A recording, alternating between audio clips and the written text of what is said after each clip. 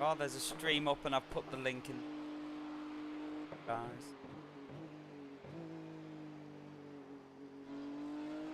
Cheers, Simon. That's awesome. Problem?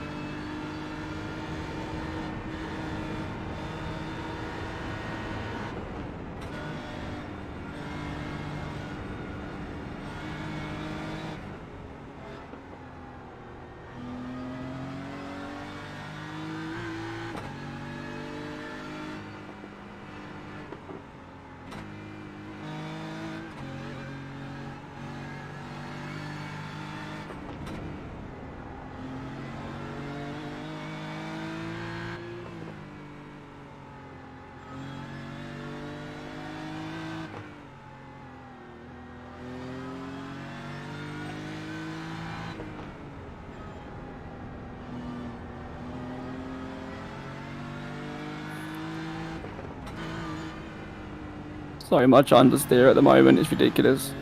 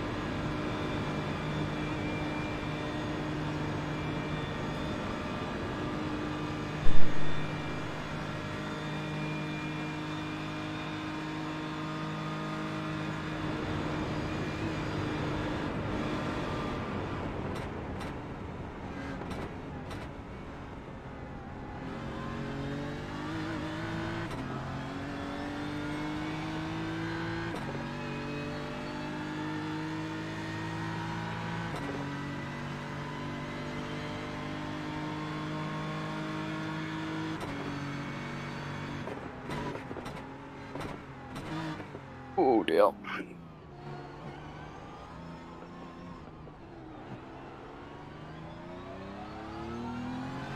I hate T1.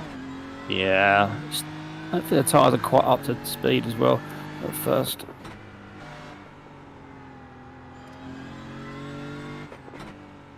I was expecting an 830s going that slow, so 821 isn't too bad. No, that's good. I've got no idea what split we're in either, gents. I don't know. Can you work that out in terms of how far? Oh, come on, one go around the corner. Anyway, you can do a bomb in it that now if you want.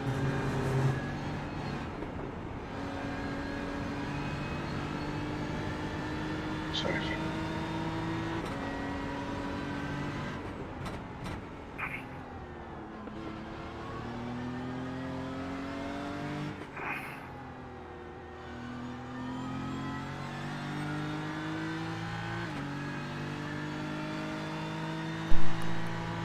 We are split 4.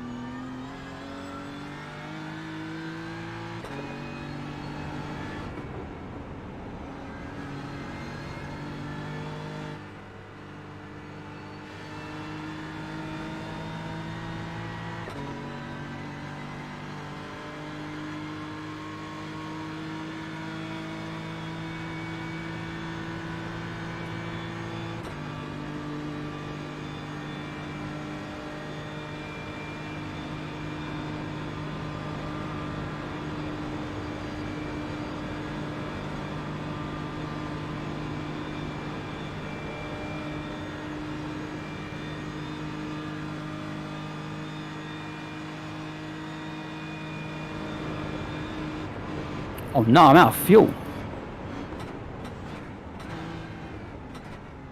Or now? Yeah.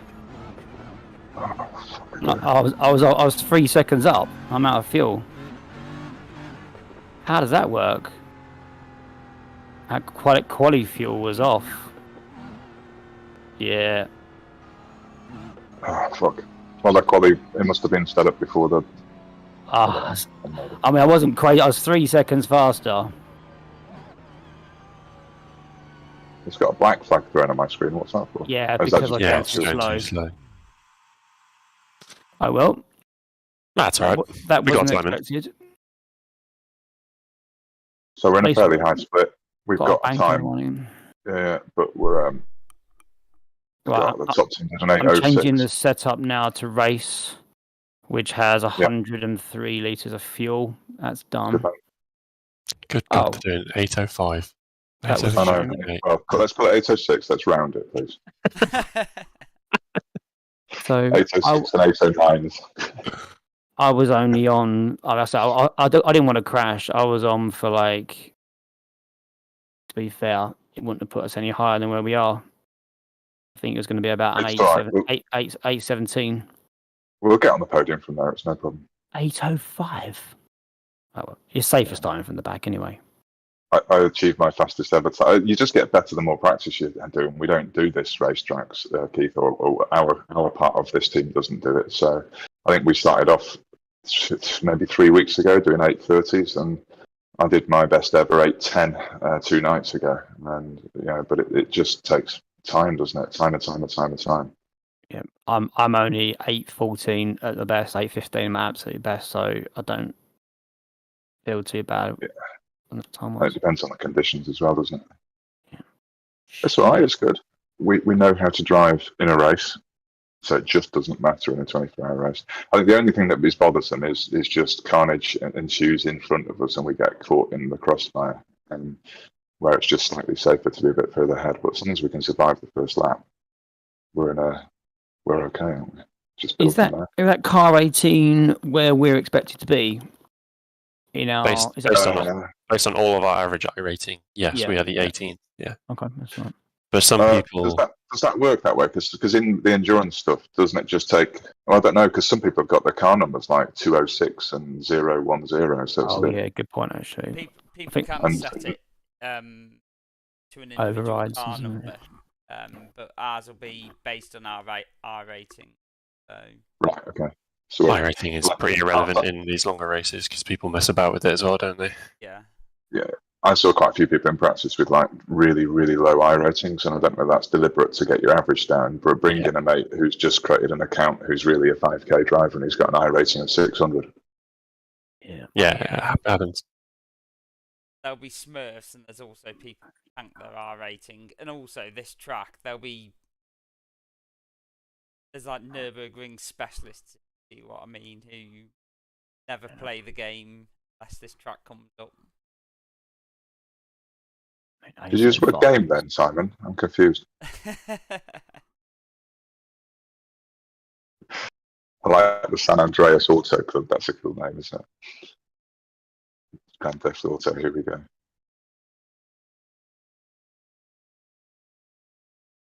Oh, maybe that wasn't San Andreas. What was Grand Theft Auto? I can't remember. Too old now. Yeah, it was Grand Theft Auto.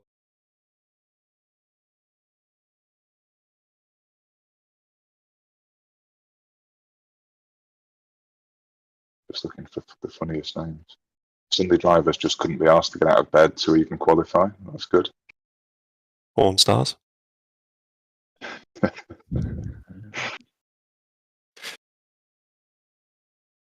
think I've raced Fly Pistons Racing, number 15, before.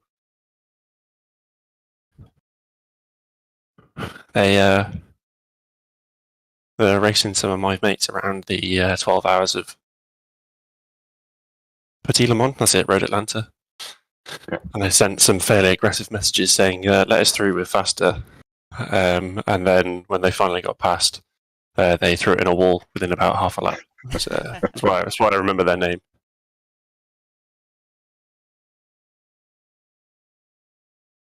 It's such a shame we didn't end up with a split with just us as the GT3 and everyone else in the GR86. Yeah, some conversations need to be had at iRacing HQ for next year. Well, yeah. Some money needs to change They're hands, all- I think. There are always going to be some GT3 is going to be more than everyone else, but you'd have thought in split 4 or 5 or something, split 4, you'd have thought that. Are we really split 4? Yeah. Well, And there's no other classes. Wow, it's not popular at all. Then is it? No.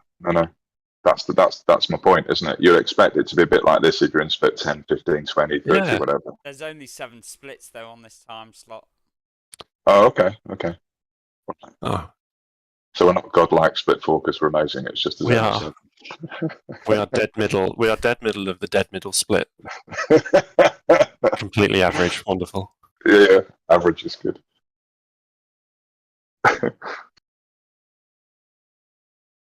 I'm just flicking through the UKSR Discord, and apparently, the 7th fastest time out of any split is in a Porsche. Some chap in a P Cup would have put himself 7th top split What the hell? overall. How do you work out what split you're in iRacing's UI? I can't see that. I think I did, at one point I did a race lab apps, but I don't use it much anymore. But how did you find that out, Simon? It was just off the session number because there's 7 splits and we were flat bang. Oh, in the okay, middle. gotcha. Okay. I think we might even be 5 actually. No, we want to be average, not below average. It's,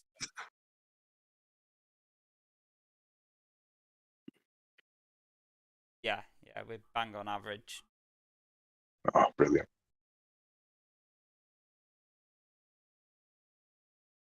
Wondering what my kids are going to think if I have to piss in my bucket seat while I'm doing my 2-hour stint. Imagine, Dad, put yourself. Like, yeah. Are you wearing your race suit and your helmet, Keith? I can I imagine. think nah, just my gloves. And then everything else is totally naked from that point I'm on. just going, yeah, exactly. Just a little pad to sit on, keep me dry. 10 man. I ended up buying another set of full-on race gloves that match my real ones because they were discounted. They weren't far off what you'd pay for sim gloves. I thought it makes sense to use the same. Right, let the fucking carnage begin. So I think I need to say it just because in the racer in me it hurts to do this, but I will be backing out of anything that seems no. dodgy. Right. Please do. I'm all Stay for out of that. trouble. Certainly at the start. Yeah. I might just let everyone go and follow them. Start from the pits. I bet people will, you know. Right, we are in. We're on the back straight. Oh, God. All good. FPS is all right at the moment. Turned everything down to low, but it still looks good. Now, what's the button? What's the F button to be pit crew? Is it F1 or F2? What's the button? Can one of you just? I can't work out what it is. Can one of you just do tires and fuel? Because Keith was saying that he couldn't get it to work even by changing the ini file to be. Yeah. Otherwise, I have to do it while I'm driving. It's a bit of a nightmare. So I am now crew chief.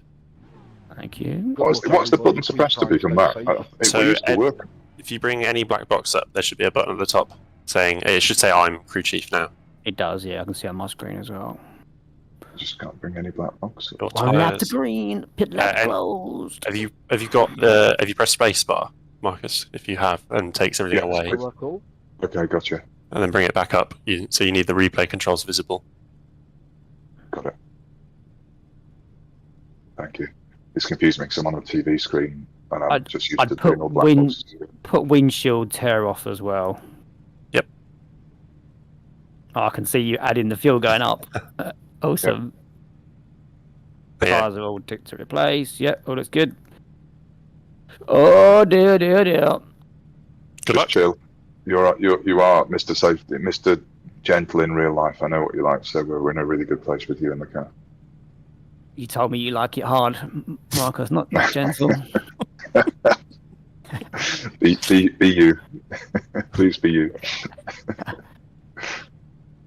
I mean, it does look insane. I can lean my head to the left and look down the middle and just see cars going down the back straight. That doesn't work for me, unfortunately. Yeah, you lean God. and you bang your head on the wall. Oh, someone's creeping. Oh, I think we're about to go. Here we go. Yep. The car to the left of you was moving forward without its wheels moving to start off, but then on my screen. I can only see. Oh, actually, I'm about to say there's no one behind me. I think I've turned my settings down so low I can't see how many cars are behind. There's only 3 cars behind you. Oh, Everyone else is starting from the pits. Ah, perfect. There's 5 people starting in the pits. I'll just let It's them just go the 20 by. car then if crash they're in quick. front of you that you've got to focus on. Yeah. That does mean that you're very unlikely to lose many positions if you're really cautious, which I'm perfectly okay with. So there's nothing to sure. lose. So one thing you guys need to be careful of is it's easy to watch in delay. Like you need to make sure you're watching live, otherwise it's like there's a crash. Like no, the crash has already happened. I drove past that 5 seconds ago. yeah, exactly. Yeah. Right, I'm live. I'm going to watch a few cars ahead of you, just for the first lap or 2. I'm in helicopter mode, just to call out anything crazy. Sure.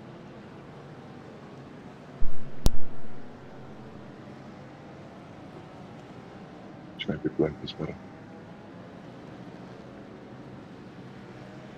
The other quite cool thing, I don't know if you guys get it in the sound, but I can hear the cars on one side of my ears, like stereo sound. You can hear the exhaust popping next to you. I can almost smell it.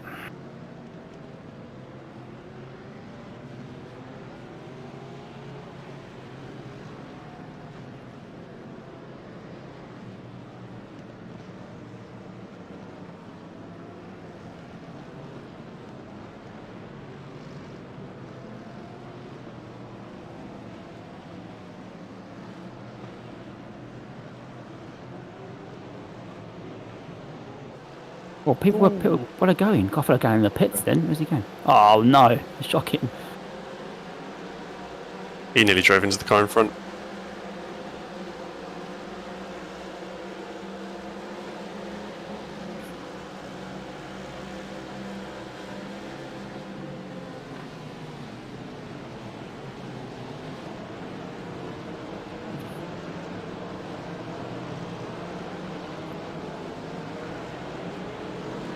Blimps, everyone's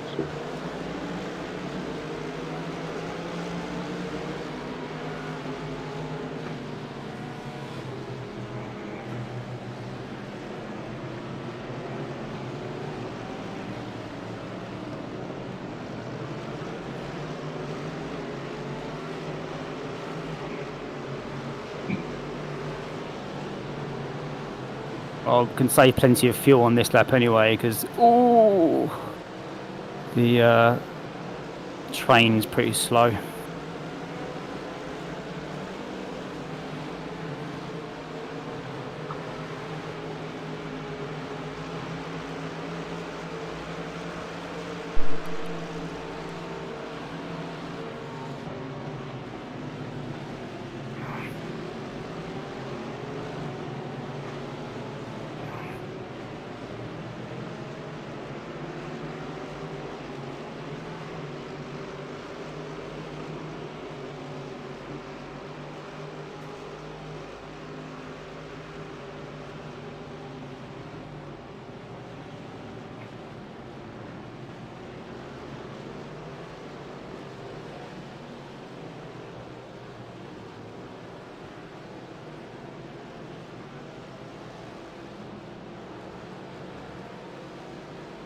If it's going to go wrong, it's going to go wrong soon, right down here.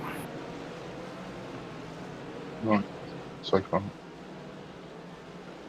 Pretty safe start by everyone.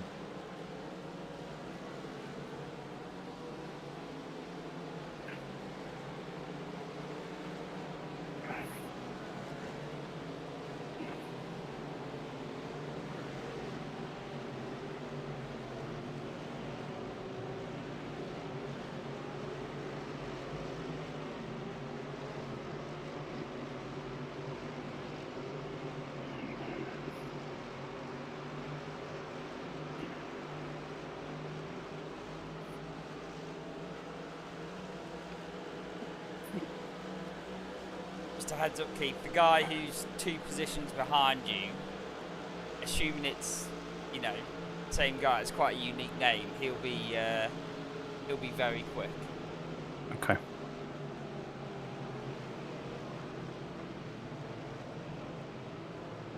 What's his unique name then, Sam? Come on. Let's see if I can say this right. Igor Fraga.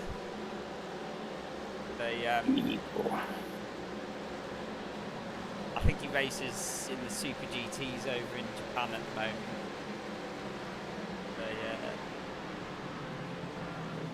Gran Turismo World Champion and all of that. So. And we're ahead of him. We're ahead of him, yeah, exactly. Nothing. Keith races MX5s. Nothing. It's nothing. Don't worry about Eagle.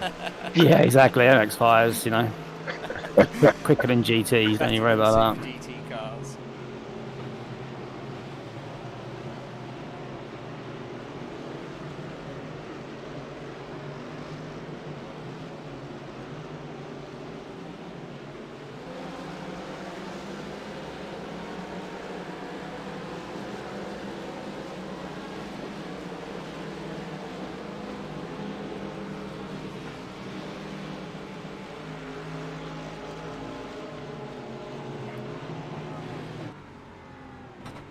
Not a fan of miss it miss. It's a bit of an annoying bit.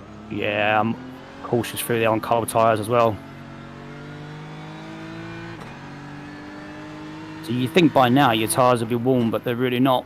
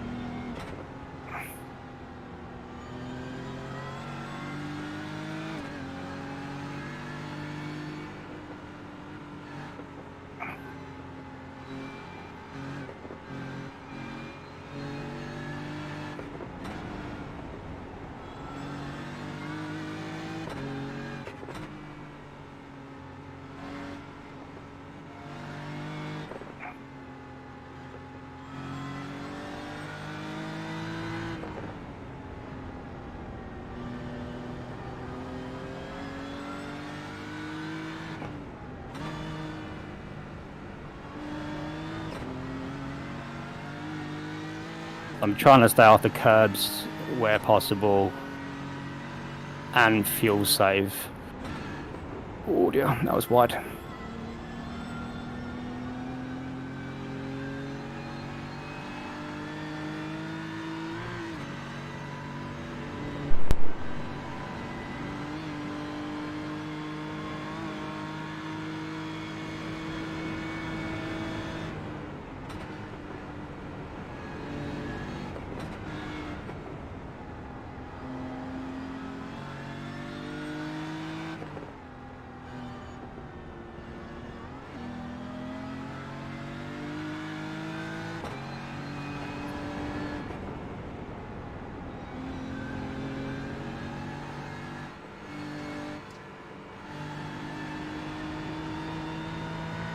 I am so sorry if I just plowed through people. My speed bar did something weird, and I drove through you guys. There we go. Some overtaking ahead.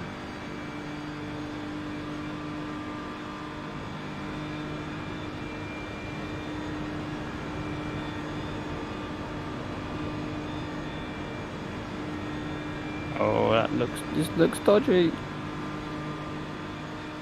All good.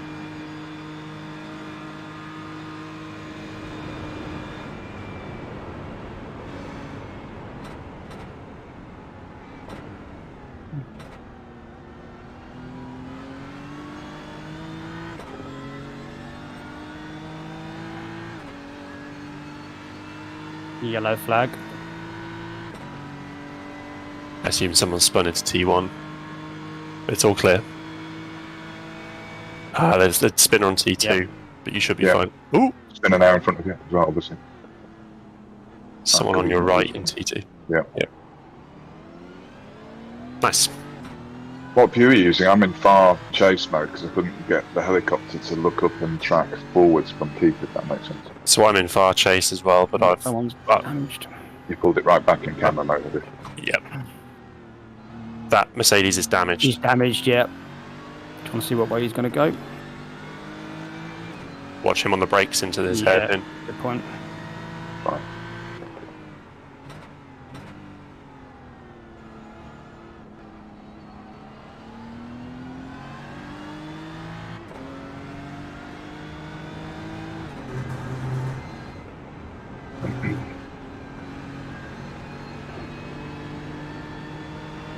I've just gone back and watched what that Mercedes did. He missed his braking point by miles into T1, took two of the cars out. That's painful.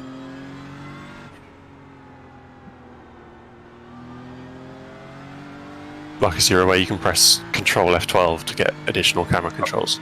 I'm in it now, yeah. I've just Ah, next to static FOV and I'm beginning with a Z. And you Yeah. know what I mean? Yeah. Yeah. It now looks like Matchbox. Sounds good. Micro machines. Micro machines, that's the one. Oh shit. Understeered. Got a little knock on the front. Doesn't say any wheels are knocked. Ah, fuck it. Wheels are out of alignment. Badly? Car feels alright. That was just on me. Just understeered out towards the curve. Wasn't even going Yeah. fast. It does do that on that corner. Yeah, it's a bit of a crest, but there's a little bit of damage. But it'll be alright.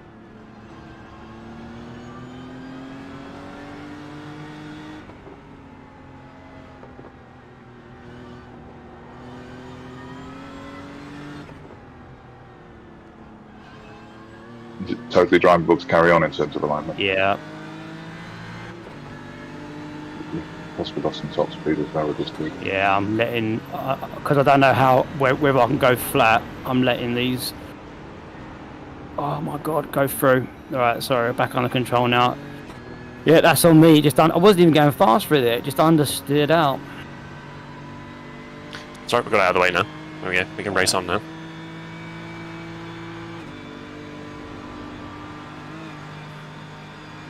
Just try and get used to how it's going to drive.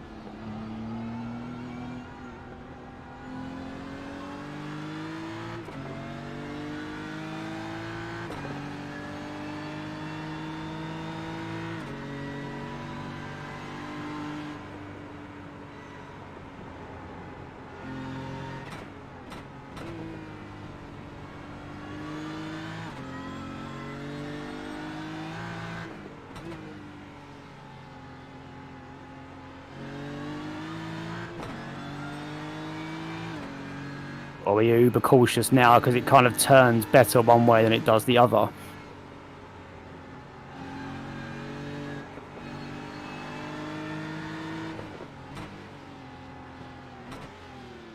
You got a slow car. Yeah. Nice.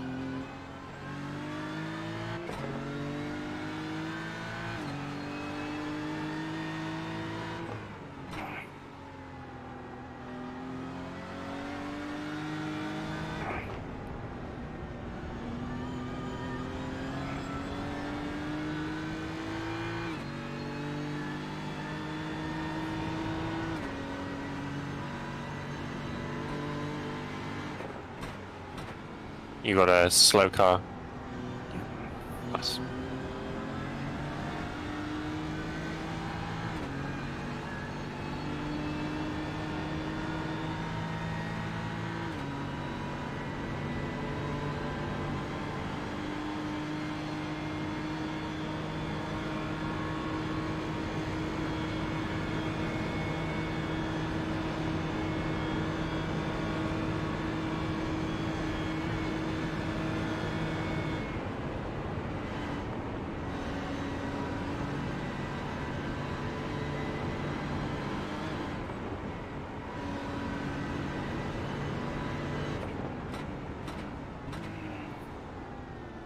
Couldn't get it turned in now.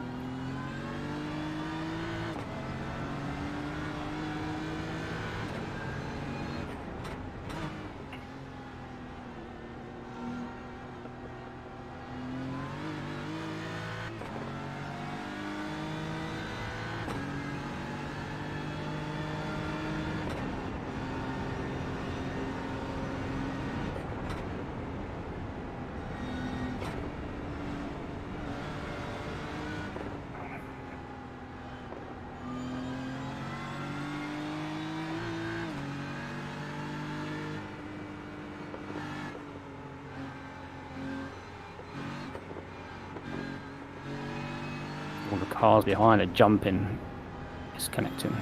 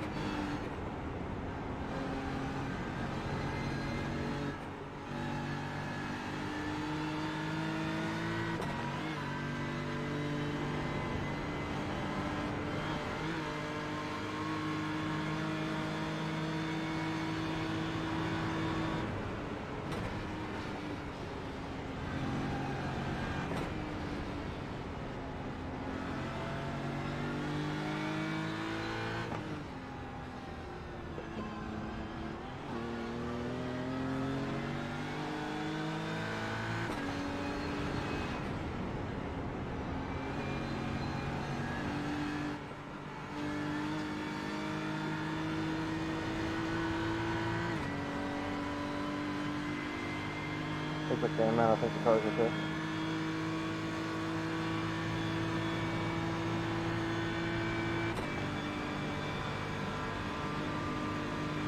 Driving okay. Yeah, a bit more understeer. I think it's Steering wheel straight. yeah, slightly off. Just keep plugging away then. Yeah, exactly. I'm just gonna have to be uber cautious, and I was being just that fucking understeer.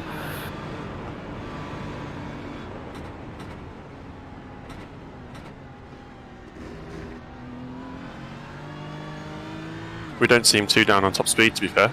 Yeah, top speed Oh, seems fine. It seems to understeer more going one way than the other, but other than that, It's just steering right. Isn't potentially. too I mean, bad, yeah. I thought the Porsche behind you would have got you down the straight then. That's Mm. what Alex was looking at as well. But he sort of slightly followed. ooh, He's going. I was gonna turn him, but he was there. That's fine.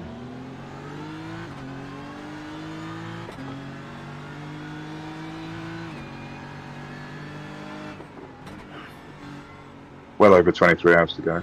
Don't panic, Captain Mannering. It's It's just more annoying that you've got to do another 5 laps with Ben steering and everything else.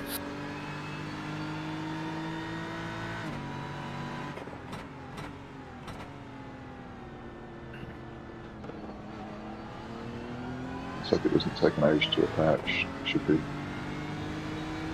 Richard was kind of testing it last night. You can kind of do it over a couple of pit stops without it impacting you.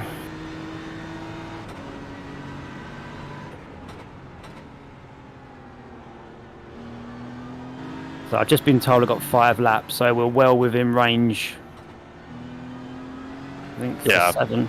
Been watching the fuel. If we have got a slight bit of damage, that might use a tiny bit more fuel, but I'll give you a Richard was kind of a poke testing it last in a night. few You laps. can kind of do it over a couple of pit stops without it impacting you.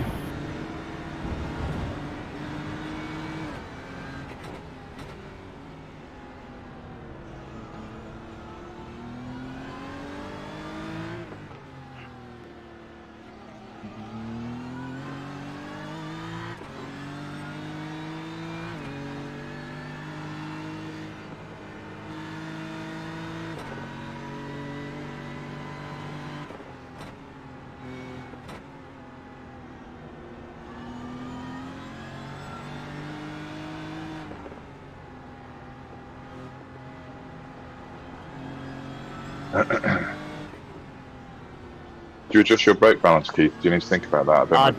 I haven't been. I just leave it. Okay. I tend not been to be rolling too it aggressive on the balance in this car, on the brakes. Yeah. When the tyres warm, I'm sort of back to 50.2-ish. Do the guys, maybe even more.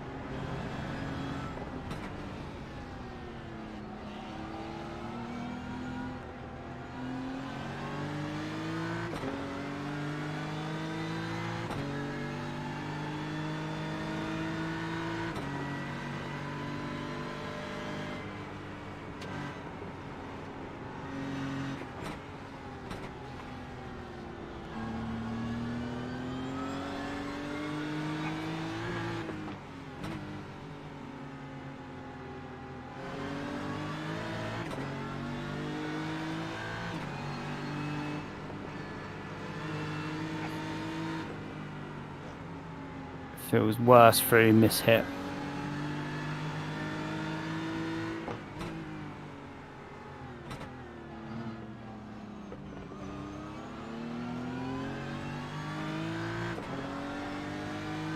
I'm fine. Wyatt wants a piece of it, but he's just going to have to wait.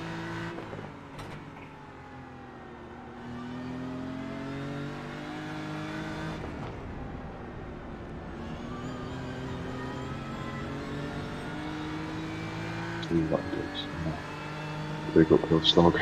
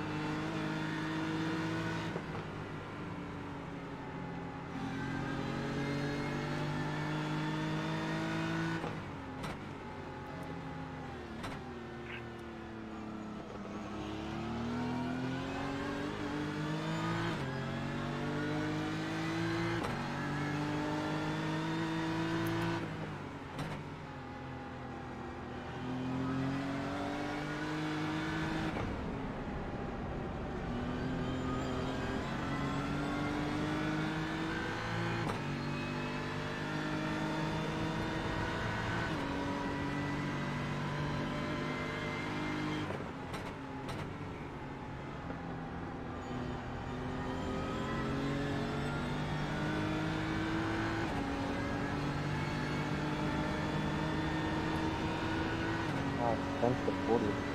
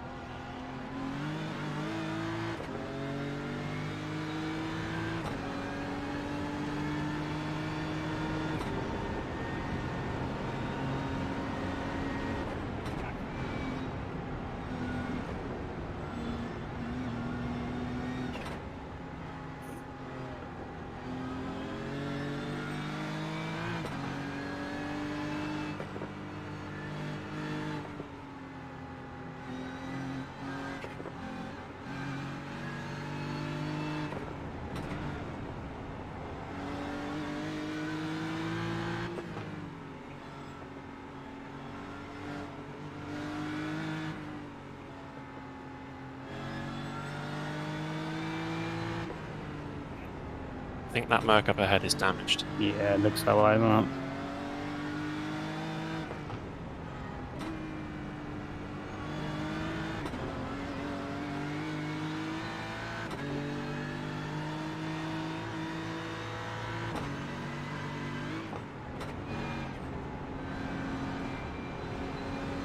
He's checking up a fair bit through the fast bits, so.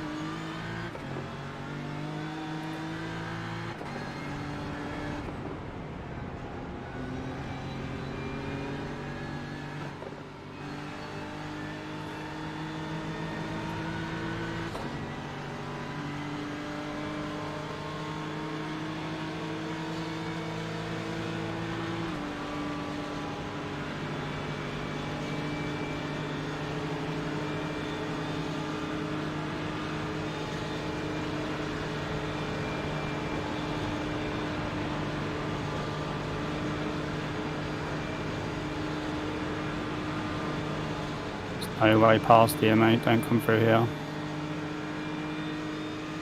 This is terrifying. Yep.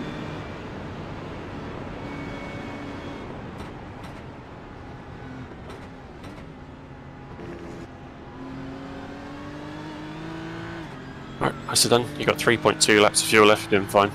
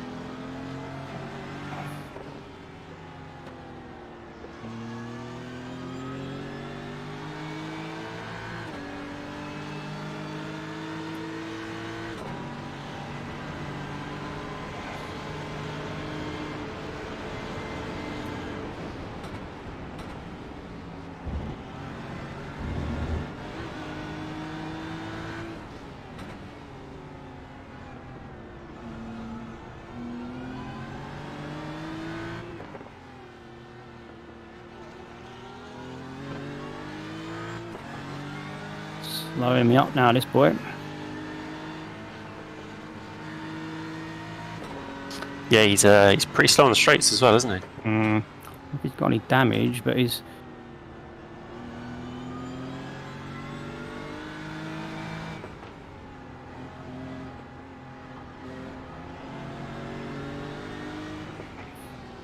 His car looks fine to me. It just looks like he's running high downforce.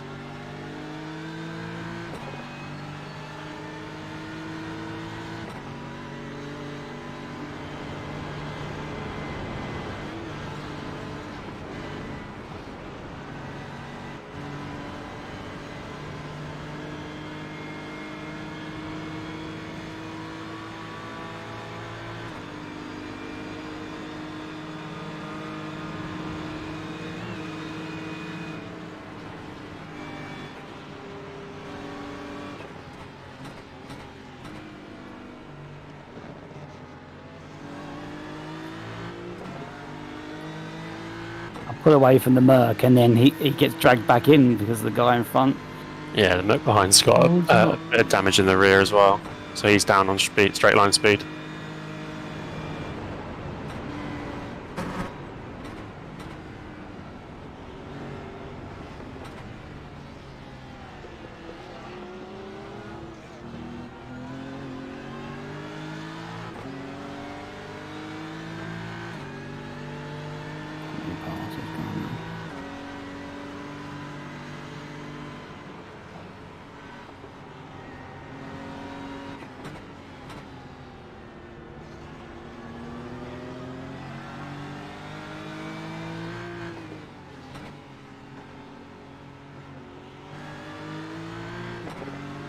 He's sensible, he'll probably let you past. He doesn't want the trauma of you rear-ending.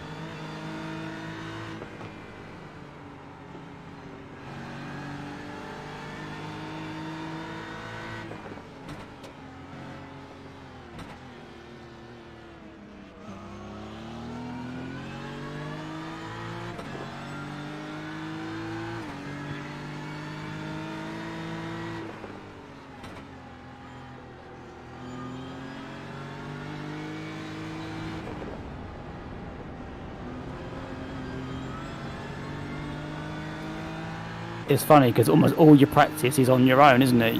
And I've just been stuck with these two the whole time.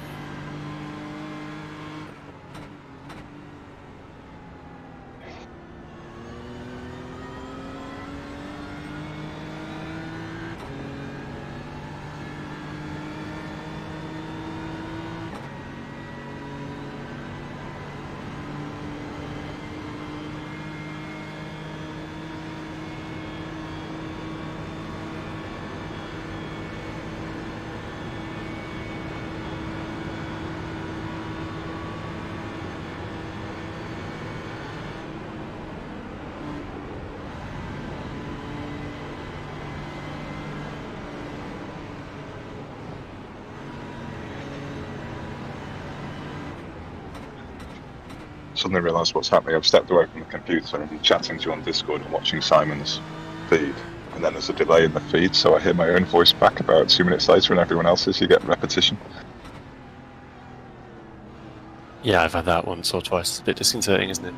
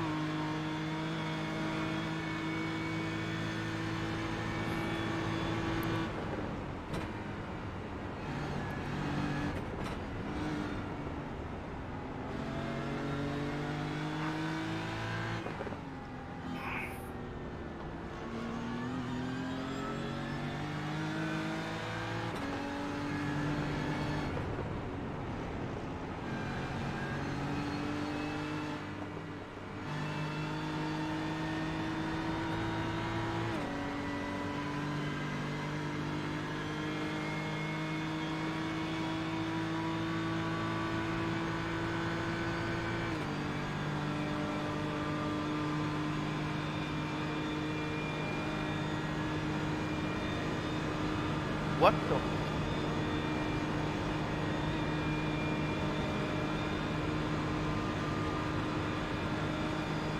What are you doing, mate? You Looks stupid. like you've got a crash up ahead, Keith. Can you look at what? Right. Oh no, he's back up to speed.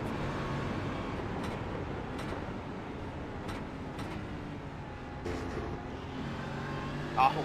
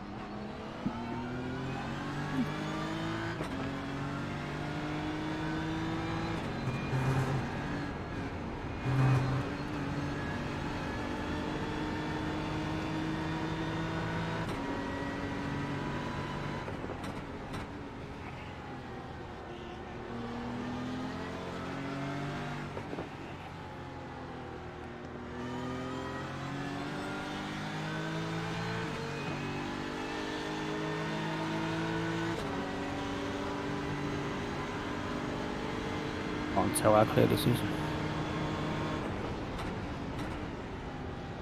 Yeah, you're well past. Nicely done.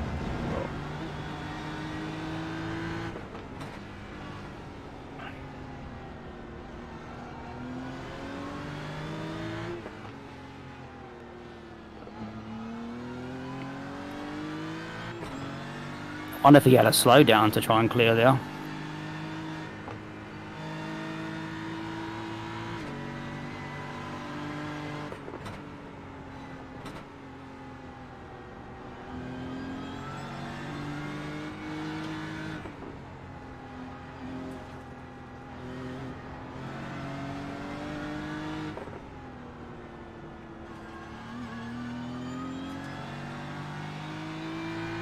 What the fuck?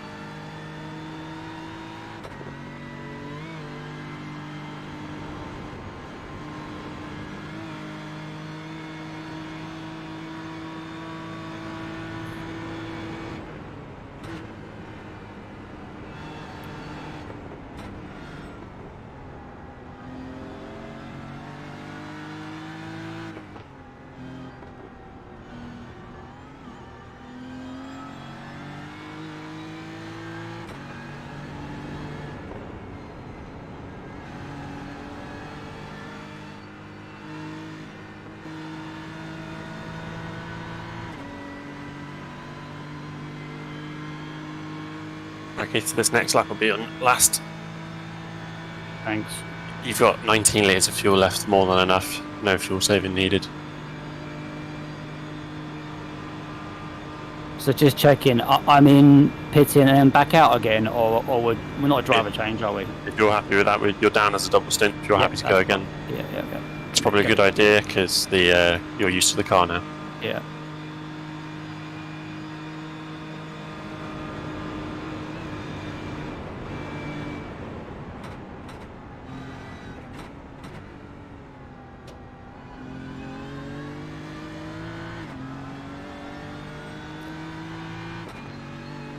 We'll make a repair assessment when you get into the pits and find out how much the optionals are. Yep.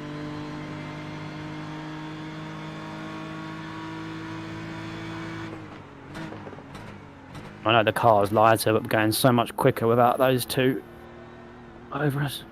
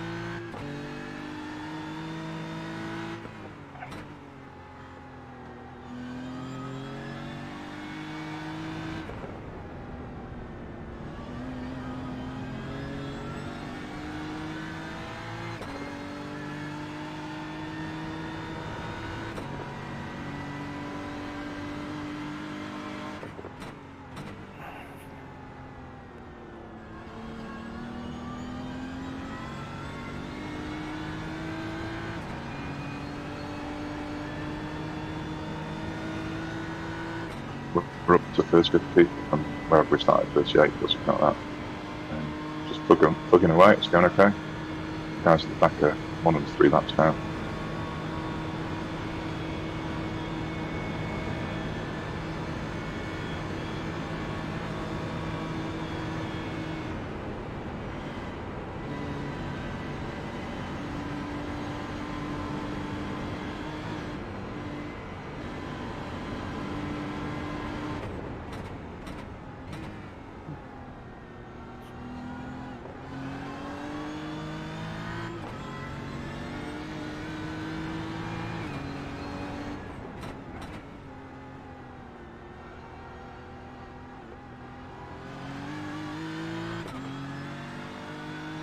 Quite a lot of the field are racing in pairs, and then they clump together in 2s, 2x2 with gaps.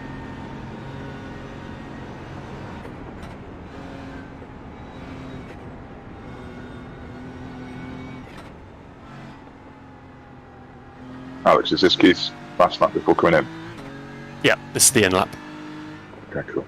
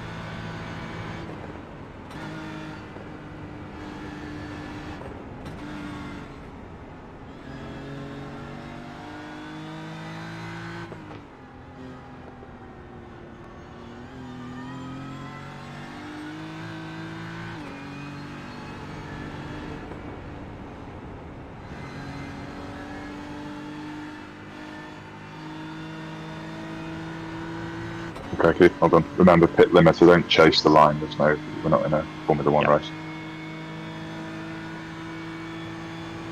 Those pits are busy.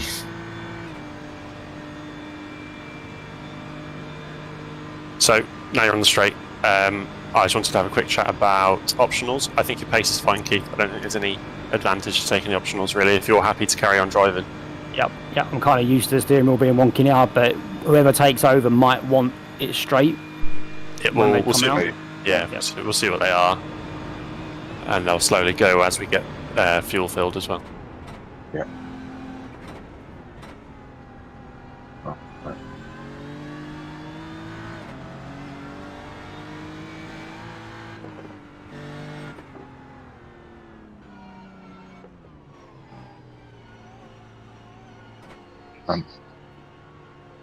Oh, it's an early pit box. Oh, fuck. Can I reverse? I'll go fast, don't I? Yeah. Are we allowed to reverse in the pits for that I was penalty? not For a small that. amount. Sorry, guys, I was not expecting that to be there. I only just heard it, sorry. Oh well, we're fine. We didn't lose that much, and we've not got a penalty. What are the optionals? Say again? What are the optionals? 1 minute 46. I will get rid of about half of that over the next 2 pit stops. So they should start going down now you've had tyres done. Yeah, they're going down. Pit services at 26, and that's going down at What's half speed, yep. It's the mandatory amount as well. No mandatory. Okay.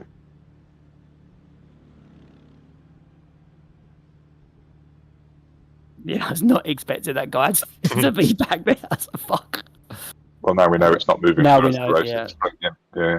Learn from That me. caught me at Daytona last year as well. It's like, oh my god, you're chasing the line and suddenly you're going too fast, even at pit speed, to actually make it.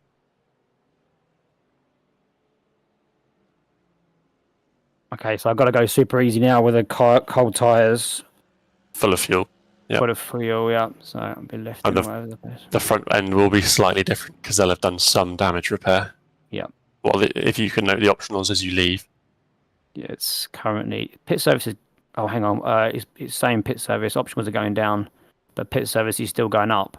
I can go. So yeah, you can go as soon as you've got full fuel. Yeah, but so I think we cleared some of the optional there actually without realising. That's fine. Do you know what they were as you drove away? I think there was about 46 seconds maybe left. I think we might have cleared half of it. Okay. Not half Okay. of it. Well, we might be able to clear the rest in the next one, roughly. Yeah, I think you'll be back. And the steering wheel looks to be a bit better as well. That's all good, Keith. As we know, there's no need to talk about it, but your tyre wear was fine that stint. Well done, Keith. Solid first stint. Thank you. Yeah, top man.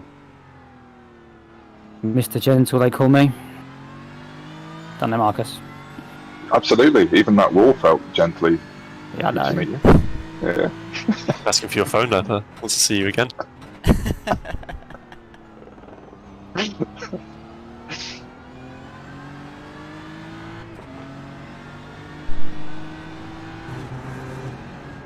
So the lap time in data is up to 6, and your the dude ahead of you, Dick, is about 18 ahead, and behind you, Wyatt, is 2 behind. So they're all cowboy names, US cowboy names. Oh, she's a big heavy girl now. Oof.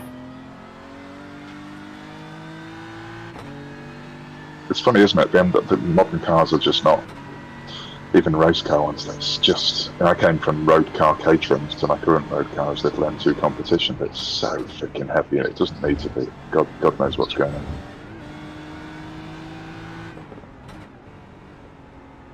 Well, yes we do. Euro safety rules. Padding. People wanting to be able to look at Facebook on their TV screens in the center console. It's all that kind of jazz, it's awful, isn't it? Yeah. Yeah.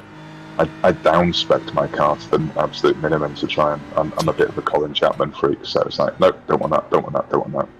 I even asked the question, how heavy are the optional headlights compared to the standard ones? So, unfortunately, unless I sell it to somebody who thinks like me, I'm fucked in terms of the second-hand market. The thing I don't fully understand is the obsession with huge wheels, like 19-inch, huge amounts of rotating mass, tiny sidewalls. Right. I know. Elastic band tyres and numerous MOT fails for cracked wheels.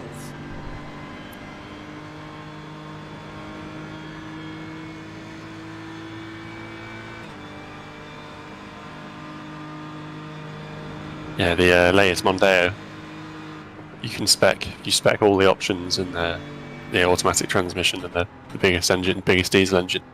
It's I think we had one on the scales at 1970 kilos. That's amazing. So my Mazda with me in it and fuel for racing is 960. My little 420R Caterham, bit of a track spec thing with the 13-inch Apollo wheels was down into the 600 and something kilos when I got into bag seat mode and stripping the interior out. That's impressive. But not the Bimmer. I think I don't know because I don't have scales, but I think around the 1600 kilo mark. It does feel it. Yeah. Well, you feel it when you're on a drink day and you realise you can't drive all day, all year on the same set of pads and discs like you could in the old Caterham, and you can kill them in half a day on Brighton Park.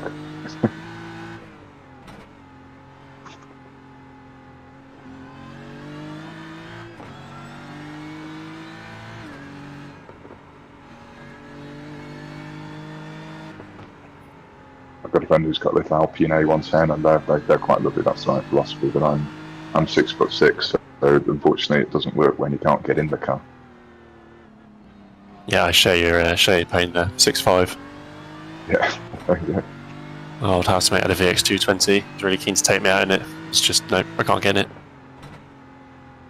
It's funny, isn't it? And that's why I went down the bagseat route on occasion, because it was the wider bodied one, less Yeah. speed stuff, and then just literally let's get on the floor, lowered floor, and then on the floor, millimetre of padding, and then finally you're in the car, which is great, not on it, but there's a lot of modern regular cars that just no chance for people like your height and my own. No. You're obviously something. Here's me, I look like a child in my track day mini, barely able to see over the steering wheel at 5'7". Oh, you're about the same height as me then. I'm a midget as well. We're built for speed, Keith. We are definitely not comfort.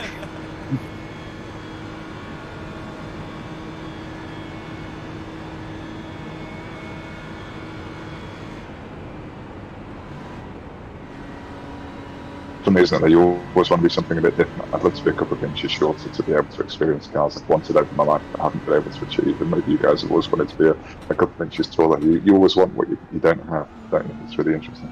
Mm. Grass is always greener. Absolutely.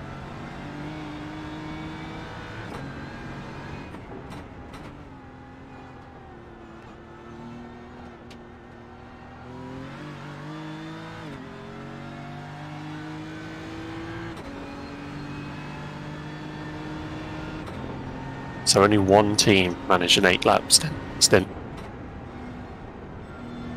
And they're now leading.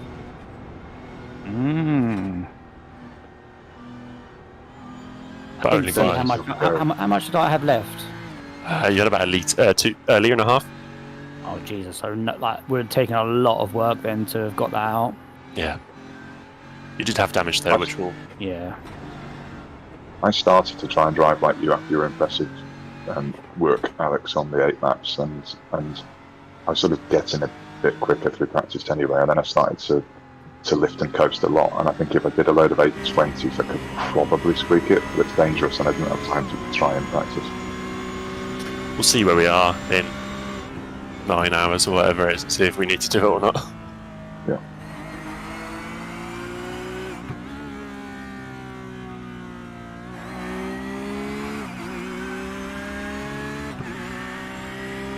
Oh, we've I see someone's updated the sheet. I see. Is that you, Simon? Yeah. Probably Simon. We've already dropped that stint off the end anyway. Brilliant. Oh, fantastic. Go do something else with my life. Outside.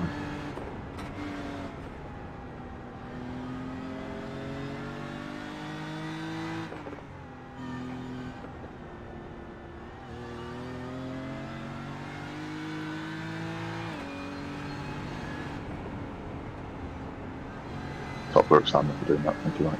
No problem.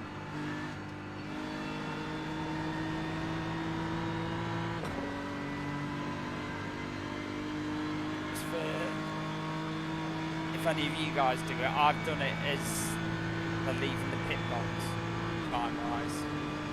Okay, cool. Yeah, we'll do the same thing. What column have you actually changed? I always change the... Actual end, yeah? Yeah. Okay, brilliant. Oh, it's in GMT, isn't it? How confusing. Oh no, but it's been changed to BS. Ah, yeah, right, brilliant.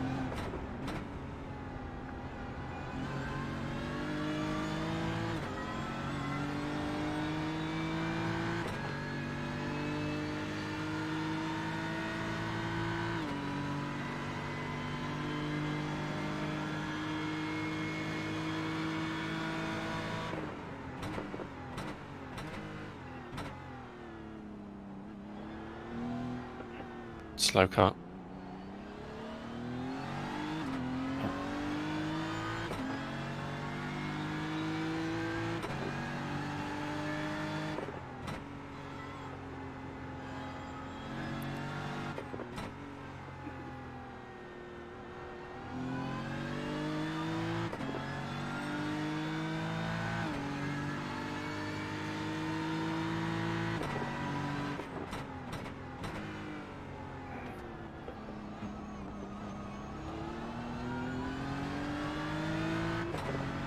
Right, I'm going to shoot off, guys. I'm going to mow the lawn so I don't get disapproving looks off my neighbours.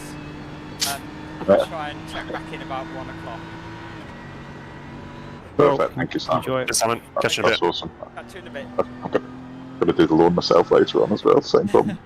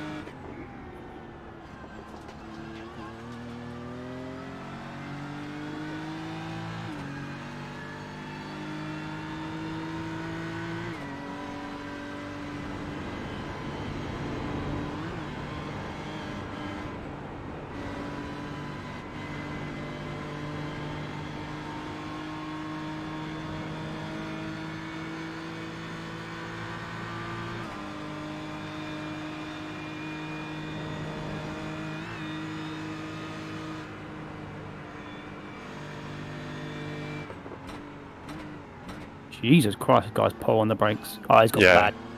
He absolutely stuffed it in T1, full on into the wall, front end. Yeah. Oh, this is going to be tricky to get past. He's let me by. Oh, Good lad. Scary place to go by, I'm not going to lie. yeah. One of the hardest corners on the track to make a pass. Oh shit. work. Oof, I just go down to first gear then to stay out of trouble. Fucking hell, that's close. Okay. At least he lifted to right you. Yeah, it was good, good. I would thank him, but I've got no button set up to do that. I'll send him a quick message.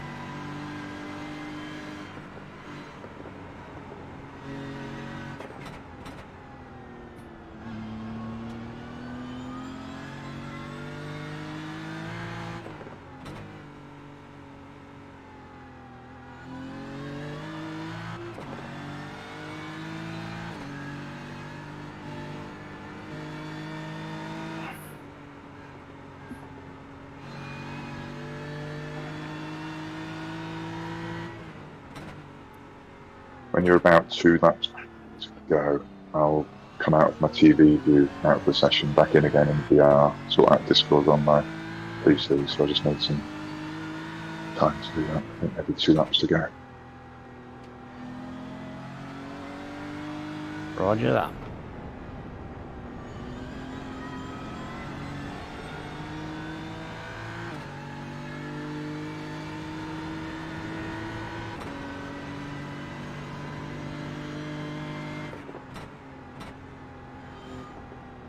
We also need to hear from Richards soonish in the next stint also, because he's after me.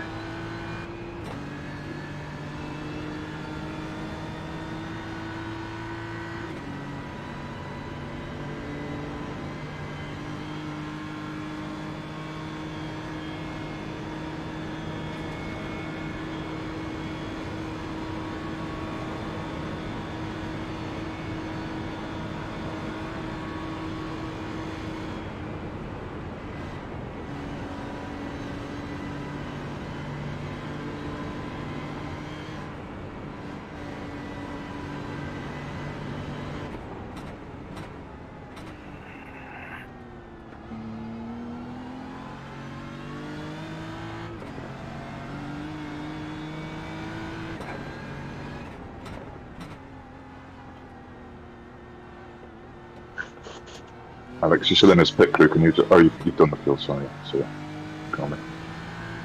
Yeah, all good, I think. Top man.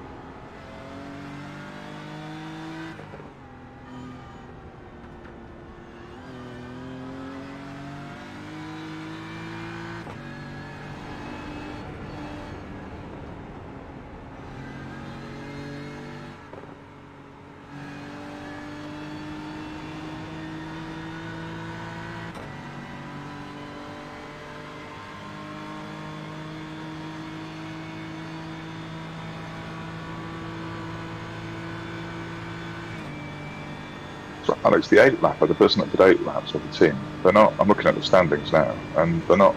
There isn't just one team that's 1 lap ahead of everyone else. Because what happened? It's just a sequence of where they are on the lap. Bristol on the lead lap, 3 minutes 53 down from the lead. Yeah. So the team that did the 8 lapper are the guys in second to Bro Racing.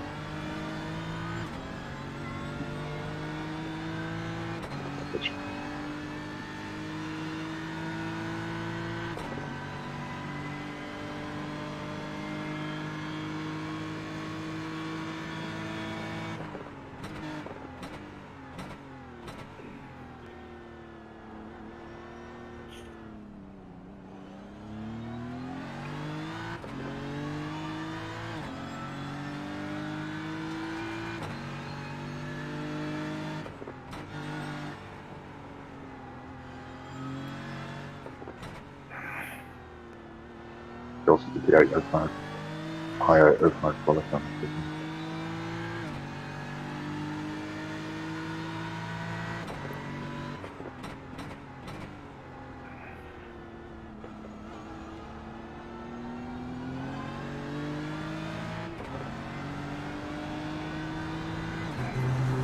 I was saying to Richard last night, imagine if it just suddenly started raining on the back straight or something. iRacing had released it and no one knew. Absolute carnage, wouldn't it? That would be an event. Yeah. When it does happen, I imagine that's the moment when I have to upgrade my PC. Yeah, good excuse.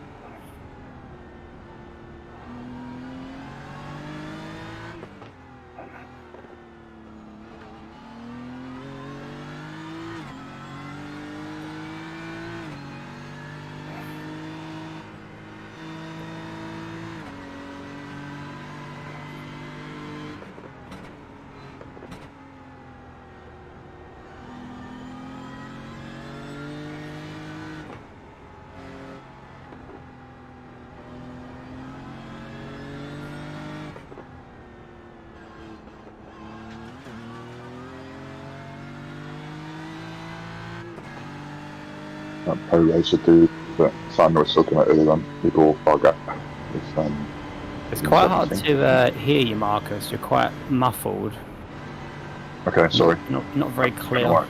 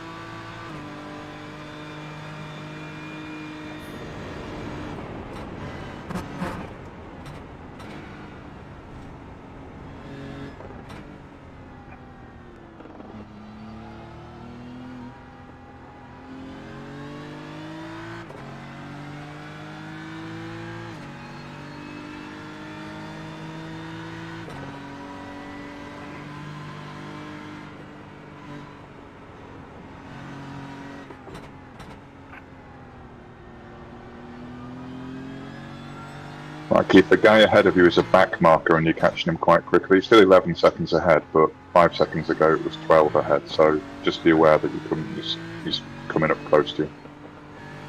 Guy ahead. Now the gap's 9.5 seconds. Yeah, I've been watching him. He's all over the curbs. I would be cautious. Okay.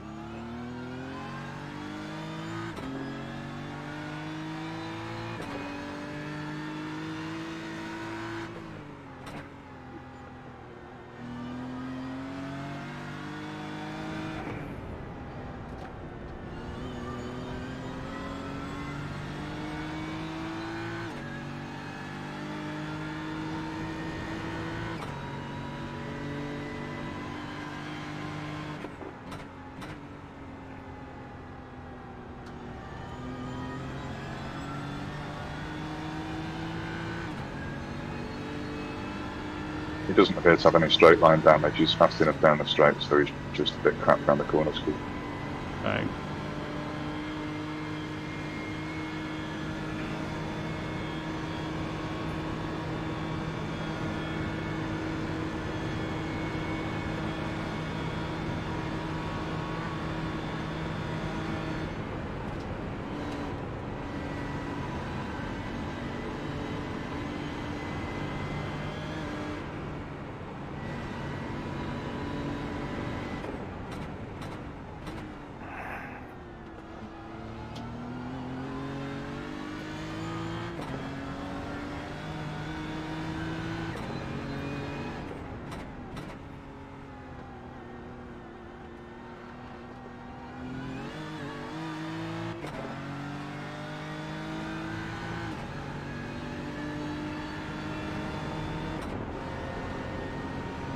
He's off, he's hit the barrier, he's sliding, he's lost it, he's off the track, no he's not, he's in the middle.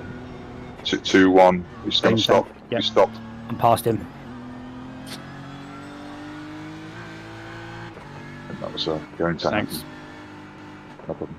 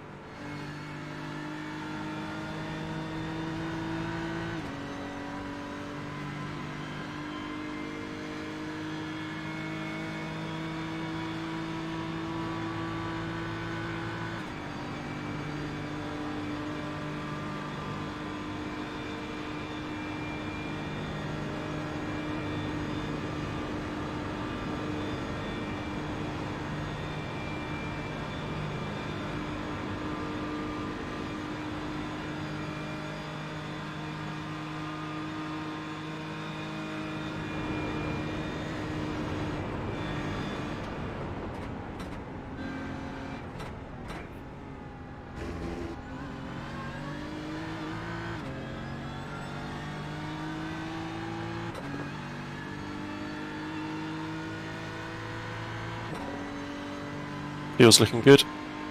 60 litres left.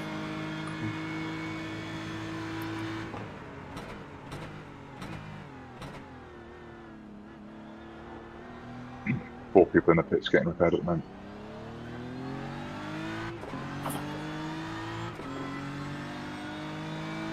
I think we had them all on track position. Yeah, I think we just did at least one. Oh yeah, you're right. We're up to P28. This is brilliant. Slow and steady wins the race. I don't mean it in a rude way, but it's just that, people are killing themselves. Yeah.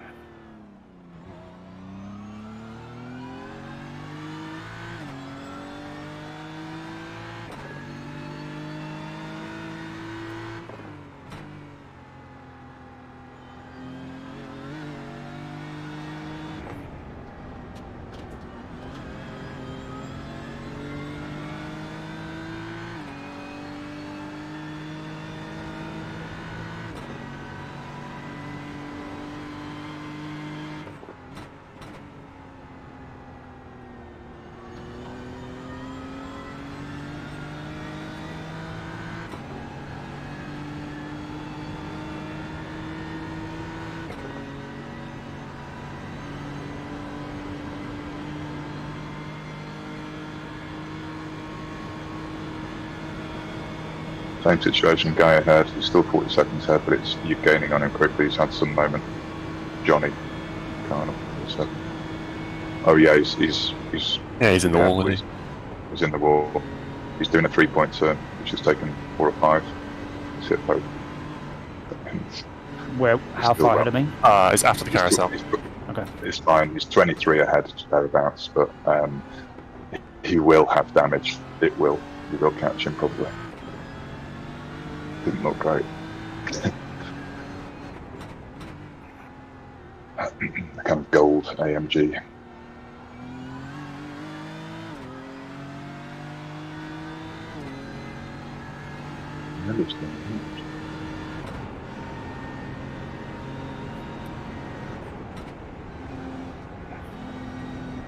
I just saw the after effects, not the crash, so I haven't gone back in time, but He span it on the way out the carousel and then got stuck on the curb. okay. Hence no damage, but just in limbo. He's got a tiny bit of damage, but his pace will probably be fine. But yeah, he was stuck on the curb for about 15 seconds. They are big to turn these things around, though, aren't they? Steering lock is shocking. Yeah, he was just sat there spinning his wheels. Moment of panic, I imagine, because that could have been race over. He just accelerated a second too early off the carousel, and that was it. Yeah, that was so funny. Yeah, I'd be really stressed at that point.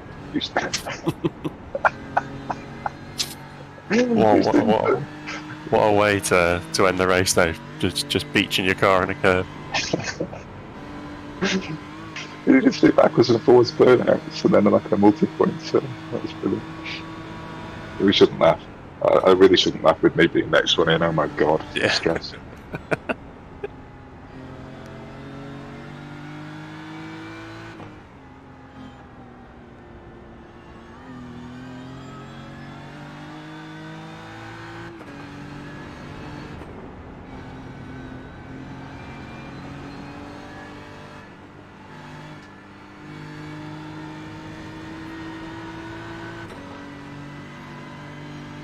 Bill's looking good.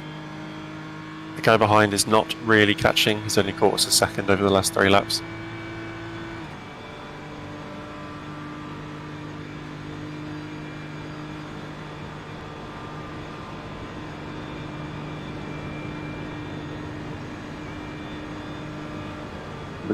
The guy ahead, whilst not damaging his car, probably might have under 4 aero damage because you were a little bit quicker along the straight.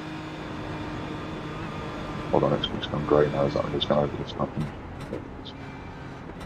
Oh, you're catching him. Has he gone into the pit? I don't know, I can't look at him. He has pitted, yeah. Alright. Okay.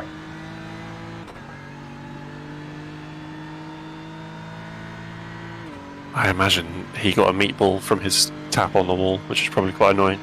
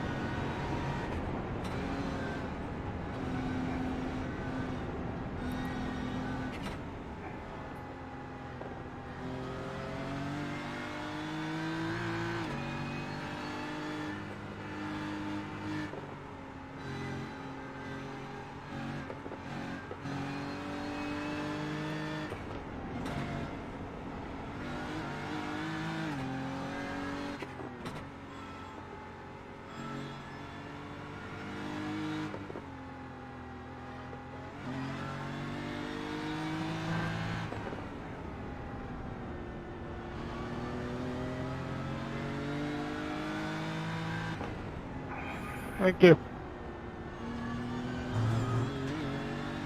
You're welcome.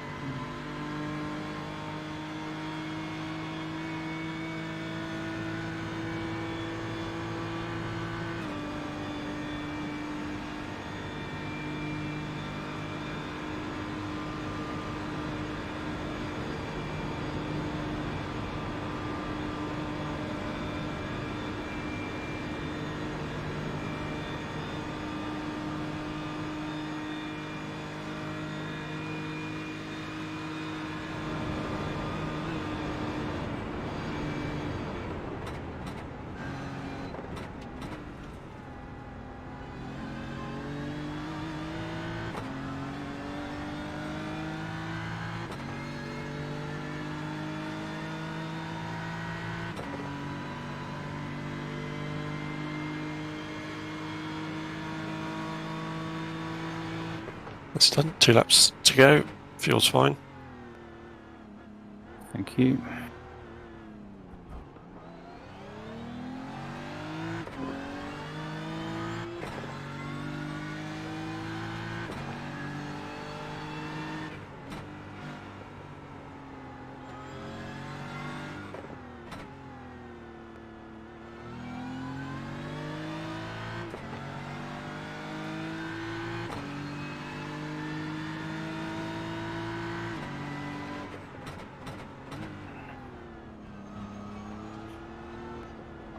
It's got on while Jackson get set up, start to get set up. BRB. Sure.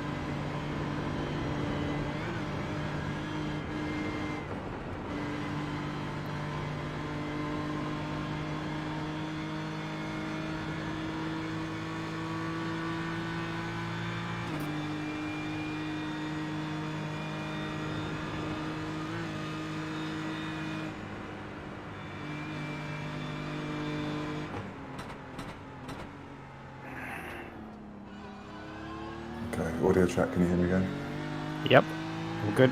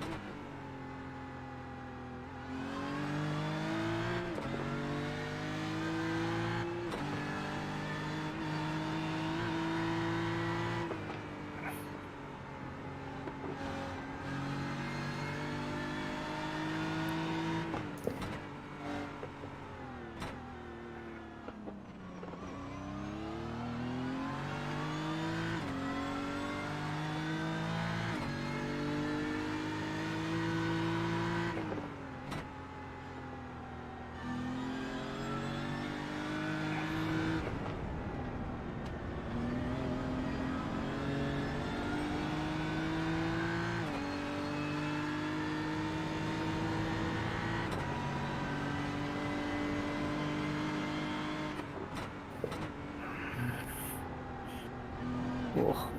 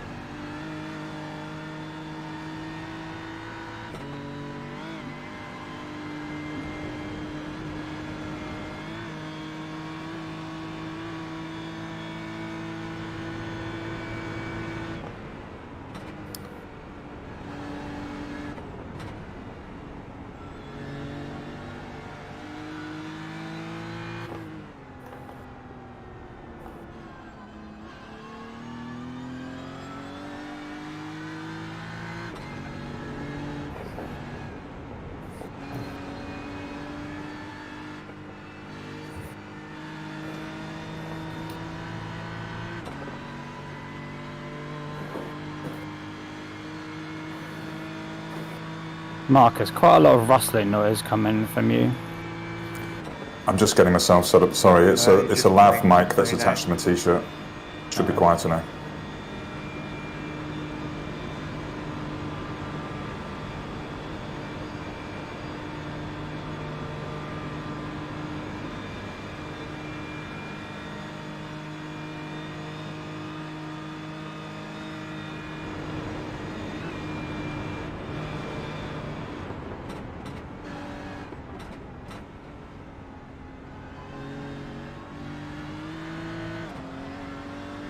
Alright, Keith, yep, this is your last lap.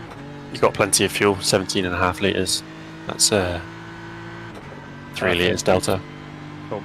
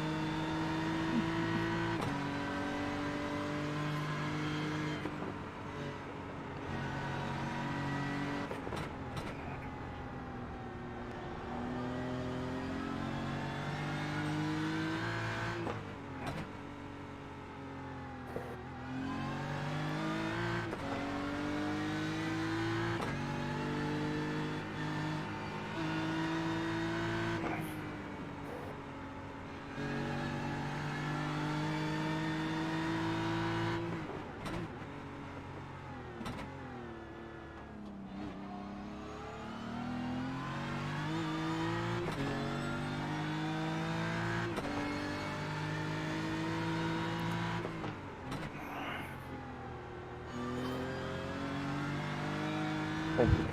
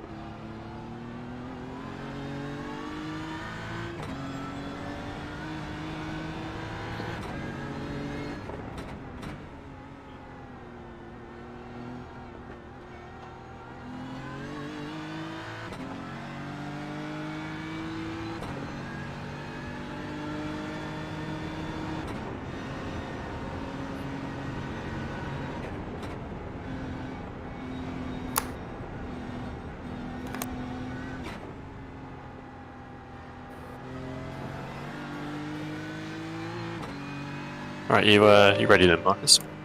I am. Brilliant.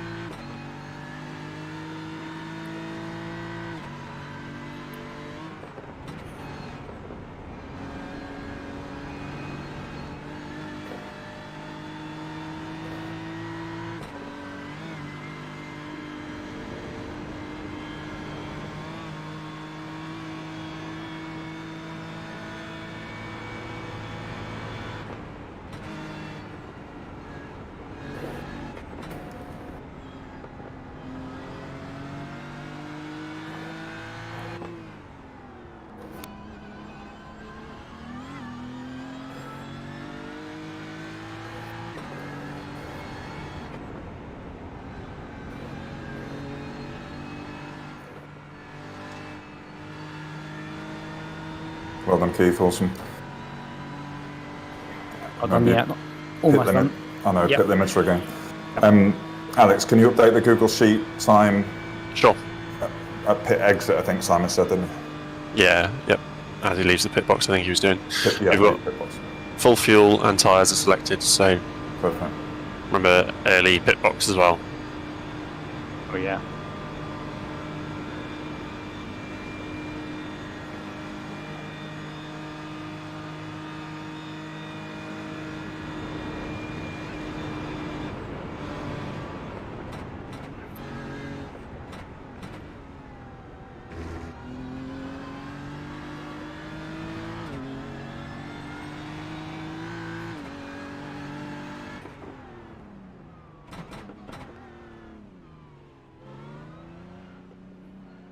Is literally right behind the barrier. Right, I'm done. I'm in. Top man. Pit service started. Do I need to come out? Do you just take control? What do I do? You done, yeah? I'm taking control, yeah. Good, Doing it now. good. Right, I'm in the seat. Right, just aim for a really slow first lap. It'll be heavy and cold and horrible. Yeah, just getting my VR reset. Tyres are So done. we've got optional repairs that are happening now. There's 51 seconds of them still to go. Car What do we feels do?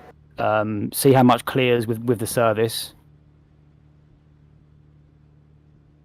Up to you. What do you think, Alex? The fuel's done. It's completely up to you what you want to do. If you want to As have a in- fresh... As in, I could go now. If You can go whenever you want. Whenever you Yeah. want, yeah. But if you want the fresh car, It's a team decision. Shall I just go?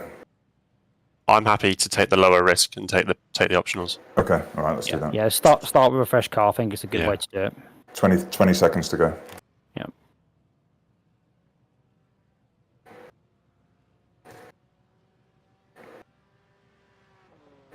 Ten seconds.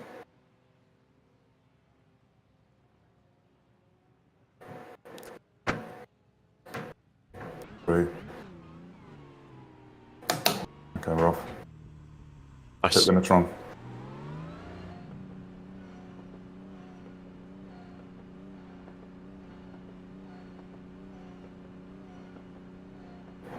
Well, you left at the exact right time. Didn't need to change anything.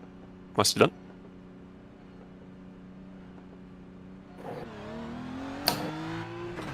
All right, good luck, Marcus. Have fun. Thank you.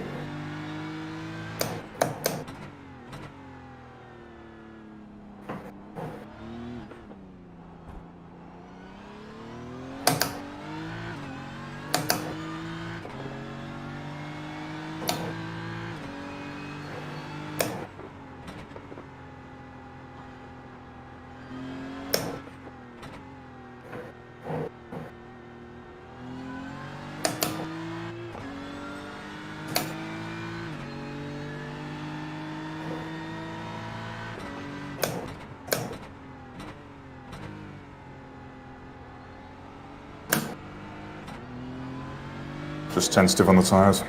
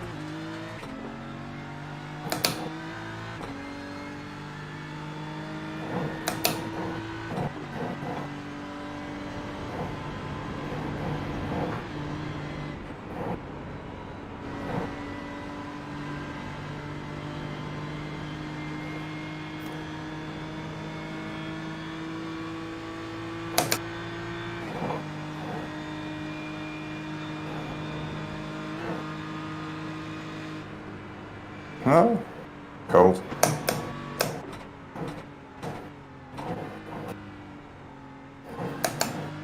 That's a bit of shit.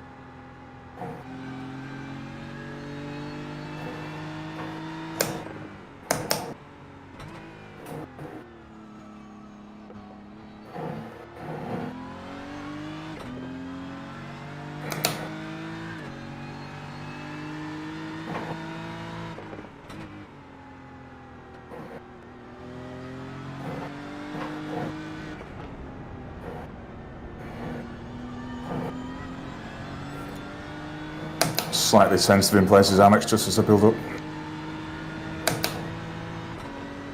Say again, Marcus, what's that, sorry? Just being slightly tentative in places as I get into the groove. Certainly. First outing today, isn't it?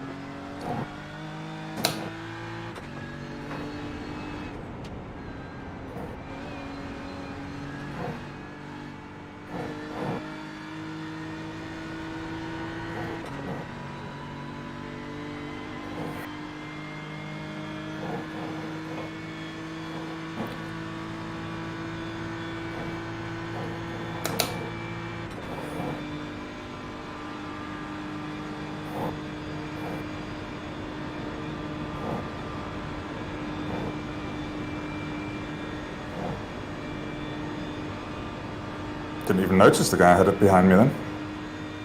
Into one. Oh, yeah.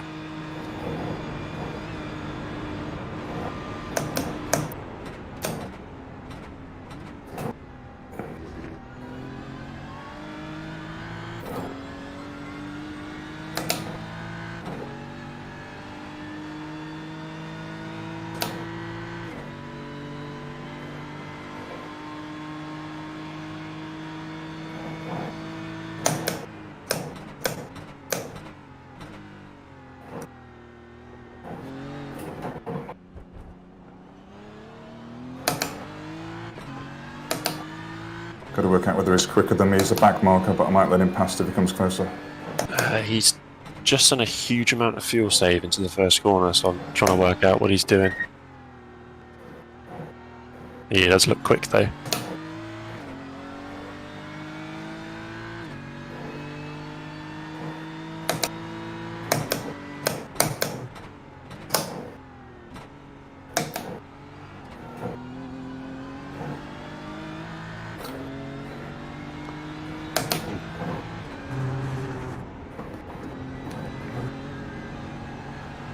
I'm catching the guy ahead.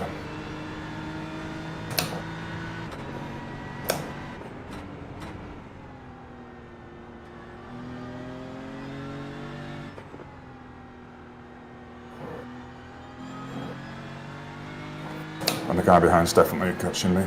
Yeah, he's doing 809s. Yeah. Brilliant. I'll let him through when I can, at the right moment.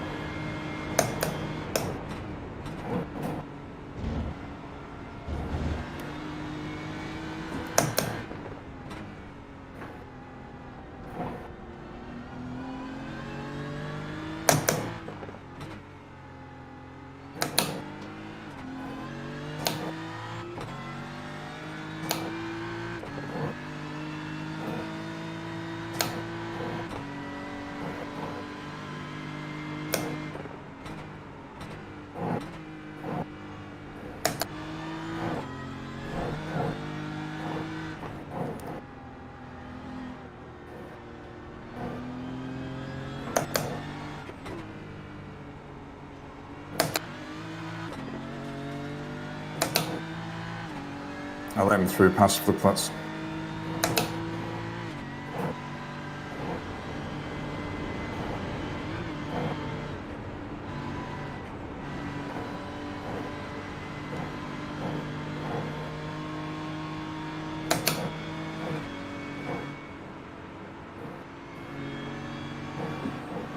That's it done. No problems.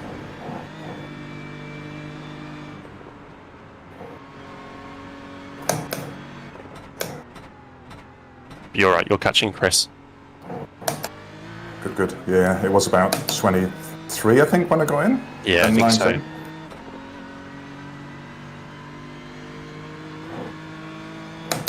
So he's doing mid-20s pace.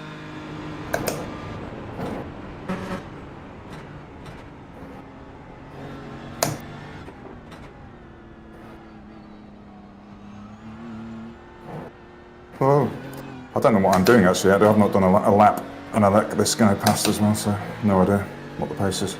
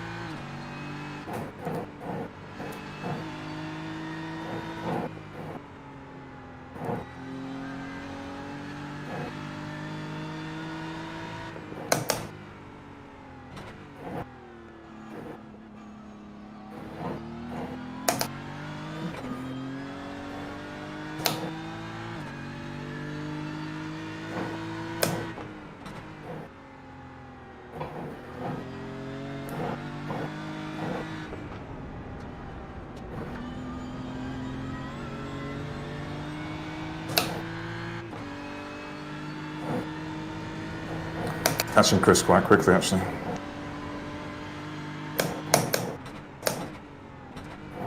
Yeah, that's another 2 seconds off him.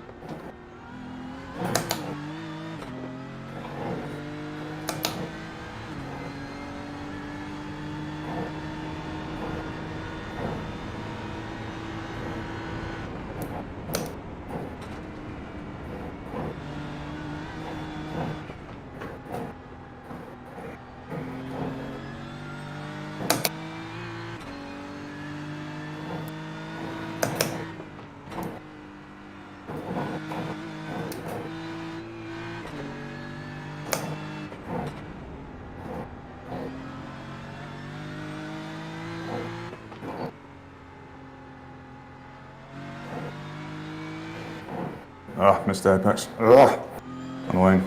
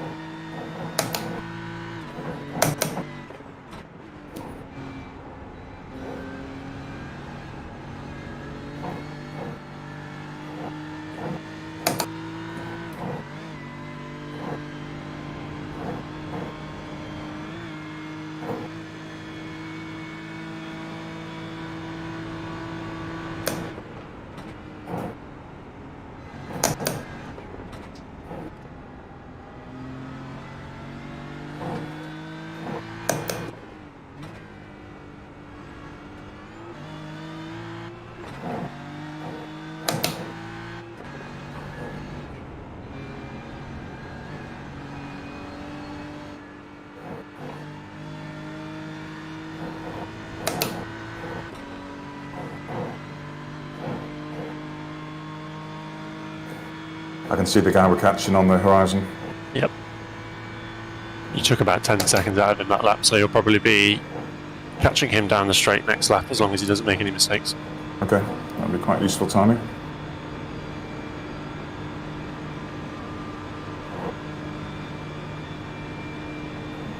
The guy that got past me, the really fast guy, is impressive. I can't do that. Yeah, he's got some pace.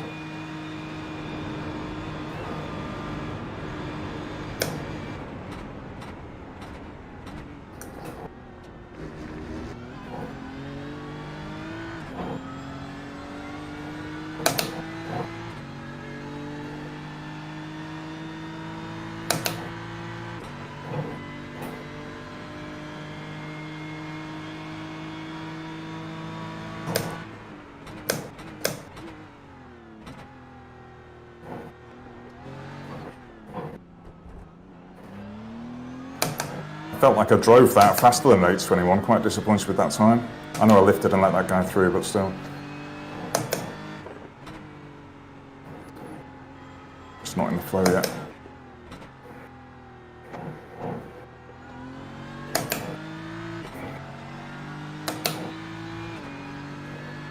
I'm not going to beat myself up about it, just get round. Yep.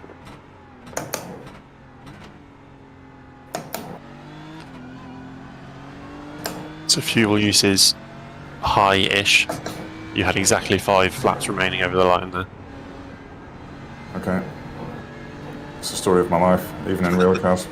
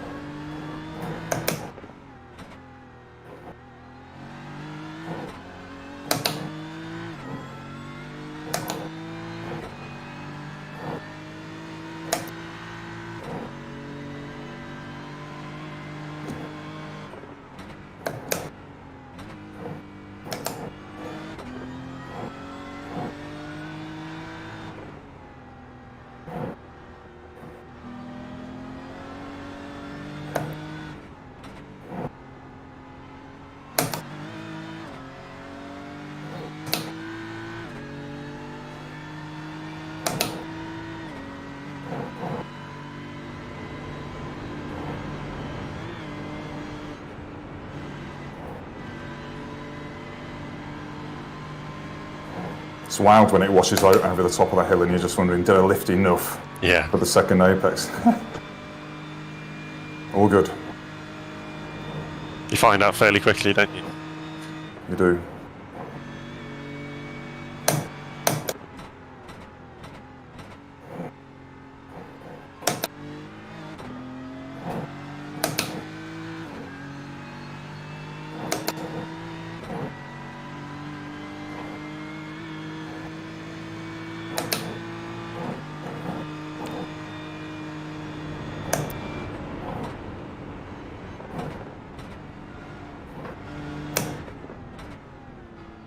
turned into really there.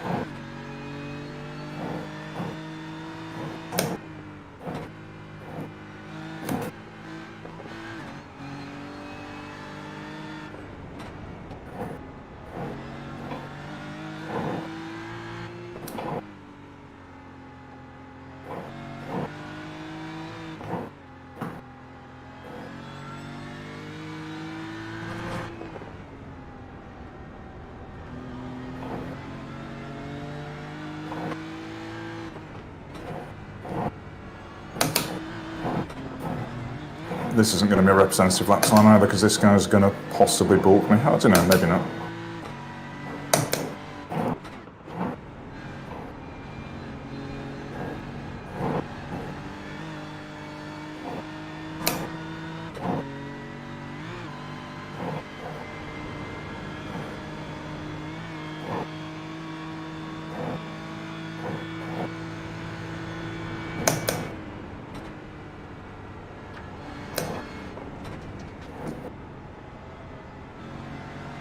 Right, here we go, Alex.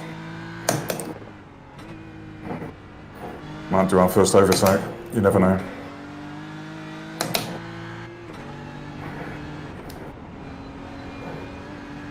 My data says he's fairly slow on the straight, but I'm not sure I trust it too much. Okay, let's see what happens. We should have 5k on him, but according to race laps. Not gaining yet. Just starting to.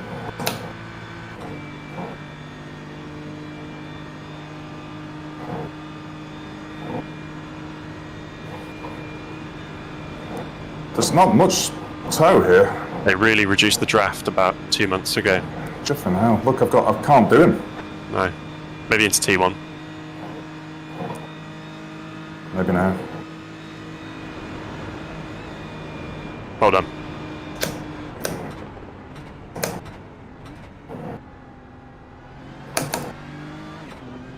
So we're about to pass a few people in the pits for position as well. There was a bit of a bump. Okay, good stuff. Let's see what my time is. That's a bit better.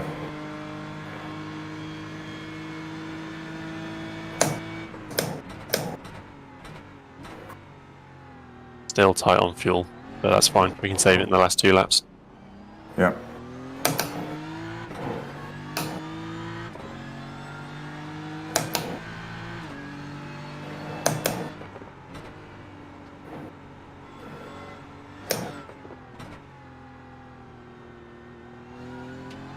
Oh, a bit poor around that. I hate Don't the like GP circuit. Just doesn't, Yeah. can't get the flow right on it.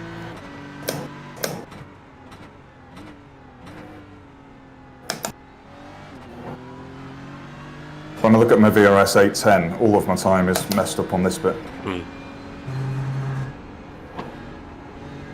Yeah, compared to whatever their pro time is, I think it's an 812, which ain't that hot, but still broadly better than me.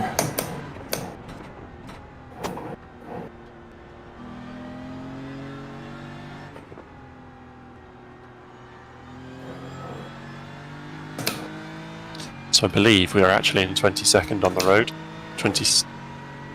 The team that says they're in 22nd are still in the pits. Okay.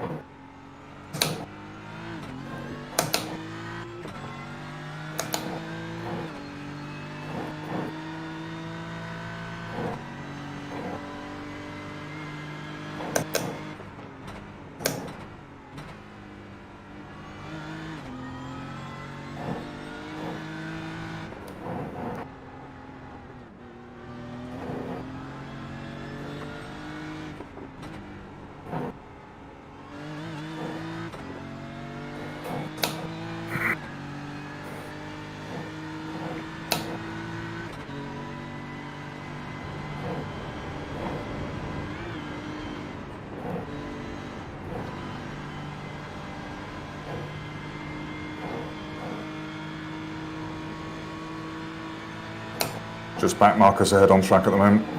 Yeah, 21st is about 2 minutes ahead, unfortunately.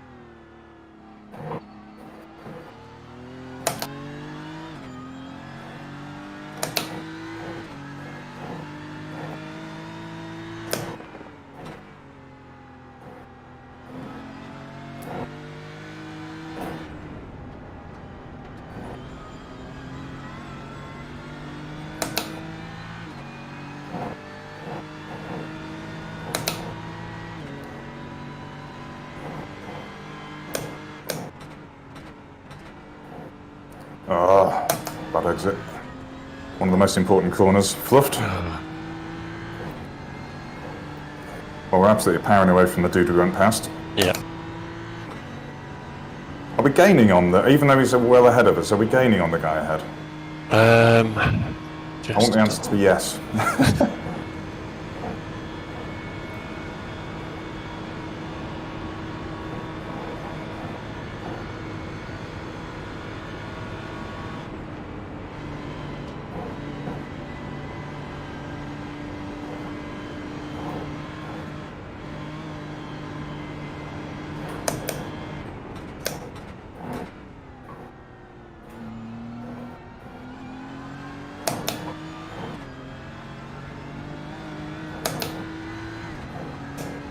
Yes, we are.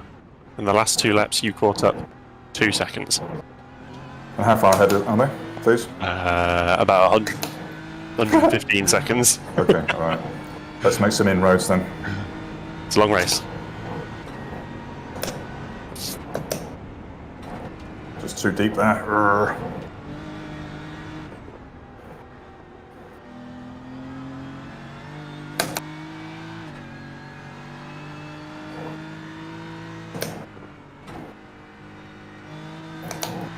No, wrong gear.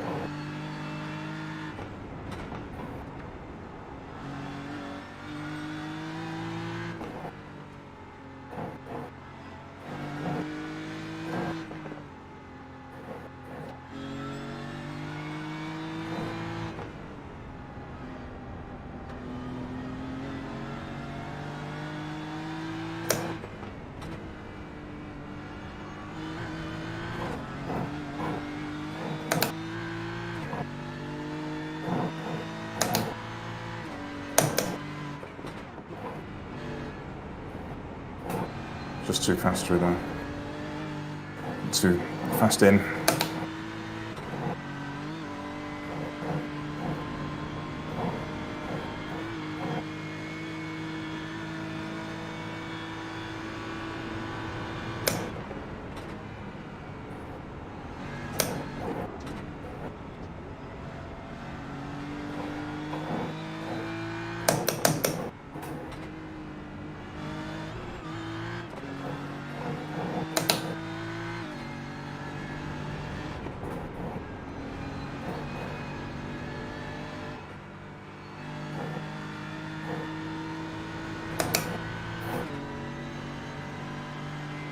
Well, we're disappearing from Chris Fogarty, 13 behind, but that's not the point. Also, the guys in 19th have just quit. Oh, we'll take that. They were We're doing... not proud. No? Oh, no, I'll take anything. They were doing like high 840s, and they pulled into the pits after 3 laps and just got out of the car. And they're still not back in. So your fuel is tight. We could probably do with just a tiny bit of fuel saving. Okay.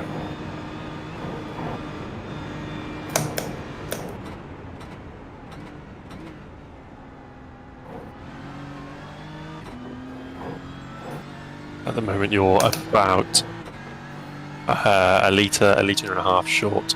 Okay. Alright, that was an 8:15, that lap. That's fast, yeah.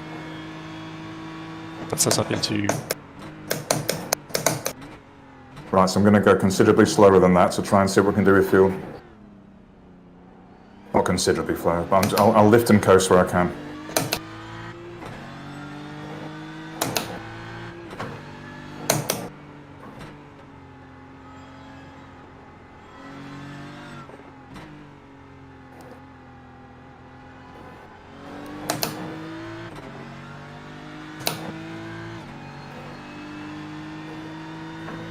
Well, I think we're actually in 20th now. After people in the pits and people quitting, which I think is really good going. From 38th on the grid, we're doing fine. Absolutely. You know, we're solid. This may well be a great team. So far, at least, yep.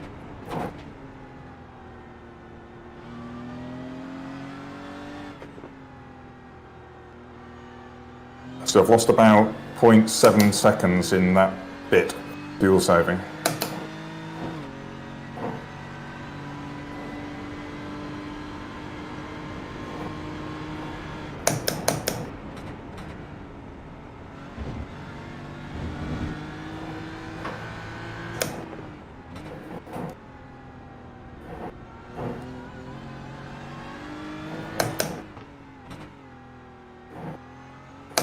If you're 6'5" and with a very similar height, you've probably got massive big feet like me. I'm Mr. Clodhopper, size 13, big heavy foot. Yep. 13s. That's a nightmare buying shoes, isn't it? It is.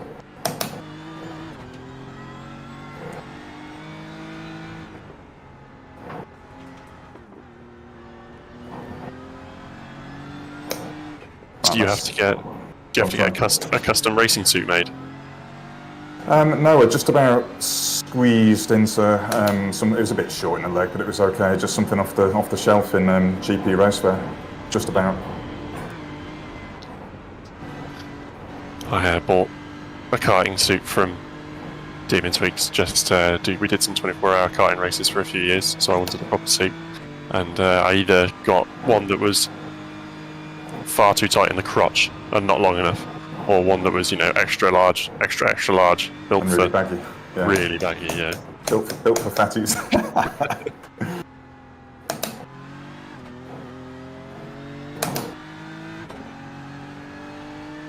Yeah, I've got a lot of space in my race suit, but I just tighten the belt and don't give a shit.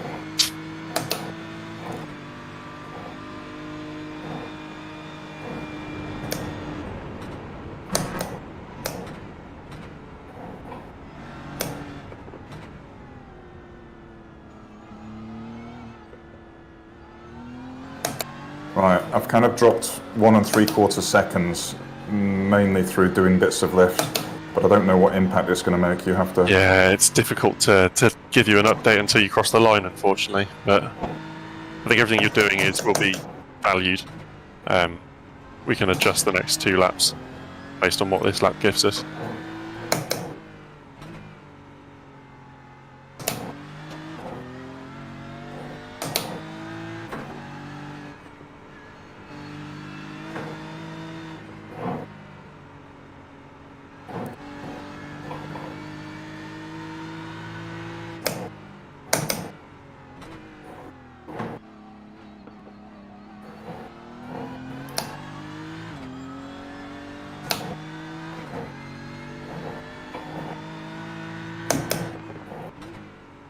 There's an apex there somewhere, Alex. I hate that corner. Both those corners are difficult for me. Yep, me too. So I'm 2.5 seconds slower this lap, very deliberately. I'll carry on doing the same thing.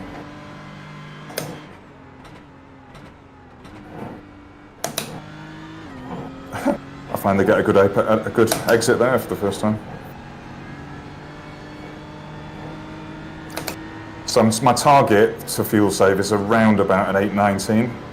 Right, that sounds good. And then I want to know then from you, half a minute later, is that an acceptable rate of save?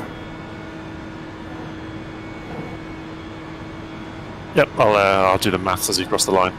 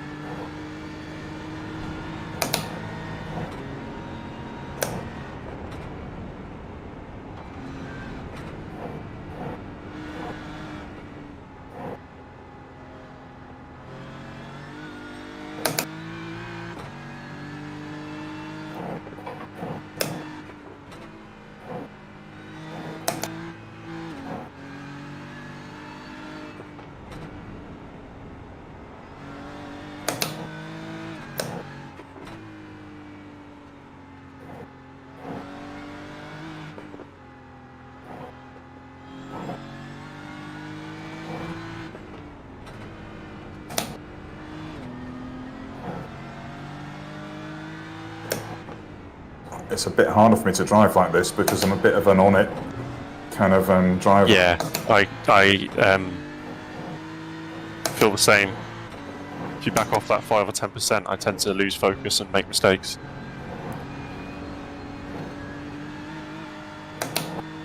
Eighth have just crashed. That's good news. I mean, oh, terrible for them. They are currently in the pits. Brilliant.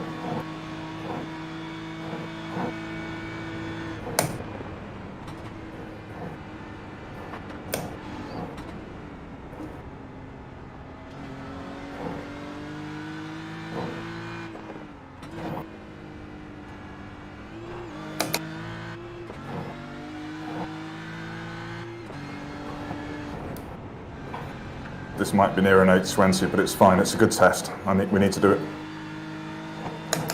Somewhere between... No, it's 8:19. That was my target ambition, and I think it might be that.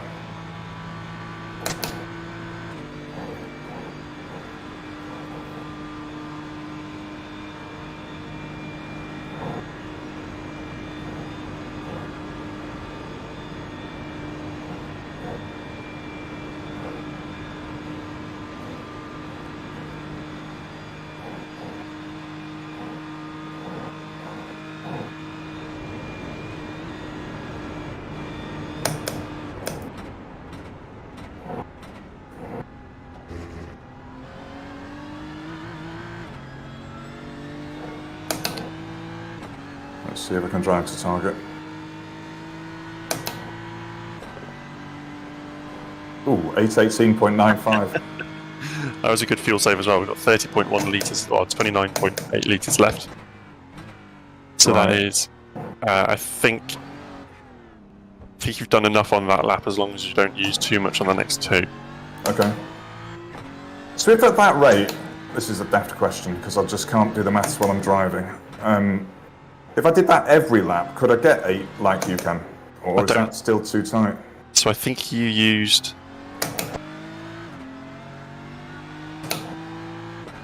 about 14 dead there. Maybe just under 14. And you need to be down at 12.5, 12.4 for the 8th. So, not a cat and hell's chance. That's fine. I think the BOP has really changed the fuel use. I feel like it has. I'm not convinced the sessions I was driving in had the BOP applied correctly.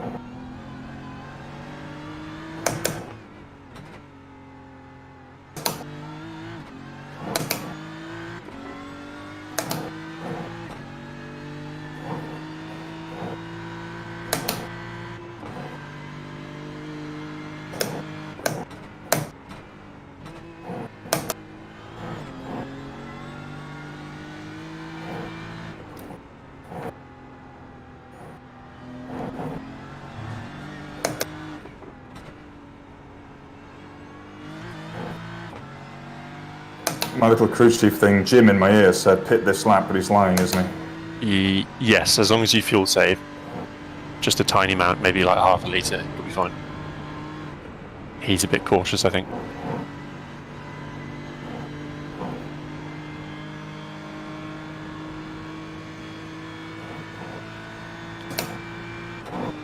So you're doing the same pace as the guys ahead of us, except they had to pit a lap early, so they are not getting the fuel save by the sounds of it.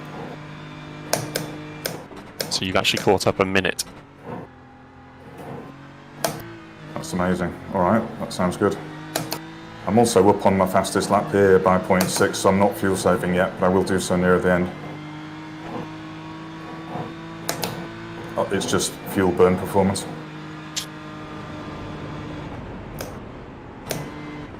Whoa, whoa. Stop, you bastard, stop, you bastard. First off track, there we go, sorted. Yeah. I was scudding off speed sideways on the grass, it was, Cooling the tyres. Thank you. I don't feel like you've actually lost much time there, so...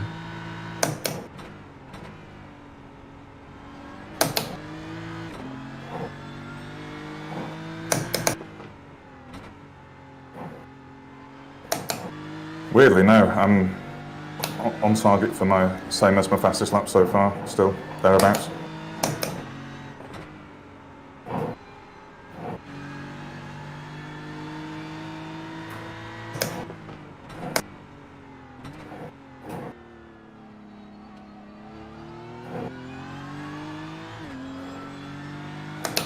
I'm a little bit slower than the fastest today. Not much. I'm trying not to make it a race, like a sprint, but my brain is the thing I've got to get over. Yeah. My standard mode is push.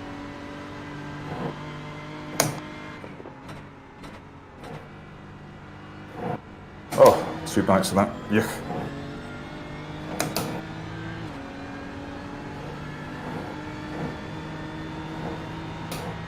I've not had an off-track in around about, I don't know, 6 to 8 practice sessions, and then you do something crazy like that, innit? Wow. Right, I've got a really slow car ahead of me. Yep. Just flashed him. He went. I wanted him to. Oh shit! He turned left into me. Shit me, Alex. He turned left into me. Yep, he did. He moved across the track and then. I had. He did. He moved. That was. That's him, isn't it? That. Oh, 100%. Yeah. Why did he move right? I flashed him. He moved right when I thought he wasn't going to move right. And then you came back into the middle of the track. Into the middle of the track, and I had more than a car length safely going past. Am I best off crawling back? Up to you. We've got one coming up behind us fairly quickly, Chris. I don't know if I can do it. No, how long will the tow take? No, I can't. Probably 3 or 4 minutes. Right, I'm sorry. Fuck, Alex. That's all good. Right, I need to see that. Yeah, 5 minutes. Is fine. How do I see that? How do I press exit again? Fuck! Why did he do that? Can you can confirm it wasn't me then? No, it was 100% him. I can share my screen in the Discord if that's easier for you. No, I've got it now from my perspective, but I want to see what he does. Fuck.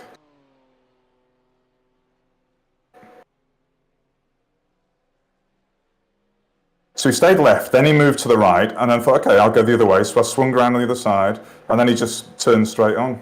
Yep. He'd had a huge crash as well. He shouldn't be driving like that, should he? No.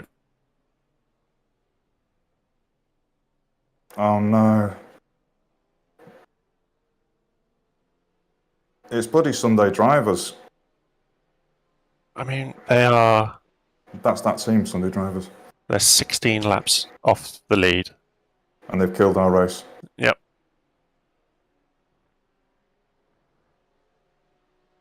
Not even a sorry.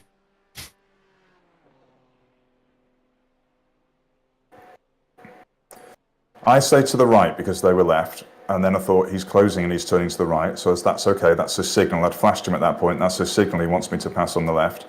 I had space to pass on the left, and then he kind of, because of his broken steering and the wazzing that he was doing, he just jerked left into me. Yeah, and it's not like he even moved right long before you were... It was as you were approaching him, wasn't it? So I did a crossover, but it felt safe to me. You did scrub off speed, yeah, and then he just. I did scrub off speed. You saw that as well, didn't you? Yeah. If you look at his inputs, he does steer right, but the car just doesn't go right. Oh, shit. What can you do in that situation? Well, it's 100% him. He should have absolutely just towed.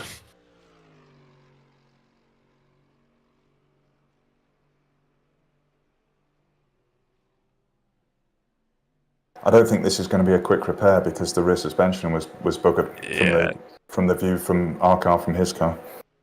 Could be a good 40 minutes. That's good.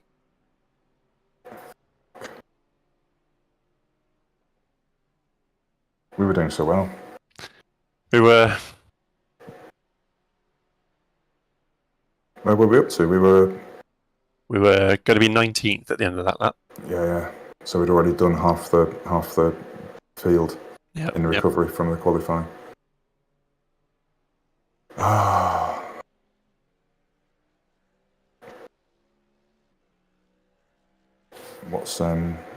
What do we need to do fuel wise or anything? Are you pit crewing? I am not, but it's all set to fill the car up. It'll take 40 seconds. Okay. 139 still to tow. Why didn't they just tow? Mm. Because I'm seeing a slow-moving car, but I'm not seeing something that's going left, right, left, right, left, right. I saw him move right, stay right, and then I was next to him when he was doing his move left. So I didn't think I needed to slow any more than I did. But maybe I It's should have completely careless by them. It's disrespectful, isn't it? As well. Like, what's he actually going to do? 16 laps down. Nothing. Just give in. Yeah. Go home.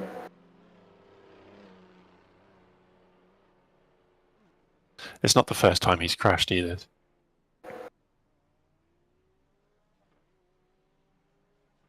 Needs to let the other guys know.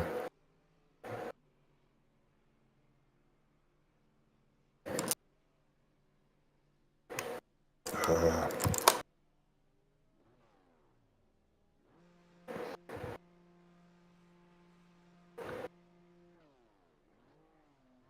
38 seconds more tow to go. I think that was like the 4th time they crashed as well. Are you in the car? Yeah. Okay, just let us see what the mandatories are. Yeah, we'll do. 21 seconds still to go.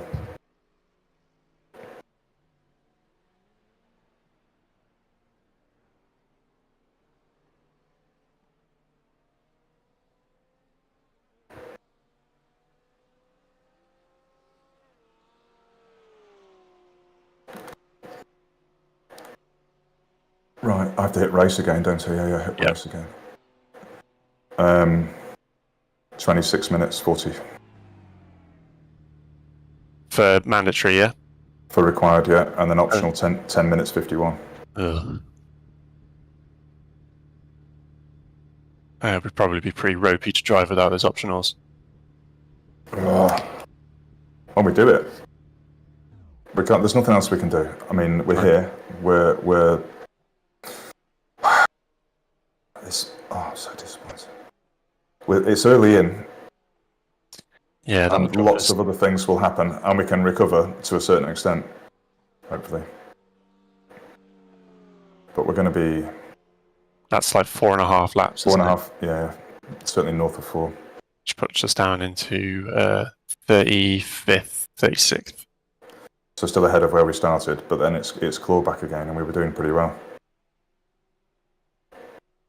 I felt like I was moving forwards and with safety. Mm.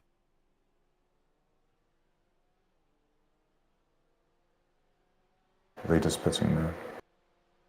That's annoying because you were just about to finish your fuel saving as well, wasn't it? So. Yep.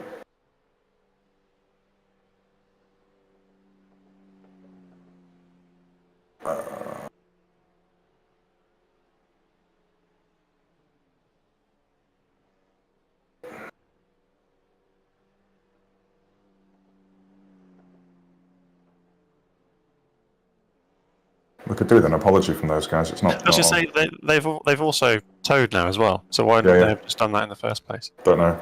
I mean, they were absolutely buggered, weren't they? Yeah. And they should have towed in the first place. Absolutely.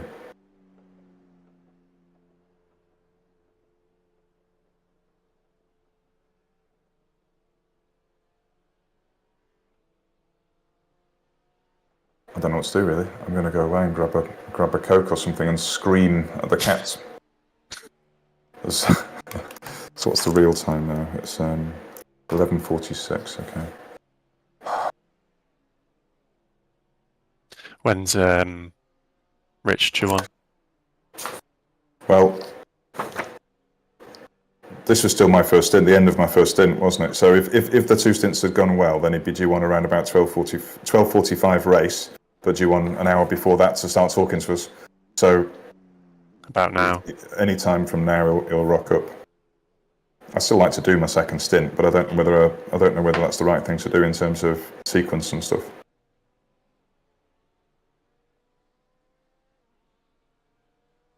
Actually, I don't mind, but I don't any which way. Well, I should be starting my second stint now, so I've got to follow my sword, really, haven't I, for Richards? That's between you and Richard, I guess. Well, I could do one because he's got a triple. I could do one, and then he could do the double, and then we're back. Then everything's the same. Yeah, roughly. apart from timings. Oh. All right, I'm gonna step away for 10 minutes tops. Yeah, I'm gonna have a whiz and maybe grab some food. All right, thank you, Alex. Cheers, Marcus.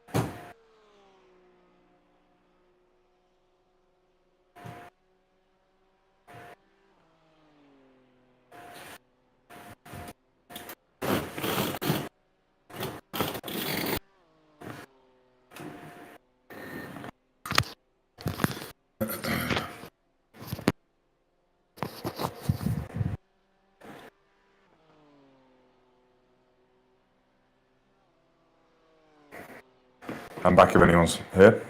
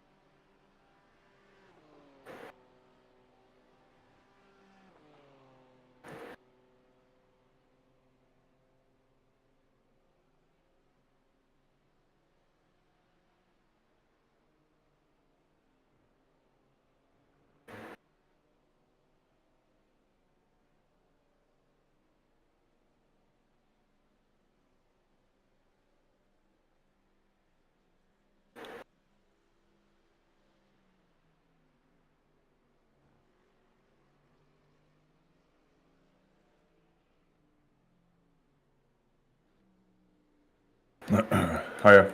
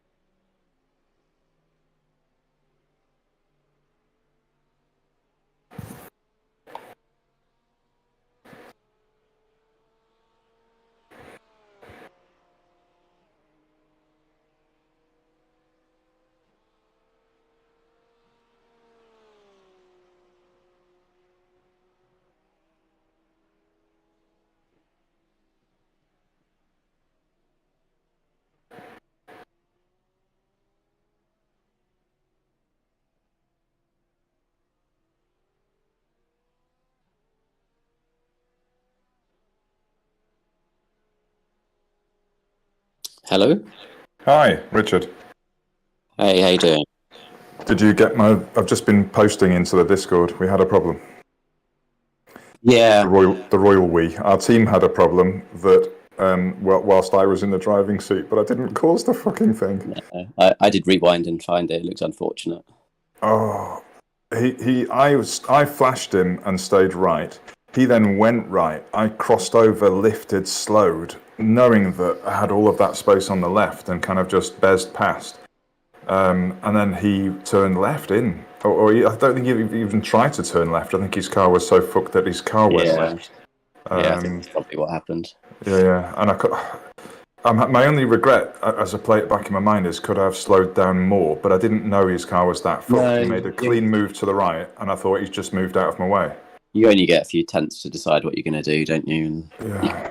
you can't rewind it and do something different. No. Well, thank you for that gracious comment. But Yeah, I'm a bit. I went out and screamed, had a cigarette, ate a piece of cheese in my keto diet mode, and then moaned at Steph, and then had a little bit of a talk to the cats, and they sorted me out, and then I sit here by myself waiting. What's the verdict? Are we carrying on? Well, it's not fully up to me because I've fucked up, but we are absolutely carrying on, 100% carrying on, because there are other people that are having traumas. We went from 38th to 19th, and I was closing on the cars ahead. Our pace was great. I was balancing risk and reward really well. I did an 8:15 and thought, do you know what, even that's safe. And then Alex said, I think you need to fuel save. Do you want to try fuel save laps? I said, yeah, I'll target an 8:19. And I went over with 18.97 and enough fuel save. And I was just so comfortable. And then it all went wrong. But we're still faster than a lot of cars out there. So, it is just that sort of sawtooth thing where we're now back in 29th. But we did start in 38th. So we've made progress. So there's nothing saying that we can't make progress in the remaining 22 hours of the race or whatever's left. So yeah, we do carry on. Okay. And the only question that you and I have got to talk about, by the way, we're live on YouTube. Hello, YouTube followers. I know there's two of you. Simon put a stream up, and the Discord audio is the audio on that stream on YouTube. So, well, you know that, don't you? Because you've been listening to the ranting. So the only thing that we've got to think about now is that I'm sat here consuming part of my second stint. You've got a triple coming up. I'd like to shake the demon and go out, but that kills your first stint, so you're then doing a double, not a triple. But if you really want to do the triple, then I'm happy to fall on my sword. That's a you and me decision. The triple was a needs must thing because of the night driving and stuff. So I'm happy to just do a double. Okay. How much longer are you going to be in the pits? 16 minutes. Okay, and then about an hour stint, isn't it? So it's about 1:20 or something. Yeah. Alex is going to come back. He's just disappeared. He's been really ace. He's been all the way through. He's been sort of pit crew and chatting through with me and Keith, which is great. He's just disappeared for a toilet break, I think, and possibly also a scream at the wall. But he'll come back and he's updating the Google sheet on the way. So we do the timestamp when we move away from our pit box is how we're doing it. Mm-hmm. So that will then inform exactly when you're in for your double stint. Yeah. Okay. But that's it's still predicated on Alex coming back before I start again. It's still 16, 17 minutes away before the sheet will update. Yeah, no worries. Okay, I'll see you online in a bit then. Grab a bit of lunch. Cheers, fella. Thank you. Bye for now. Yeah. Right.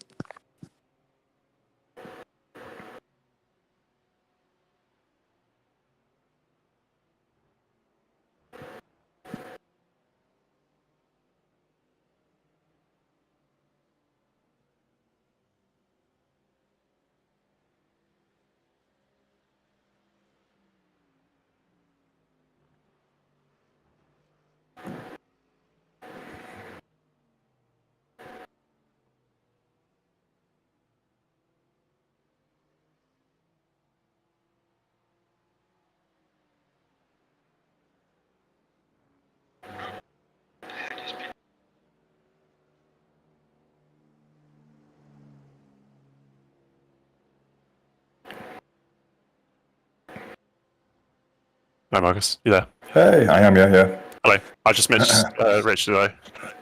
You probably heard it on the YouTube.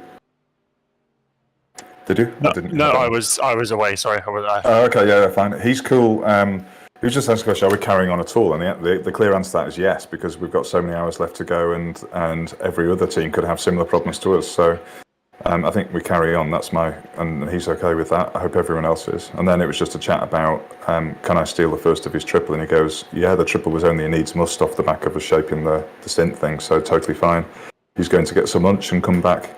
And I said that you'd likely update the spreadsheet when I exit the pit garage, and then he'll know more clearly when he's due to be on. So everything's good. He's ready to go whenever we're ready.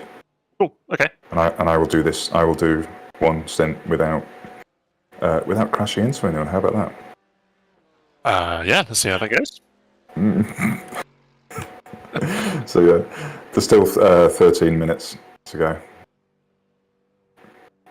Nearly 14 minutes, actually. Yeah, so I don't know how many followers, how many watchers we've got on YouTube. I can't imagine it's any more than 1 or 2. There are 3 people watching now. Oh, one right, of which is me. Right, okay, that's cool. So they heard all of our cussing, or mine mainly. So annoying. Yes, it is, isn't it? Where have you finished in previous years with this? I've not done this one before. I've not done the Nurburgring. I did a 4 and 6 hour NEC, whatever it's called. Yeah. And I've had some okay results in the Mazda in that, but it's not the same as the entry, not same entries as GT3. No. So this is still on for the best result. Yeah, I woke up this morning going, podium, here we come. Don't think that's possible. I'm sort of sat in the car, so I can't see. I can move my relatives. Yes, I can. Right, okay, fine. I'm thinking dimwit black boxes. Where is everyone else? We're now in 31st, and we'll probably come out in this position. Yeah, well, that's still 7 up on our start position. That's a positive way of looking at a rubbish scenario. Or we could say that there's only one person actually left racing Don't say behind us. Yeah, don't spoil it. Sorry. For our viewers. Oh dear, funny. So how many guys and girls are in your sort of private Discord? You mentioned it when we last spoke. Similar to yours, I think. There's about 10 of us, 12 on a good day. We're currently racing the GR86. We do 12-week seasons. Or is it 10 weeks? I can't remember. But yeah, we just change the car every couple of months. Yeah, we do. We run ad hoc things like that, but not in a leaguey kind of style. We generally speaking, we have agreements that a bunch of us might go and do X. So I'm currently actually I'm not going to do the 10th race because it's Tuesday and there's too much going on with work, and straight after this I can't do it. But I've been doing the GR86 World Championship thing. Oh yeah. 20 quid fee to entry and all that kind of stuff. So at one point I was third in that in the AM class. So it's a mixture of pro and M, and doing well. And then my computer didn't work on Long Beach. I just couldn't get it up and running. And even though you can drop rounds, it's not likely that I'll ever get back. And I had a fairly dire race last week at a place I'd never been to before, which is Twin Ring Motegi, I think say that, in Japan. But it was the East Circuit, so it was like a really short thing, like a bit like Brand's Indy length. And it didn't go well. So I thought, well, do you know what? I'm not going to get on the podium there. The next race is straight after this N24, so I'll give that a miss. But it was really good fun and really tight racing and professionally done, and the odd bit of panel banging, but so much better than series racing. Yeah, we're all mates in real life, so I think we're a little more casual, but we've all really struggled with the Toyota this season. I find it quite hard to drive on the limit, especially on the brakes. And I've never very gentle. Yeah, I've never fully engaged with the car, if you know what I mean. I don't enjoy racing it, to be honest. We do 3 15-minute races on a Thursday evening, and we were at Phoenix this week, and I'll be honest, I won all 3 of them, but it was fairly hollow. the funnest racing. Yeah, we get together on Thursday evenings as well. All right. Just do some random stuff. I stand up some in a more haphazard way, but it's every Thursday we try and get together if we can. But yeah, it might be a good idea to merge. Yeah, we've. I think we're going to change the format up for next season. This is our 10th season of running it. So I think it's a bit stale now. So yeah, I'd be keen to. I'd be open to changing up, and more people's always better, isn't it? Fuller grids, you have more racing throughout the grid. We've got some pretty fast guys, and then we've got some guys who are not quite on the pace. We're the same. I'm sort of average to okay, and then there's a couple of guys that are really probably about half a league ahead, and then there's one guy that doesn't rock up so much now that was racing Pragas in real life last year and is in GT4 racing in AMG this year in IRL, and broadly is pretty much quicker than most of us. Nice. But yeah, it's a good mix. And then it's sort of a mixture. Most of us have met in real life, and then it's kind of like threes and fours of friends that have come together in threes and fours kind of thing. So that's where we are.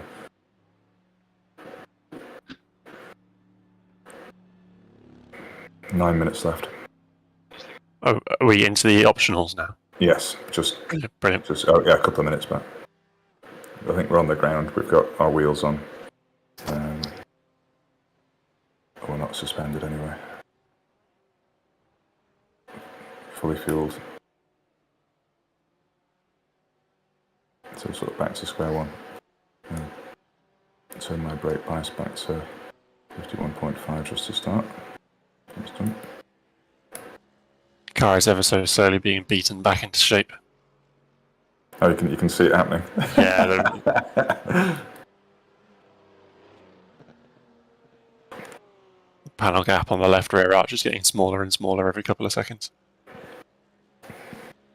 That's quite clever.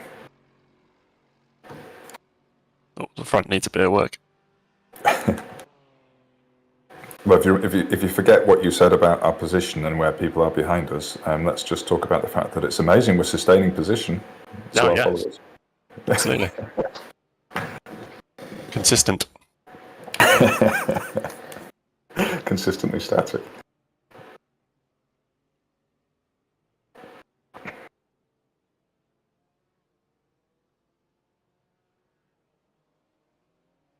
Actually, there are some people out there that are behind us. I've just seen pop up on Relative a guy called Chris Gezera in 35th place.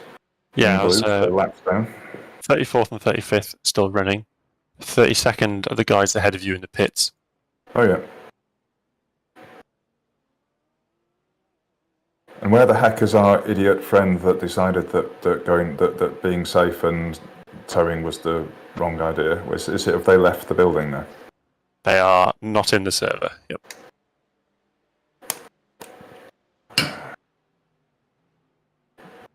If only they'd have had realisation 30 seconds beforehand that what they were doing wasn't the right thing to do. I watched his crash back. It was huge. He rolled twice. I don't know what he ever thought. Really?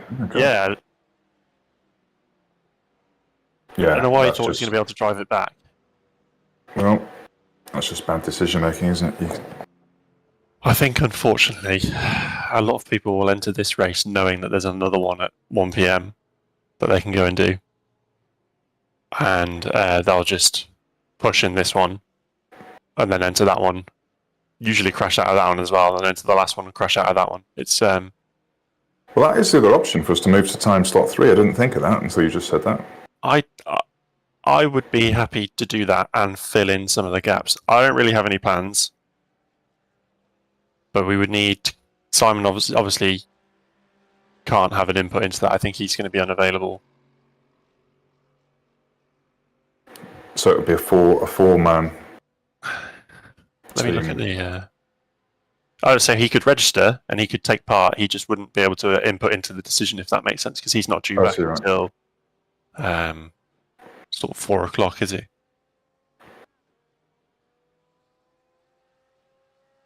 And we've got some time to decide, but it's not a bad idea. Is it a 1 PM slot? It's in the spreadsheet, in the Google sheet. I pasted some random, in like sheet one. We've got column 43 minutes to register for that one. Right. So Let's get on chat in our, let me just take my VR goggles off.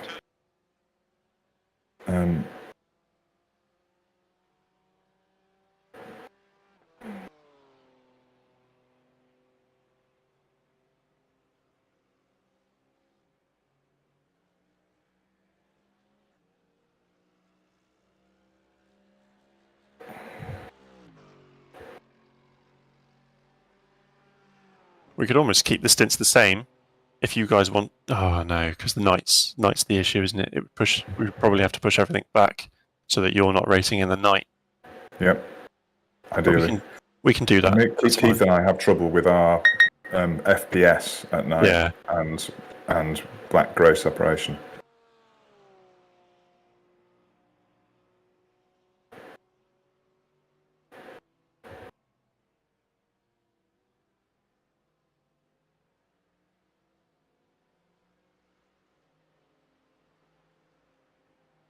When's the deadline for T3? We need to have registered by 1 PM, so we sort of need to have made a decision by 10 to.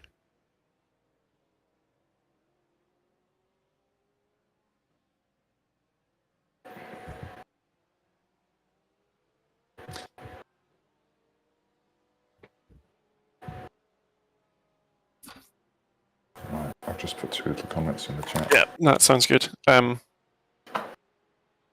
3 minutes 41. So upsides to registering for time slot 3. Obviously, we get another go. I'm happy to fill in gaps, etc.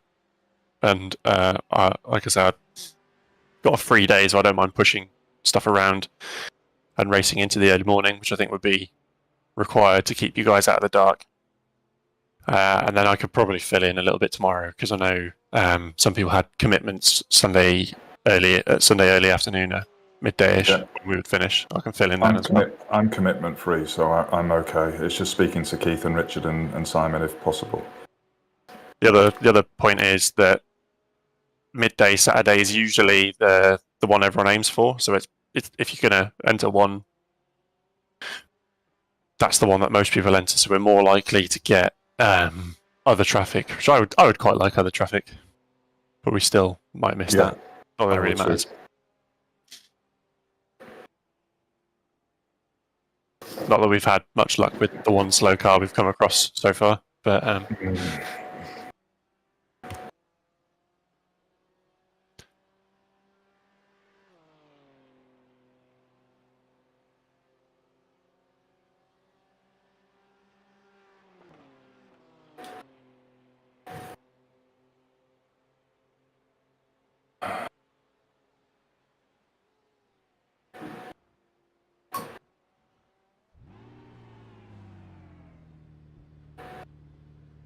Right, I've just pressed on the throttle, lit the dash up, started the car.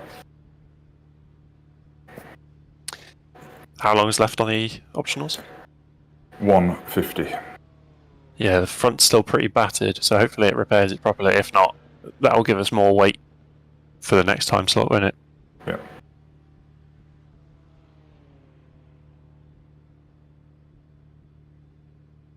So remember to take a time stamp on when I start moving.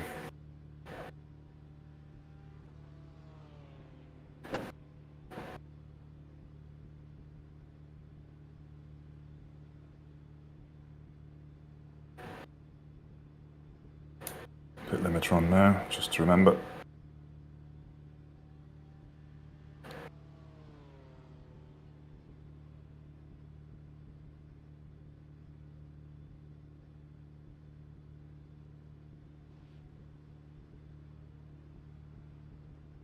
Still in 31st.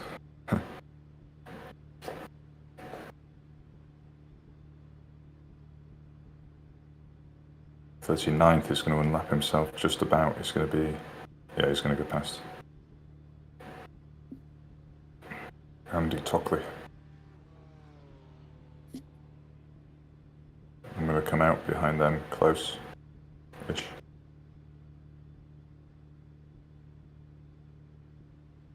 I know they're going to be gone for a while, actually.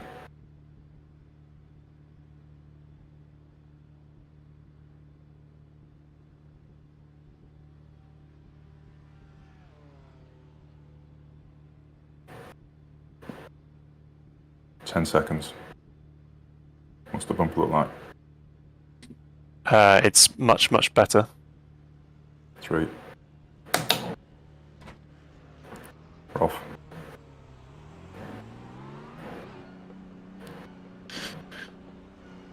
So the front end is not completely repaired, but let us know how it feels.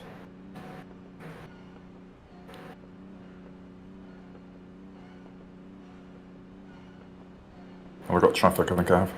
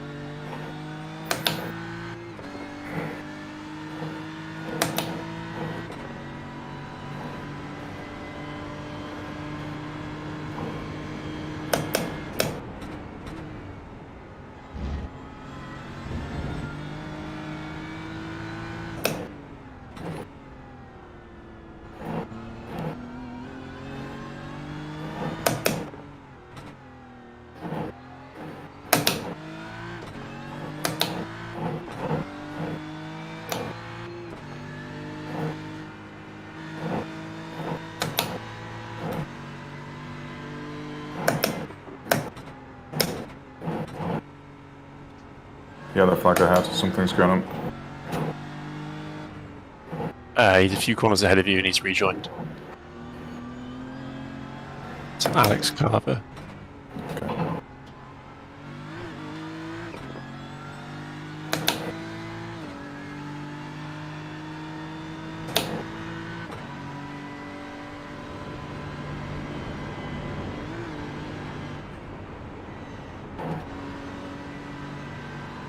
No cold tyre grip round there.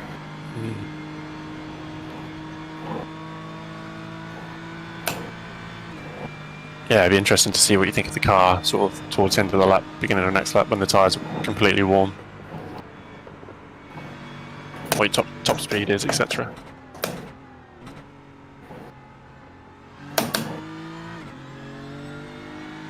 Feels totally fine so far.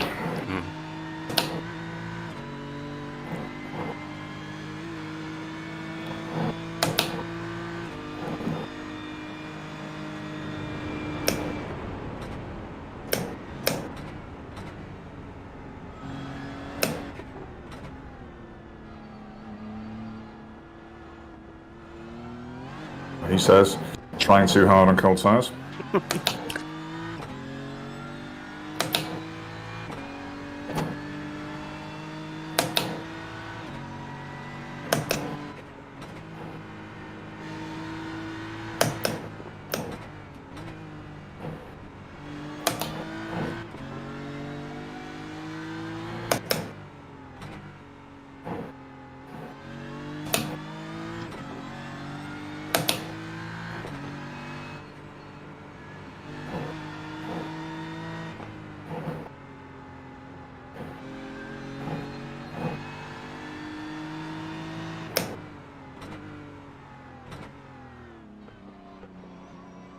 Thank you.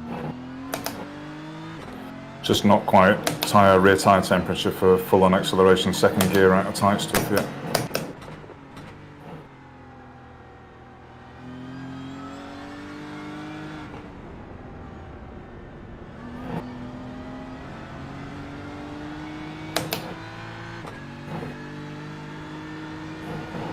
Interesting to see what our pace is like with this Astrid lady ahead, because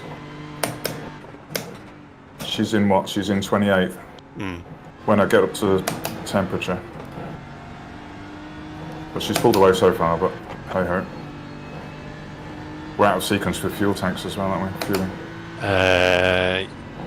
Yes, that team ahead of you qualified pole. Oh, wow. Or they certainly led for a significant proportion of the race and were then killed by someone. So they should be fast.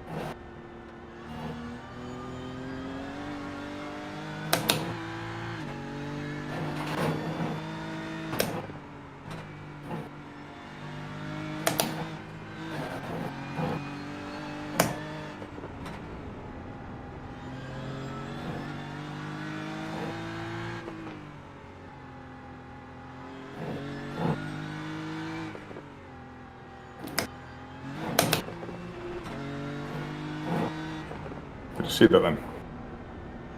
Are you? What's your view, by the way? What's your favourite view at the moment? Is it still rear? I'm in far chase. Yeah. Okay. I heard the revs rise, but I didn't. Yeah, the strength of my wheel made jerk the wheel, and I knocked the gear stick. Not hit the down paddle off the back of the serious jerk. Oh, It's quite funny. It's quite funny. what wheelbase have you got? VRS DD thing. Oh, nice.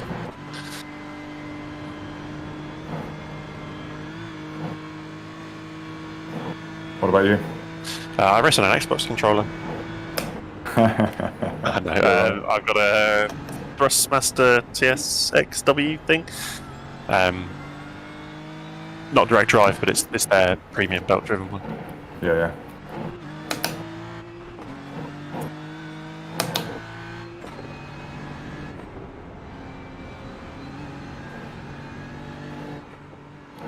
Yeah, I did think about not going all the way to a DD wheel because other friends were having a what's it called, the Fanatec CSL Elite belt-driven thing.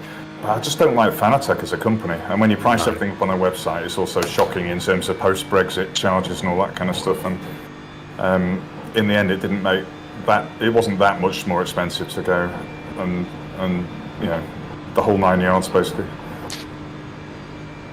Yeah, a few friends have got Fanatec stuff, and they've had failures. And I watched some streamers, etc., and they sometimes seem to have a failure with Fanatec as well. And they do have a bit of a bad rep for reliability, which is what you want in an endurance race, isn't it? So it's so expensive as well. And what their CEO did to that Ferrari, I don't know if you saw that. They massacred it. No. A 250 GTO into some Fanatec replica. Not a fan.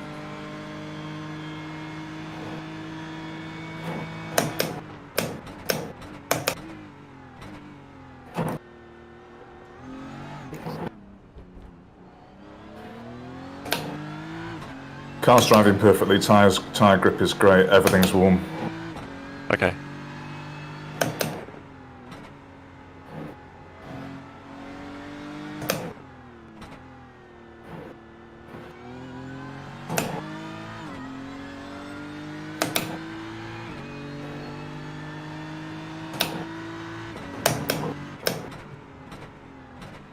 I've got Fanatec pedals though. I bought them second hand off a guy that was moving on to some, however you say that word, that begins with an H. It's an IKEA thing, yeah. Yeah. Lack shelf. But I bought Club Sport V3s, and I'm totally happy with them. I don't need anything anything more exotic.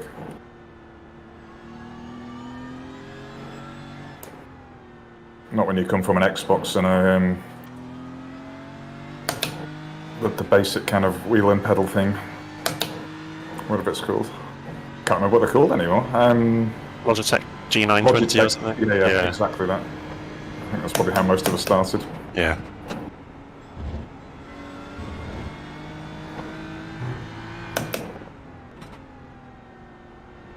How long have you been racing for? Like actual racing? Not that long. We got our. I just got bored of track days. Loads and loads of track days.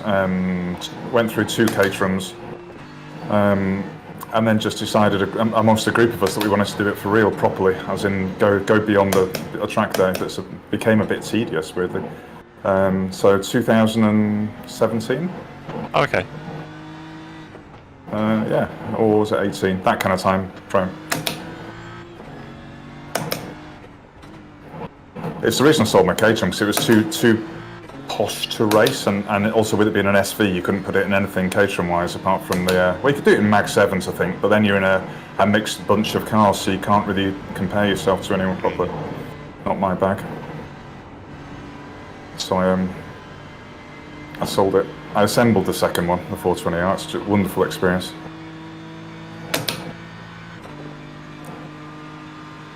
And then got rid of that for a little Citroen C1 and a race license. And we did 4 seasons. So yeah, that's where we ended up. One of the guys still races, and one of them joins him from time to time. And I sold the last remaining part of a 4-man race team.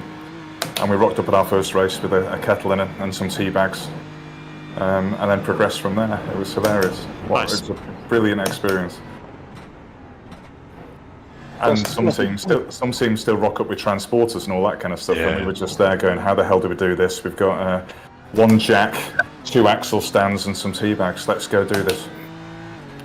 And we evolved and got on the podium. Nice. In a sort of 60-car race. Keith's back. Bye, Keith. Yeah, hey guys, just popped in. Yeah, unfortunate about the accident, but it is what it is. What are you guys thinking? We're both chilled to try time slot 3 to give this another crack.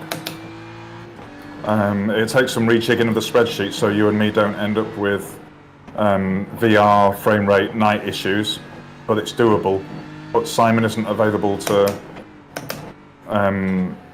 have that conversation with to validate that he's okay with that, which is possibly not democratic enough to make a decision without, because he's set for his time slots. So we could do with having a consensus. That's kind of where I am in my head. Yeah, I mean, I've already done 3 hours in VR. I'm not sure I could commit to another 6 hours, to be honest. So, Fair point. Just carry on then. Yeah, I mean, I've got my 2 time slots in. Like, I would say carry on, and then see where we are. But if we're going to go into the night, like pretty much last, you got to decide whether it's worth the effort of being awake all night for that. That would be my view. So we're currently 31st. Yeah. 2 people racing behind us, and we're 3 laps off 30th. Are we catching? Yeah, you caught 5 seconds over the last few laps. There's a long time to go. Why don't we just be stoic? Okay, Me and Keith were talking about that, and just get on with it. Grit our teeth and go and just target top 10. So many hours to go. Yeah, because if you do another session, you could have a crash on turn 1. Exactly. So yeah, I would say carry on unless it looks horrendous going into the night. All right, is that a decision made? I think so. We can't make a decision without the 5th member either. I don't think it's fair. that's a good So I think that's ultimately I'm chilled with anything, but I think Yeah, same. most important, I want everyone to be happy, and the only way you can do that is with consensus. Yeah, crack on. Just relax, enjoy it, learn from it, right? It's all good experience. All right, gents. I'll speak to you later. Oh, cheers. Just Keith. I don't think I learned anything from the experience. The crash, I mean. Or should I have... Well, maybe the learning is go past at a snail's pace just because you're not sure what's going to happen. Maybe I should have been slower. There you go. I mean, you can say that, and he would still have turned into you. You would have hit the back of him rather than the side of him. So. Which bit of him touched which bit of us? So he basically perfectly pit maneuvered you and clipped your left rear with his... sorry, your right rear with his left front.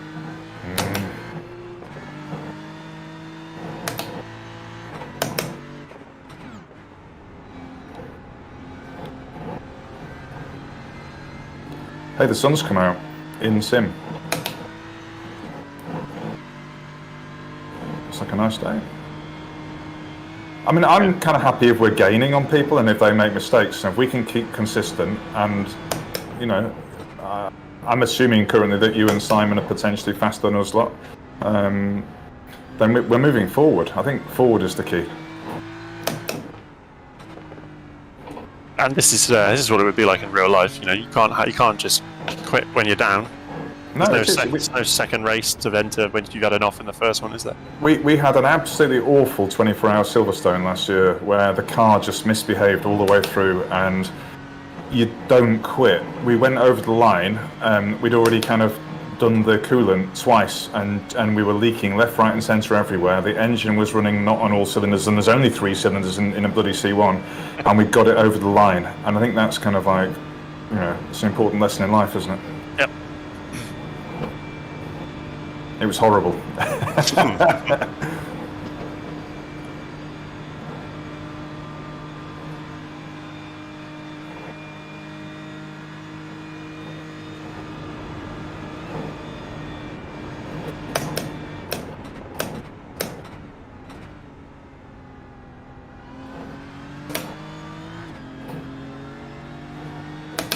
So Astrid's doing about 2 seconds a lap faster than me. And I'm going slowly, 8:23. Ooh. Well, I'm just driving now. Yeah, they've just done an 8:21, so you're right there. I'm not sure I know why my time was so slow then. So that's consistent with your first full lap. On your previous, you did an 8:21, 8:22 dead.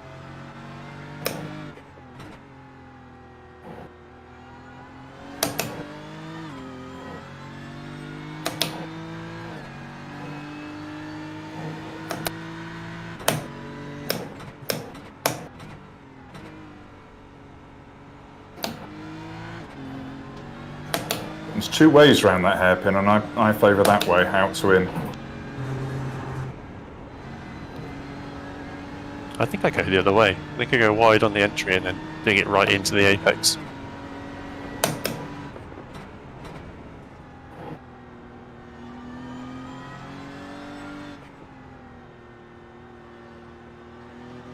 Do you spot any significant differences with lines, really, or not? I don't think so.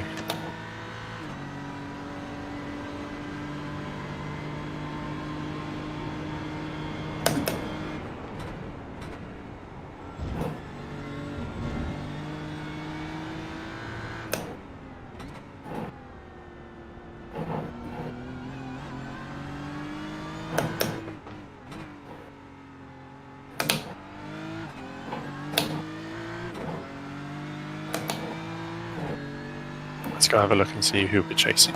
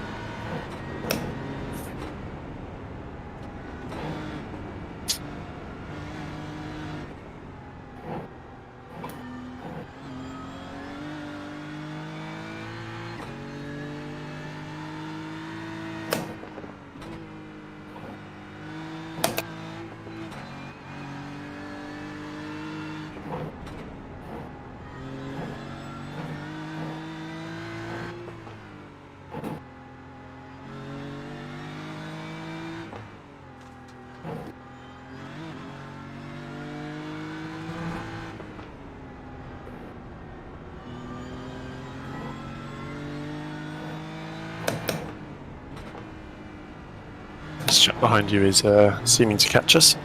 Yeah, I know. What's interesting and worrying is that I am slower Delta, and I don't feel I'm driving any differently. Hmm. So I don't know whether we have any, even if fully fixed, have we got some damage that's making us not as quick? It can happen, yeah. You can be left with a little bit of aero damage. It drives fine, but I don't feel any different. I'll have a look at your top speed on the straight.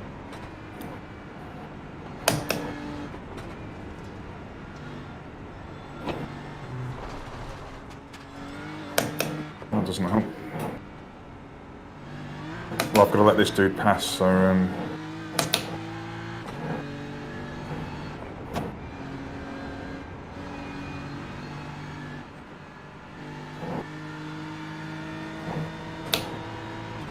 he's going to get past anyway. I'm not going to lift. He'll just do it. He'll do me, probably. Yeah, I'll see if he drives past us on the straight. It'd be a good indication of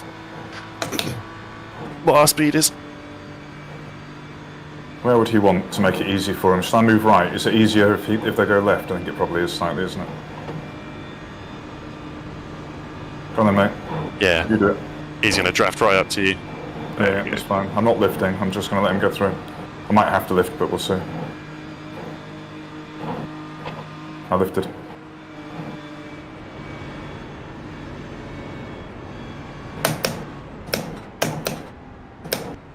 He brakes earlier than I do, though. I use the black bit of tarmac, the second line, as my brake point. But he's quicker than we are. Oh, that's not too bad. 8:18. Yeah, that's fine. Again, that's consistent with your previous stint. A geezer's just come out of the pits, yellow car behind us. Don't know where he is, we'll have to blue flag him. Yes, I do. Yeah, that's alright, you got a few corners of breeze on you. 10th place.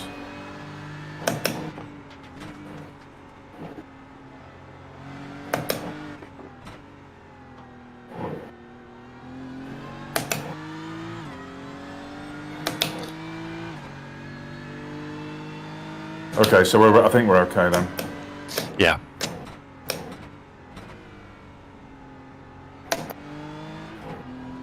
Yeah, he follows an inside line, that guy ahead there. Maybe that's quicker. I'm not changing my tune now, but I'll have to think about it after the race.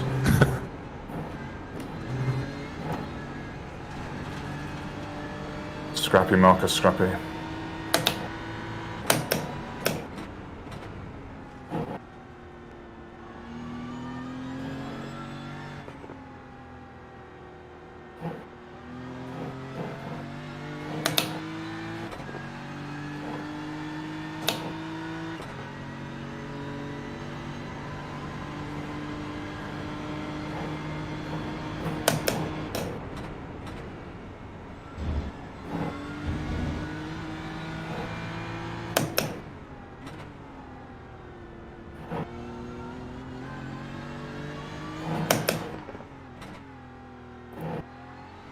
Keep turning in just too early for that.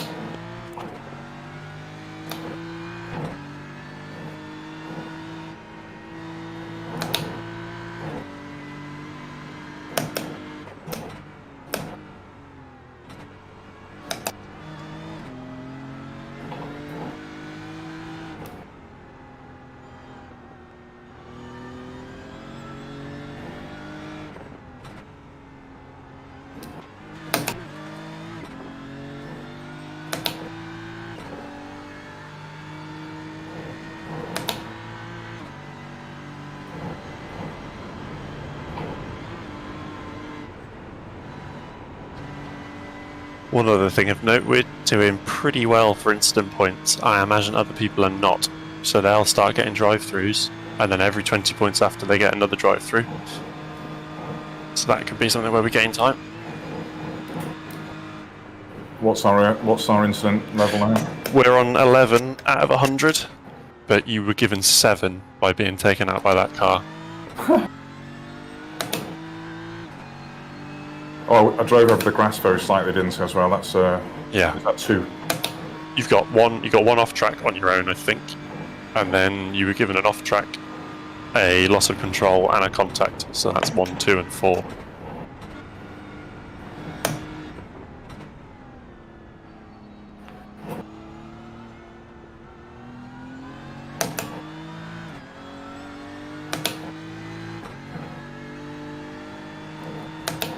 The 10th place guy behind isn't actually catching at all.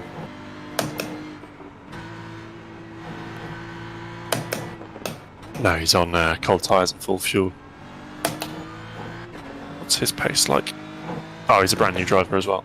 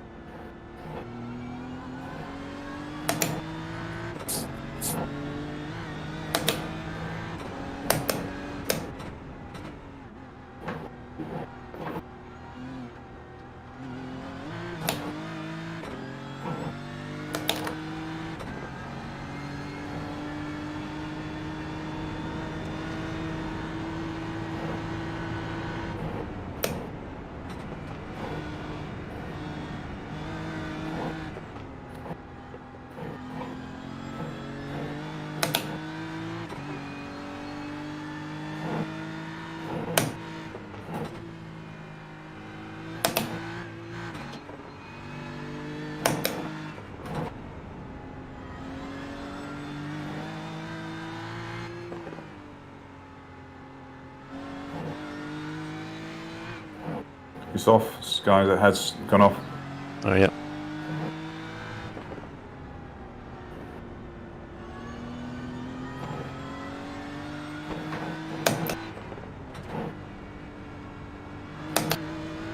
Don't know what he did. What did he do? It looks like he just drove off. Hardware failure.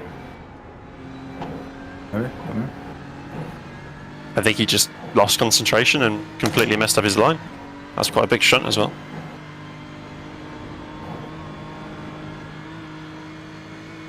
There you go. This might come back to us, you know.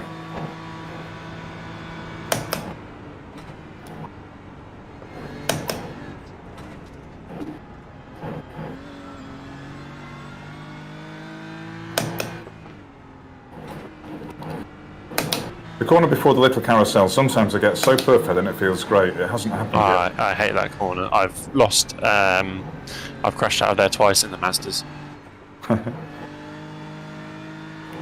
Just seemingly doing the same thing every time, and then massive steer one lap. It's happened to me twice. That left. I was watching one of the other teams earlier up in about 16th, and they forgot to put fuel in on their driver change, and the guy made it to that corner before running out. And then had to go for a minute, but how tragic. it's a 4-minute tow as well. Oh, all the way down here. Yeah. So we are again slightly tight on fuel. You have 45 litres left at the moment, 44.5. Should I do this lap of fuel saving lap? This next one? Yeah. you've got two guys fairly within 4 seconds behind you.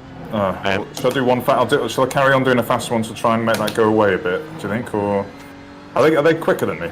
So the guy behind you hasn't actually set any laps yet. That was his first lap of the race, and the guy behind him has damage, but it was fast up until that point.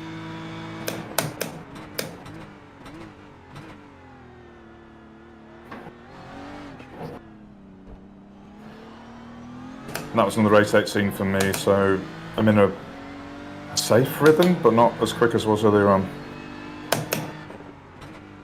Maybe it's just a confidence thing with that crash. Yeah.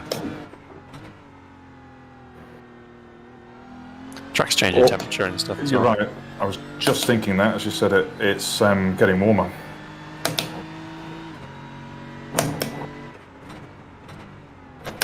Oh, do not do that, Marcus.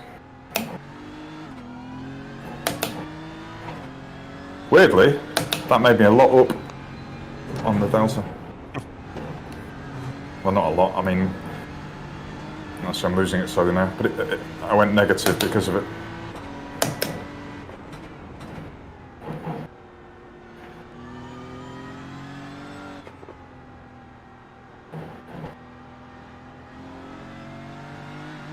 I've lost all of that now. Fucking GP track. I tend to turn the Delta off.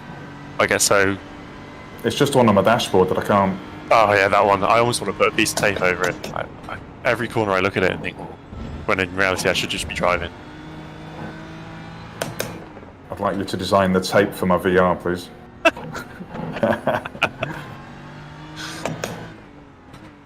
Yeah, again, I turned in too early there. Oh, every lap, Marcus, come on.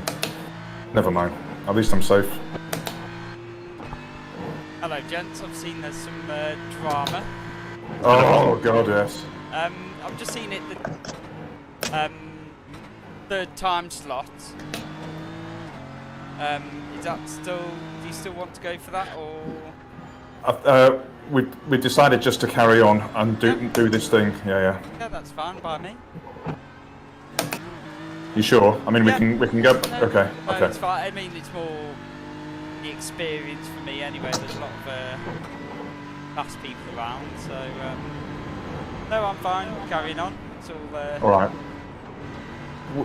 We have a large amount of time still left, which means we've got a large amount of time for anything magical and mysterious to happen with anyone else as well. And the consensus was if we went into time slot 3, we might end up crashing out on lap 1 anyway, and we just chewed more of our weekend for the same kind of ultimate end game. You can end up But, racing you know. it, which I've done before, where you end up, you've driven sort of like 11 hours on track. You're only halfway through the last time slot, and you get knocked off again. Yeah, I'm happy to continue. Okay, thank you. Did you see the crash, by the way? Did you go back and have a look at it on YouTube? No, I'm going to go back in a second and have a look at it. Oh, it wasn't fun. Give us your. Let's not tell you what happened. Have a look at it yourself and give us your opinion. Yeah, I'll have a no. I saw Richard say about he's got to go away, and I mean, I'm happy to take on extra stints if he doesn't want to do as many. I don't know. I don't know what he's. Obviously, I'm in VR, so I've no idea what he's been chatting about. But whoa, on his construct. Yeah, that's right. We can sort it out when he's on. Yeah. He's due on in half an hour or so, I think, isn't he? So. Yeah. His triple stint, by the way, Simon, is now a double stint. So I've eaten into his first of 3, and he's just doing stints 2 and 3 from a spreadsheet perspective, if that makes sense. No problem.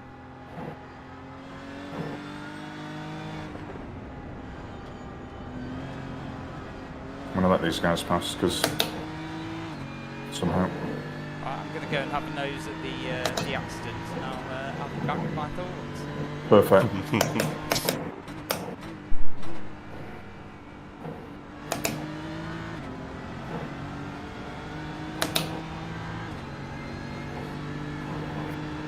Now, what should we do here? They're not racing, So I'm not causing a scene.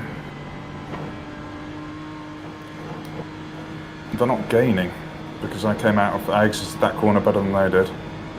So we're going to have to wait. I mean, the official rules are you do not have to get out of the way. It's advisory.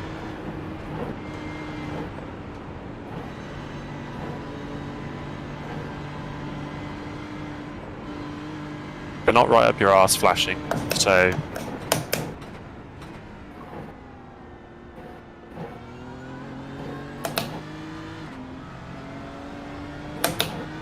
And, I'll let you get through the carousel.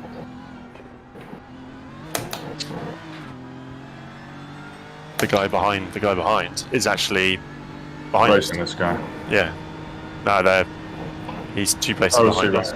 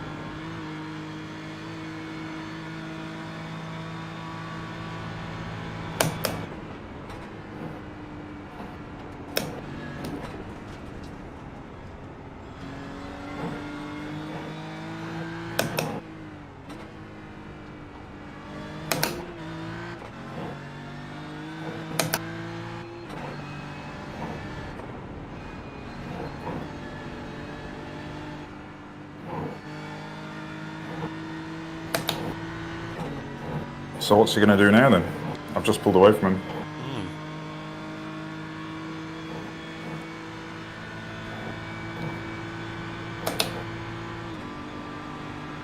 I can't let one through that lane, both through, and I don't particularly want 33 P33 to unlap. I'm fine facing forward. I'm not feeling threatened. Yeah.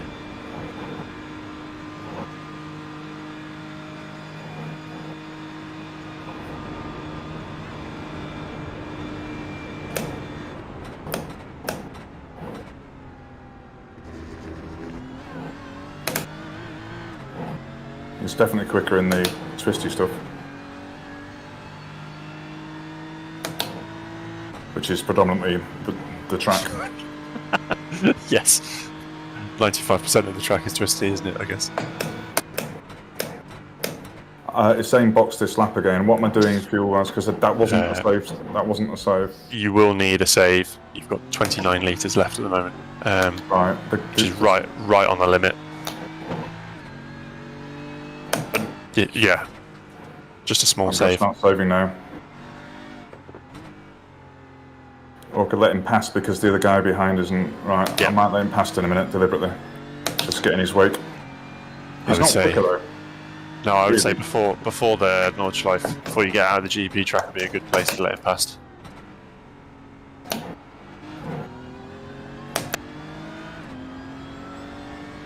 Yeah.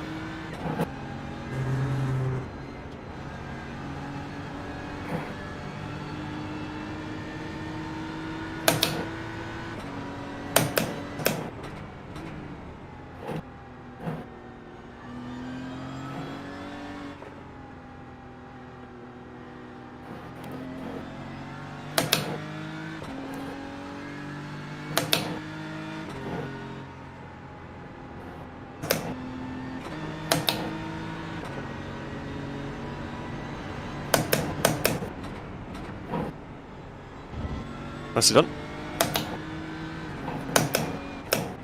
Now miss your braking point completely and slam into the rear Oh, of him. Jesus Christ. He is terrible, then. We're not in the same race, mate. Just ignore me like I was ignoring you. Come on, you can do it.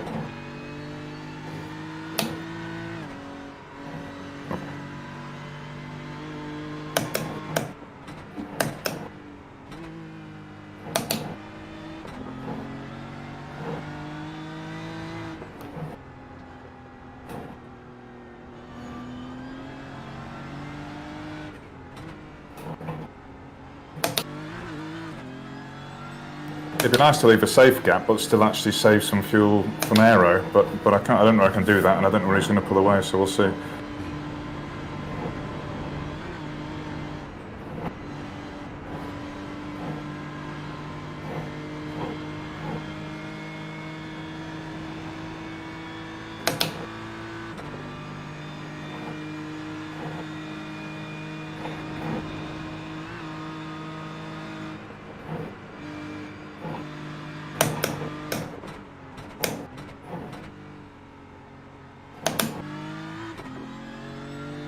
Do I save if I'm in his aero but I'm still flat out, Alex, or am I best ignoring him and doing our own thing? I would say best to ignore him. The draft is so small on GT3 now that you save very little in draft.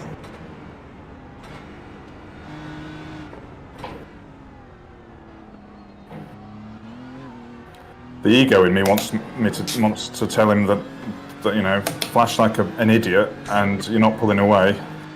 Oh, was he flashing? Was he? Oh yeah, I'm big time. Ah, right. He wasn't on you, so. No, he's just doing that whole put the driver off in front baloney that doesn't work. Well.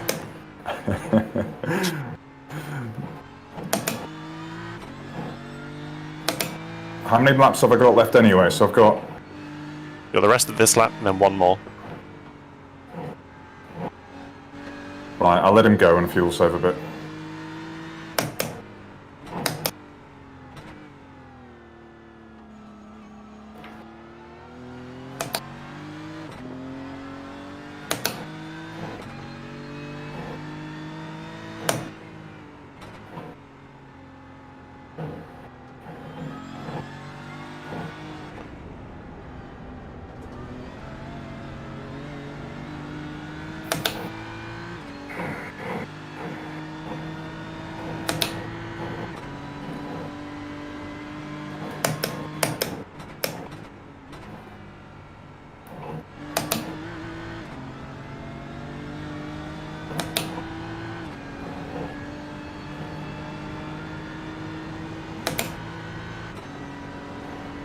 So I guess we need to start nerfing Richard into action via chat, if you'd be so kind.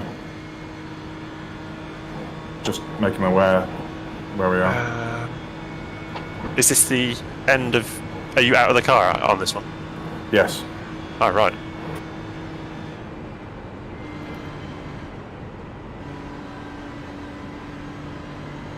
Yeah, he's doing a double stint. I stole one of his stints, sort of, because of my our accident.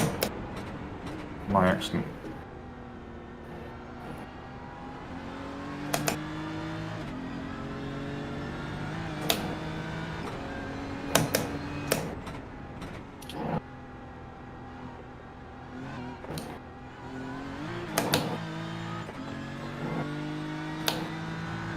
I just pinged him. Lovely.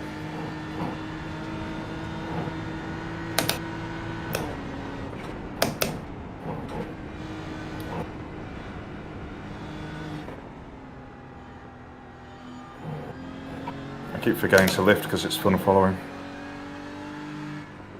You want to race, don't you? Mm.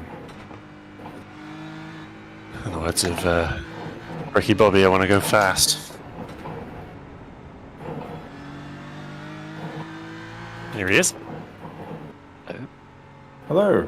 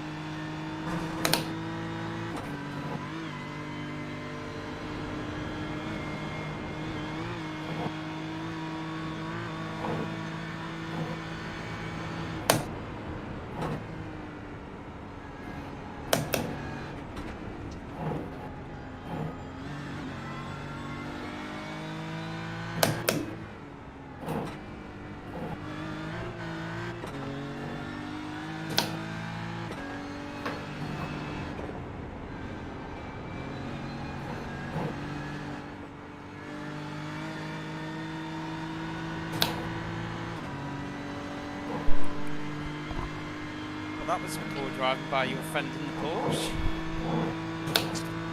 Yes. Ah, yes, wasn't it? I don't know whether it's. I'm guessing he had like bad steering damage, and whether it's understeered or whether the back end's kicked, but he just tried taking that corner far too fast at such a sharp angle. His act wasn't deliberate, but he should have decided earlier on to go and get a tow because his car was in an absolute state, and I didn't recognise the state because he only moved once to move out of my way before. Yeah. Or even if he doesn't want to tow, you know, just going up the up there, so you're not getting in the way in the corner. Yeah. Yeah, he wasn't aware. He wasn't aware his car had so much damage. But I mean, if you look at the crash he had, like I said to Marcus, I think he rolled twice. So it's a bit naive to think that he can just scoot out your way. Oh, did he? I couldn't see the crash.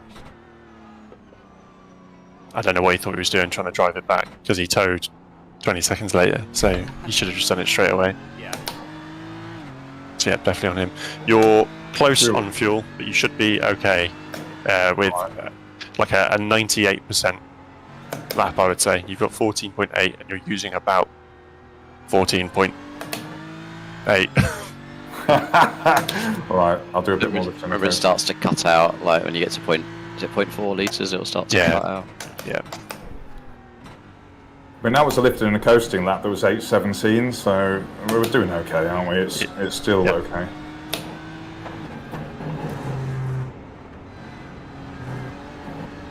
We are catching 30th, about 2 seconds a lap.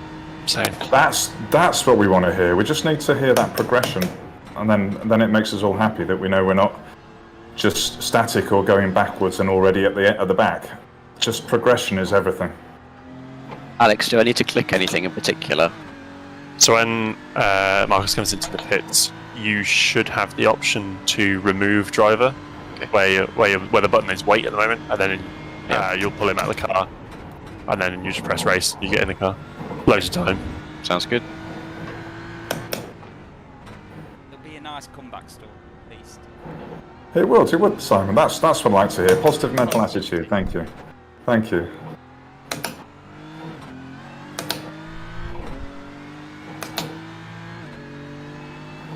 I did feel quite gutted for me and for everyone's behalf, but I've looked back at it. I wouldn't have done anything any differently. Maybe with the exception of slowing down further, but to Alex's point earlier on, he could have just hit a different part of my car at that point. You just don't know. Yeah. So at the current pace we're at, current pace 30th are at, we'll catch them in around 700 laps. Brilliant. It's on, boys. It's on. I think a lot of people will struggle at night time in game, particularly if they haven't done any practice. I mean, it shocked me just how most of the braking markers I use are all like graffiti on the track and stuff like that, and even I was struggling. So.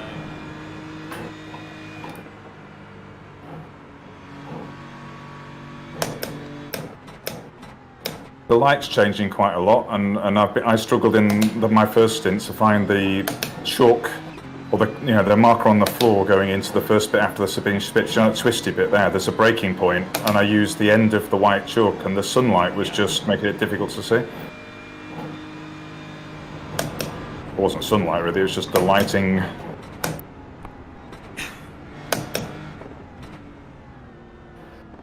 So 29th are out. Okay, brilliant. 21st are out. So there's 2 places in 3 or 4 laps.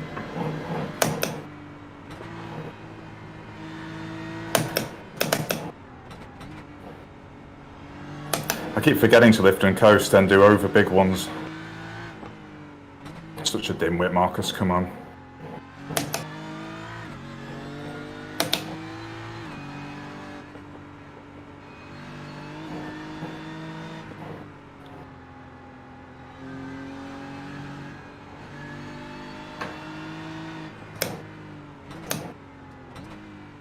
Somebody's on the off the track here, just gone past a broken car. Irwin, that's Irwin. They're in 12th and they're beached.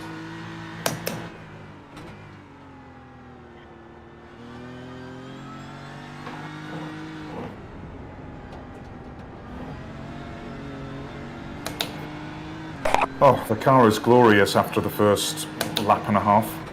Just glorious.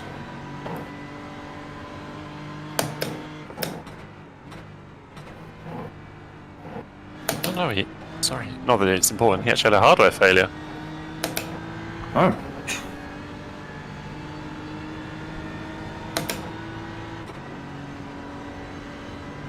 I don't think many teams ever do a 24 with no problems, so that's the way we've got to look at this race. We've had our one problem. Let's see if we can hold it to that. No pressure, but let's just see. And to a certain extent, the pressure is off us all now, so we should just relax into it with a bit of a more comfortable approach. It's good advice for life. Relax into it. Absolutely. Well, that's the first time I've done that line around that corner. That was quite cool.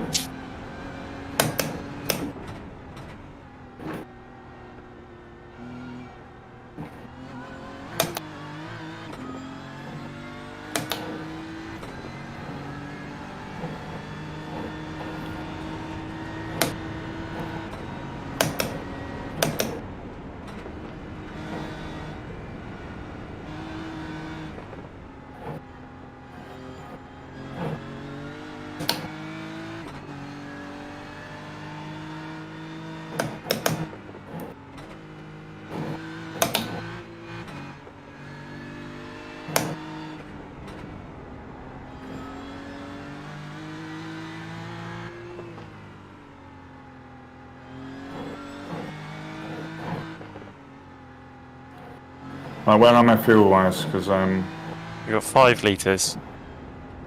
I'd like to be able to tell you what that actually means, but...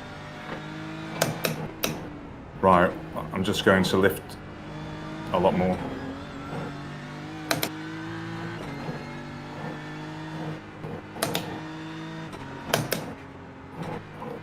Don't care what this lap time is, got to get back to the pits.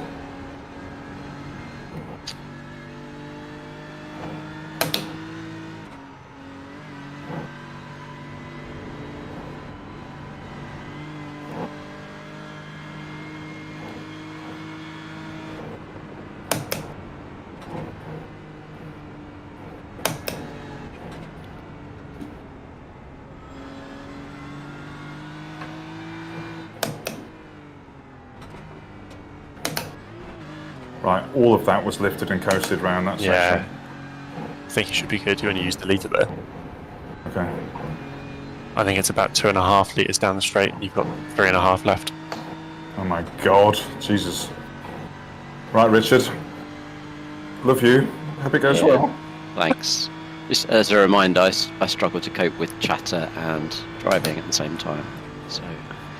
And as a reminder, I call that miserable bastard, but he's quite cool. That's fine. That's fine. That's fine. I just don't want to crash and let everyone down, Marcus. No, I know. Yeah, thank you very much. Very, very sarcastic as well, that gentleman.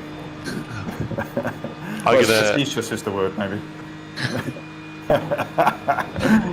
Right, good luck anyway. Thanks, Marcus. Appreciate it.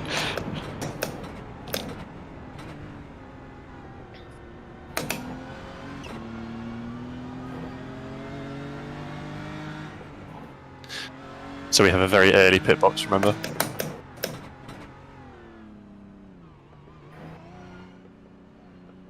Fuck me, yeah.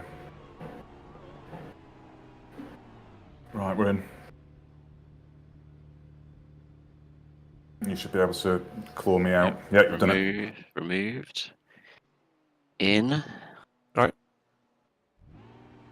Hoping that my wheel and pedals and stuff are working alright. Fingers crossed. I atoned myself for the previous, I think, there. I feel better about doing that. So, thank you for falling on your first stint sword, Richard. Yeah, no worries at all. Tyres are done, right? It's just fuel and then I can go.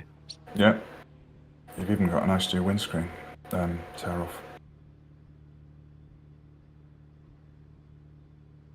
Have you guys had this situation sometimes where the windscreen wiper just flicks on and off randomly? Yeah. In the race?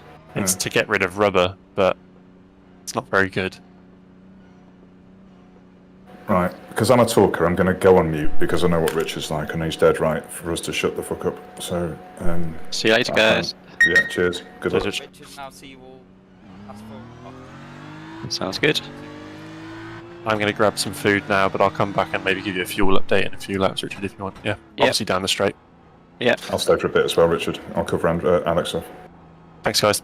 See you in a bit.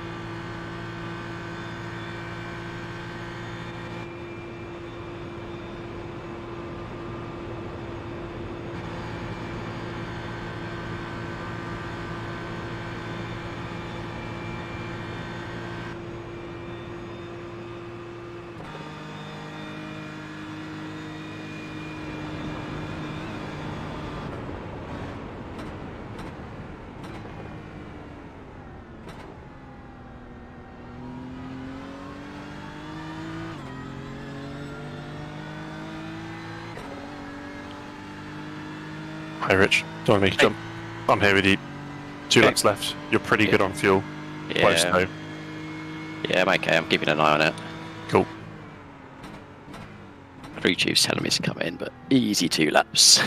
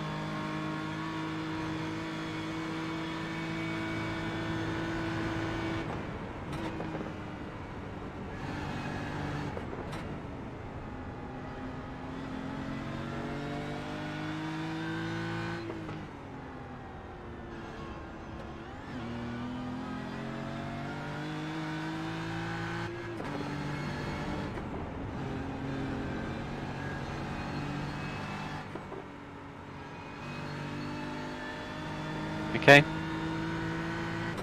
Yep, in this lap. Yep. It's going to be close on fuel, I think, but I think we're fine. We've got 3.3 at the moment.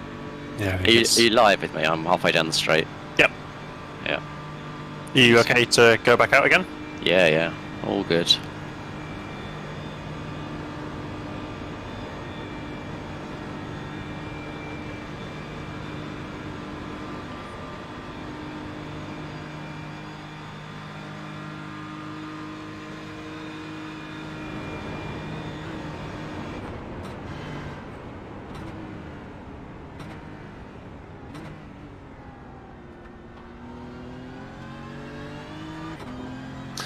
It's a very early pit box, isn't it? Yes. Oh gosh, it's right at the beginning. You must be the first pit box, are you? I think we're one of the first, yeah. It's just...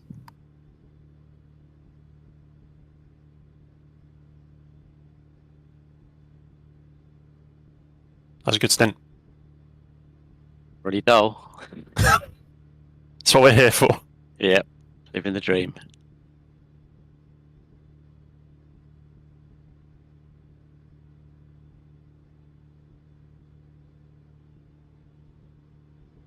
getting very hot in my little igloo of a. I forgot you're racing under that cover, aren't you? Or maybe I should go and fashion something over my window. I've only got blinds, no curtain. Right, let's go.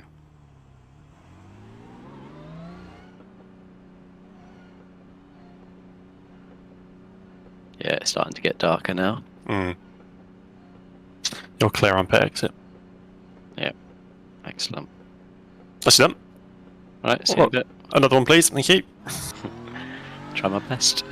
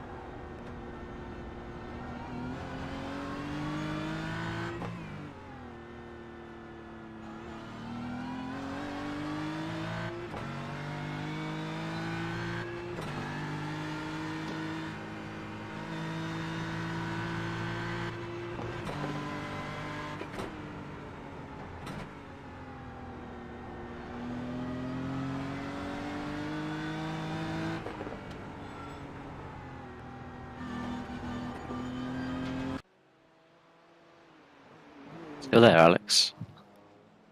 Hello. Yes, I'm here. Sorry. My black box all just suddenly turned off and glitched. It's back on again now. No worries. Let me know if anything odd happens. All looks okay to me. Okay, stuff.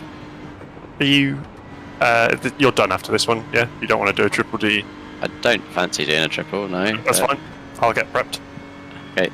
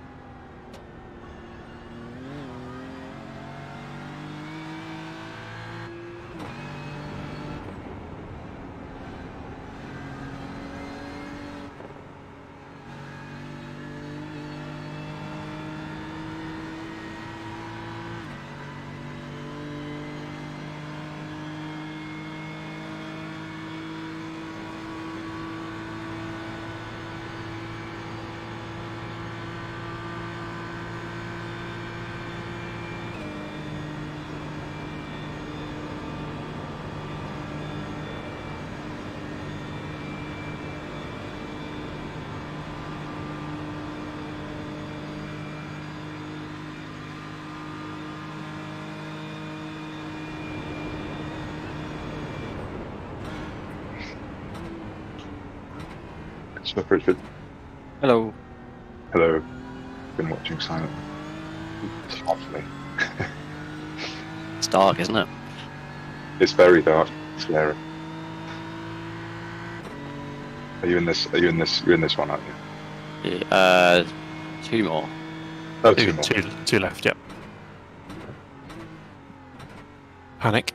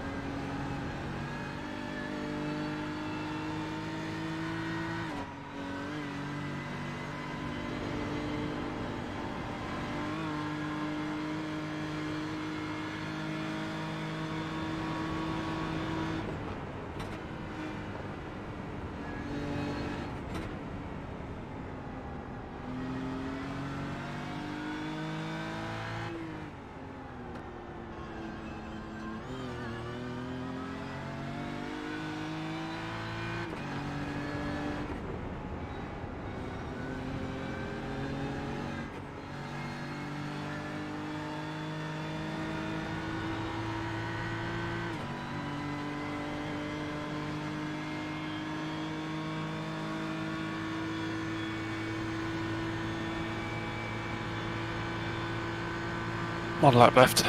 Good stint, Rich. A very decent pace considering it's night. Yeah. Thank you. 1 more to go. Just FYI, 25th are in the pits after a huge smash in a mini carousel. They've been in the pits for 21 minutes. Oh, excellent. Podium's still on.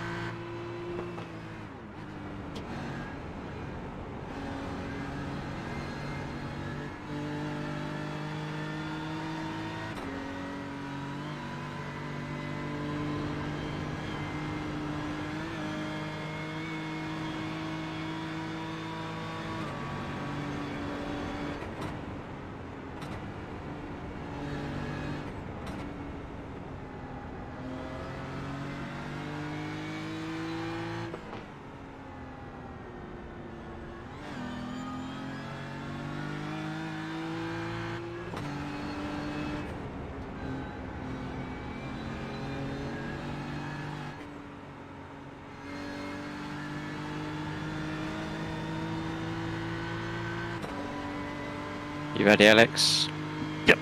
Sorry, I was just having a quick whiz. That's all right. I'm nervous. It's a good stint you've put in.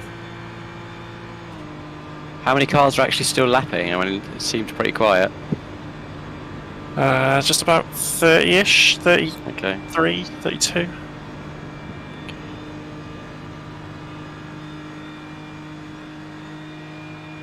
Ready, Alex? I think so. P26. Pedals working. Wheel working. I've sorted the Excel, the Google sheet out a little bit, made sense. I had to pump us all up, and I've just it. I think. Thank you for sorting the previous times out. I'm watching on YouTube, so I think I'm as live as I can be, but there's a bit of a delay.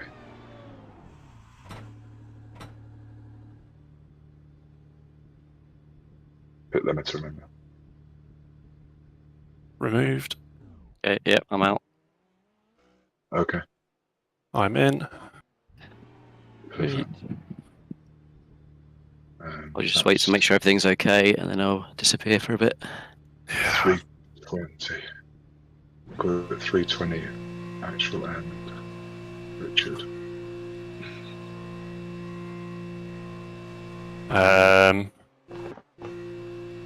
My wheel is doing weird things. I'm getting out of the car.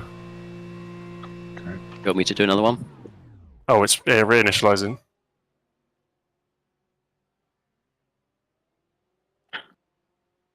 I don't. Ah, okay, I've got force feedback now. Right, I'm going to go if that's alright. Yep. Yep, absolutely. Pit limiter on. What's your time out of the pit box? Tell me when you're out of the pit box.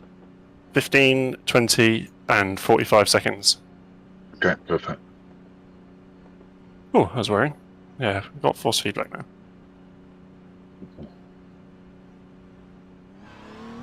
Okay, I can quit out now, right? Yep, you can. Good luck, Alex. I'll come back in and be your crew chief. Get the computer up again. If needed.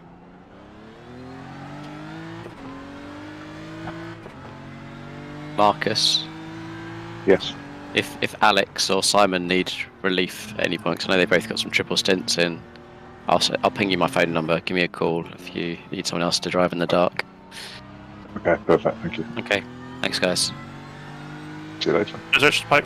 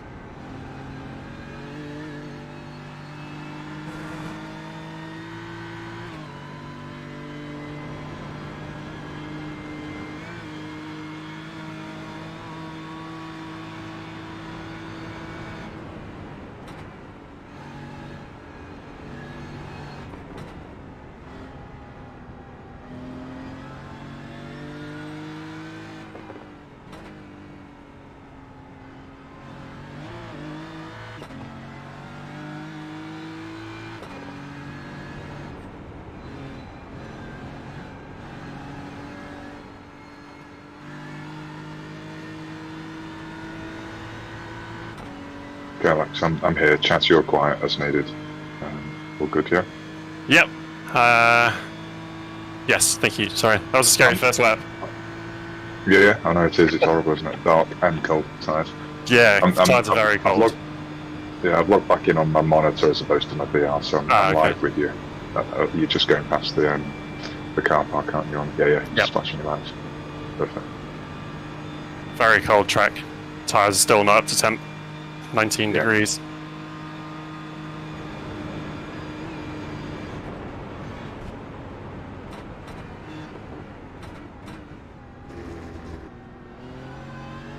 Need to settle down. I'll settle down soon. Just I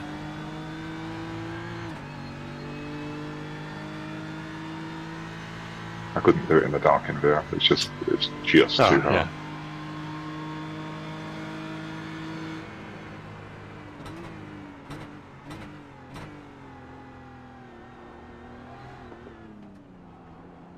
I've had to put a last-minute emergency, you know, like the things you put in your car windscreen to keep the sun out of sunshade. Yeah. I've had to shove one of those into my window to try and block out some ambient light. And Richard's got some old sheets hanging over the back of his rig.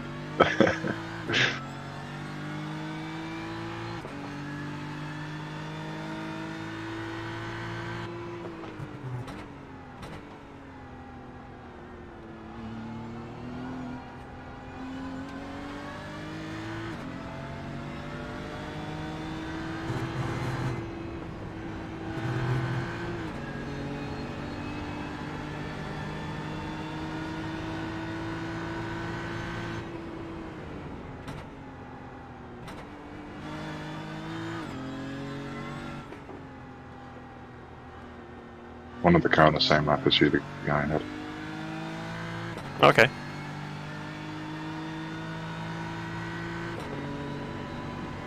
It's called, not directly ahead, it's called Thomas when you get to the Z.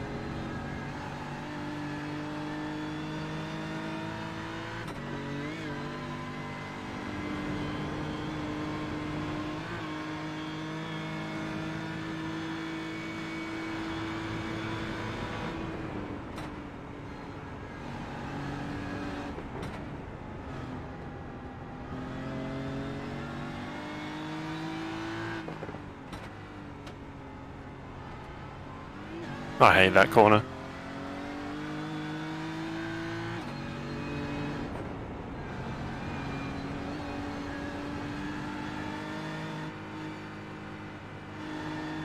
Alright, so now you're on the straight on talk. You're gaining on Tomasz Sanowski ahead. Is he 25th? Yeah. Yeah. Oh, sweet. I've not got race lab apps race lab apps update frequency, but it updates when he goes over the line and you goes over the line. So he was 3 minutes 27 ahead of you, using the 3 minutes 21 when he went over the line. So I'll probably get another update when you do, but it's a minimum of 6 seconds a lap. Nice. So yeah, it's on target, something to fix on. Yeah, that's useful. Thank you.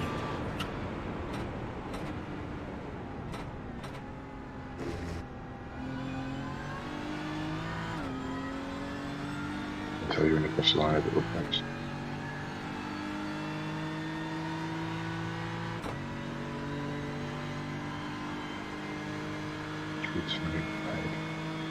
Yeah, you're still gaining. Slightly, I think. You've got no pressure from behind. It is the number 3 car behind, but he's a lap down on wherever he may be on the circuit. Okay, I'm not racing about to do.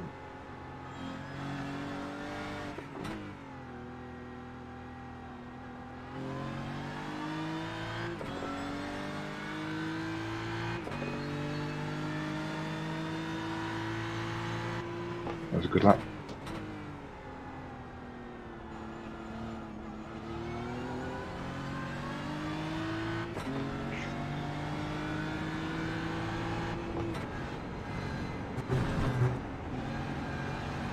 That's a terrible line. What we got through there?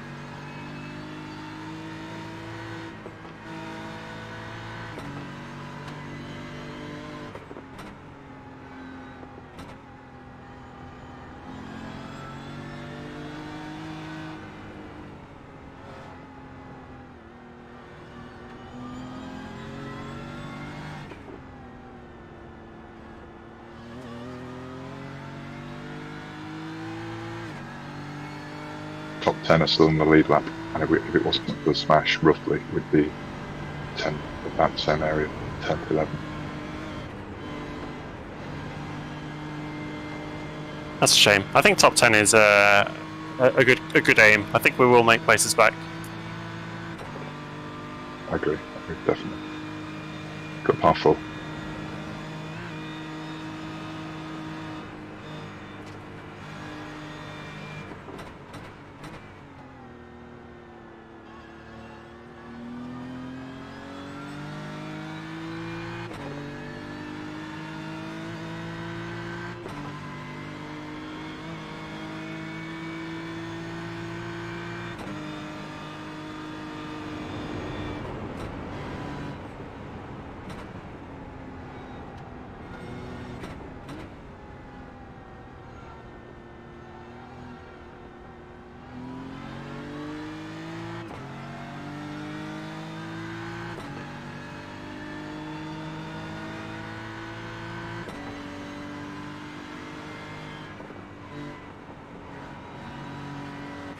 I've knocked brake bias forward 2 clicks because I scared myself on my outlap. And I'll probably just leave it there at 51.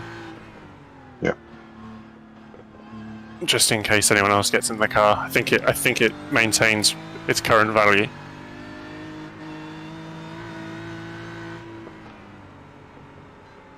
If it does, then it would have been me that adjusted it last to 50.5.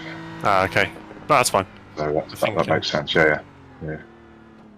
Thereabouts.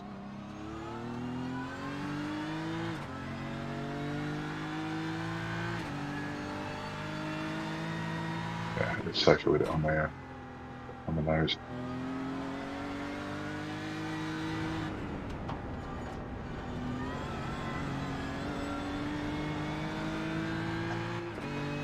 Is Kiko in 13th catching me?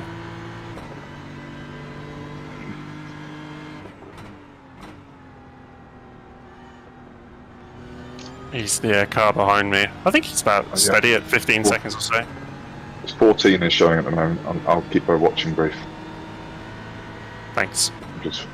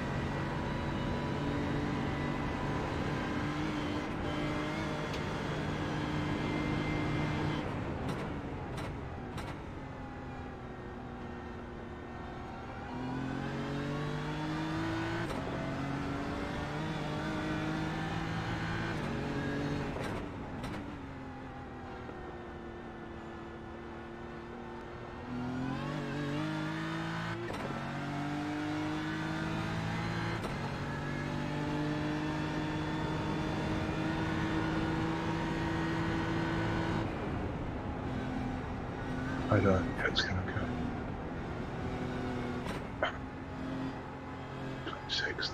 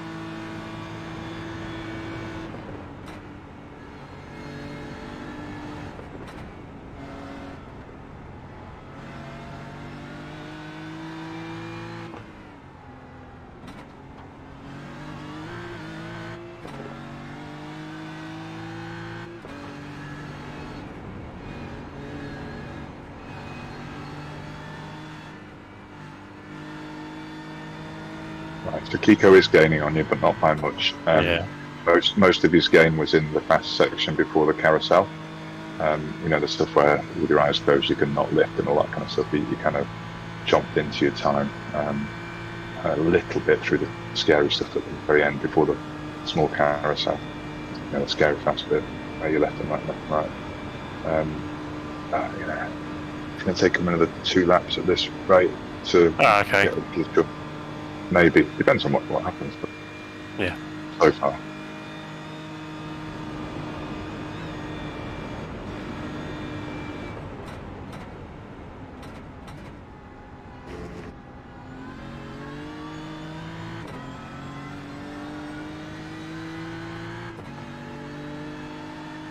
You're slightly gaining on Hayden ahead, who was 16 ahead, is now 11 ahead. He's had some moment, I think. Yeah.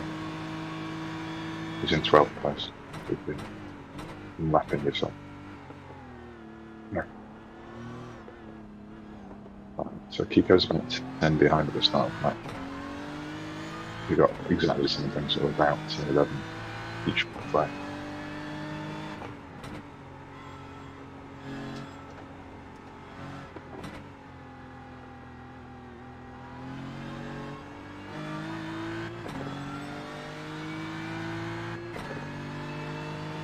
You flash into the friend. I just saw someone for the first time since getting in the car. Thought I'd give him a wave. Yeah, that was Hayden. trying to blind him. Yeah.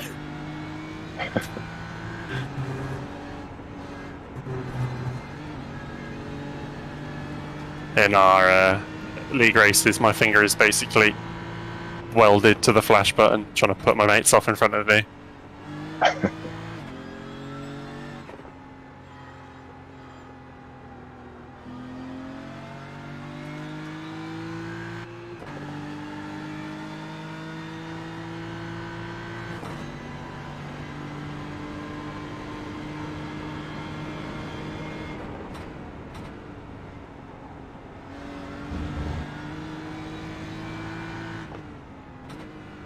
Ten and 9 are the gaps front and back. Thank you.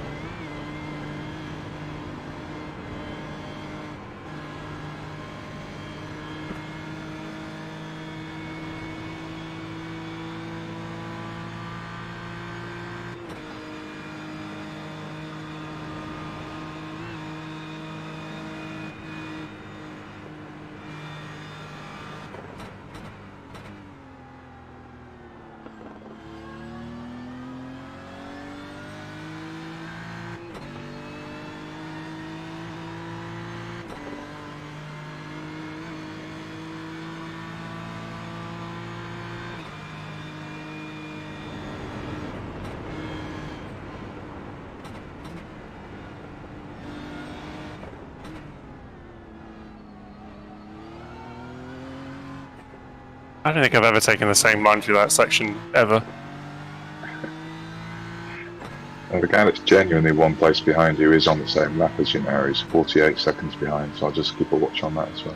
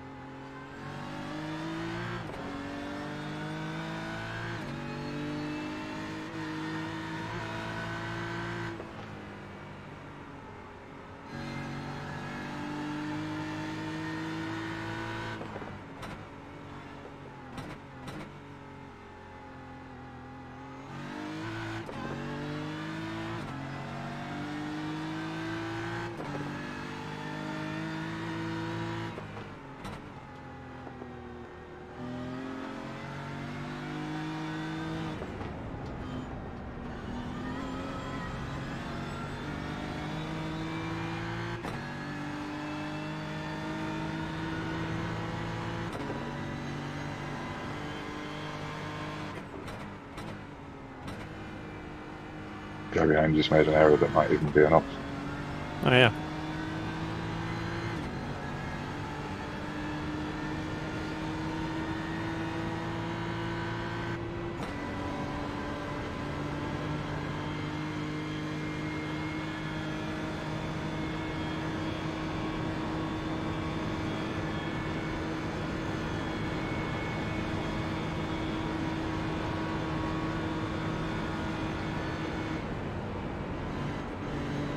Can't watch that.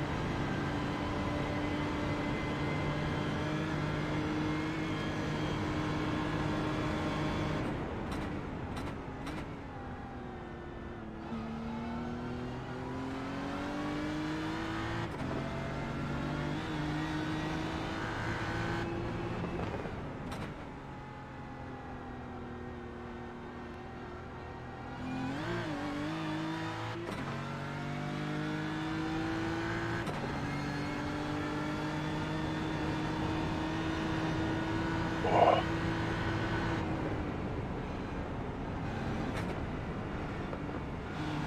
Right, so he had spin and front end damage at the last right-hander before you go up the hill, the long straight up the hill. Oh yeah. He cooked it on exit and rotated 190 degrees into the right-hand barrier, front end.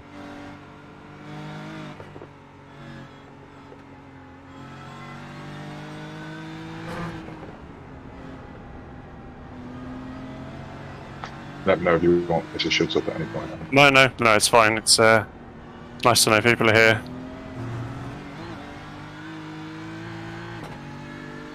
I feel the same way.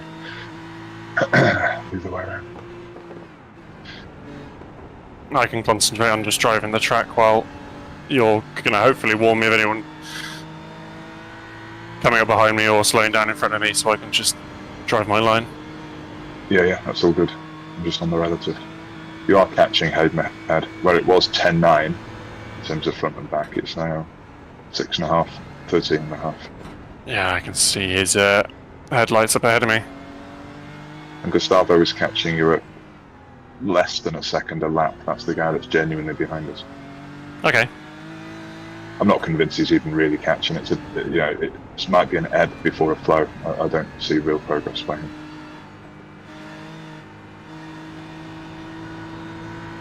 Flow before him, whichever way around.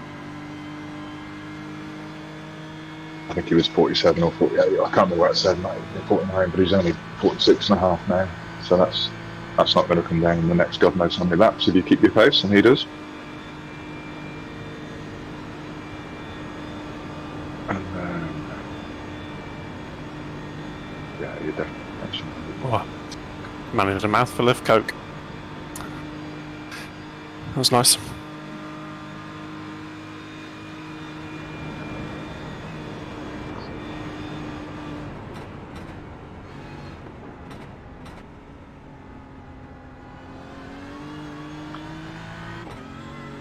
I think we're holding station with Thomas ahead, roughly. I mean, you're sort of gaining. I can't remember what I said last time. I think it was 3:27. It's 3:23 ahead. So you're gaining, but it's going to take a long time. 3 minutes 20.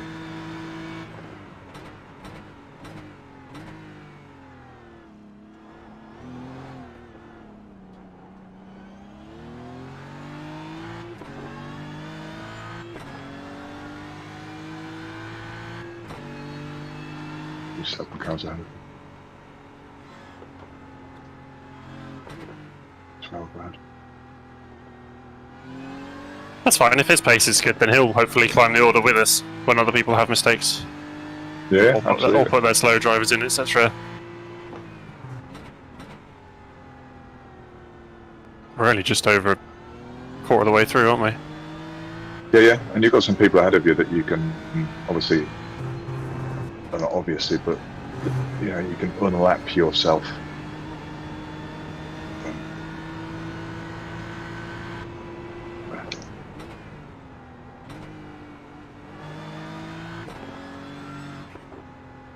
Yeah, the majority of the unlapping, there's a couple that are behind us on track, but many laps down beyond us.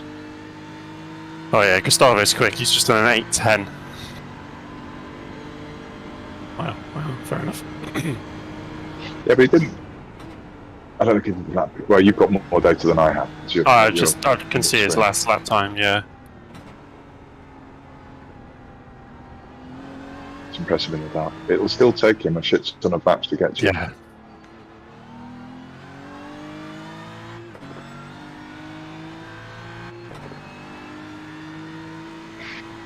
I'm going to go in. It's difficult to do any like far view when it's dark. I'm just going to go in car with the dude ahead of you, Hayden, just to make sure if I spot a mistake, I'll spot it from his car.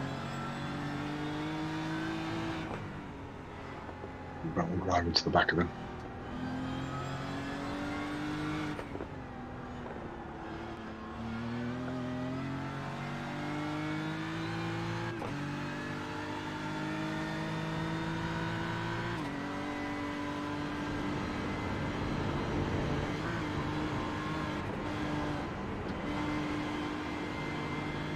He's got an engine. Okay, that's very interesting. His dashboard, I don't know, it's a different car, but it says P oil low on it. Yeah, every other car says that for some reason. So, okay.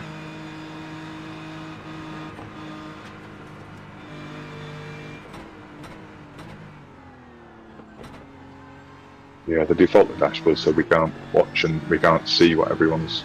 Can't see how much fuel they've got, etc. Yeah.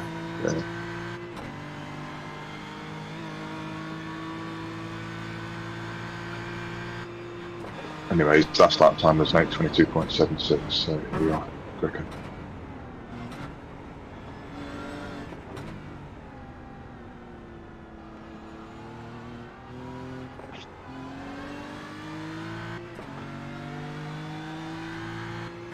A lot.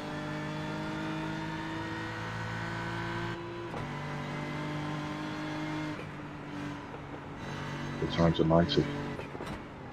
With an 8:15 in the dry with in the cold, in good conditions in the day. It's mighty at night. 8:16. Oh, yeah, that's good. Oh, Casava's just quit. Oh, the heck?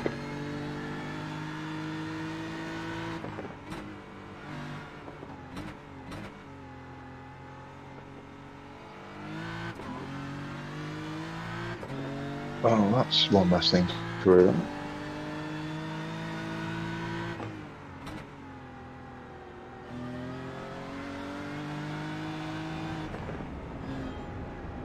Oh, it was the manual disconnection. We've just given up as a team, did it? Maybe. Yeah. I'm going to go back. And I can't because he doesn't exist in there. If you rewind, you can then go and watch him. Yeah. Yeah. Are you okay with me doing that? You've got Hayden 2.8 Yeah. ahead, or would you rather? Yeah. I can see him. It's fine. His headlights are actually helping me, so.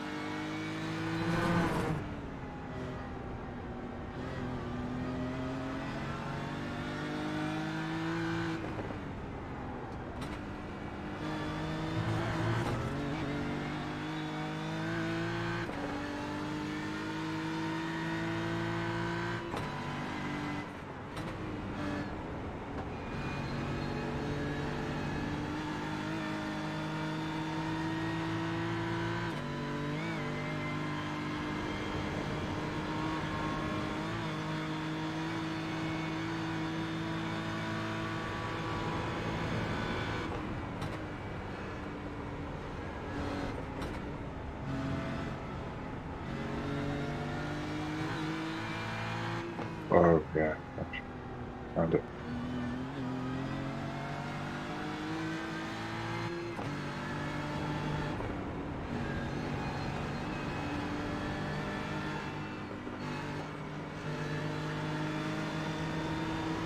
Oh. Oh.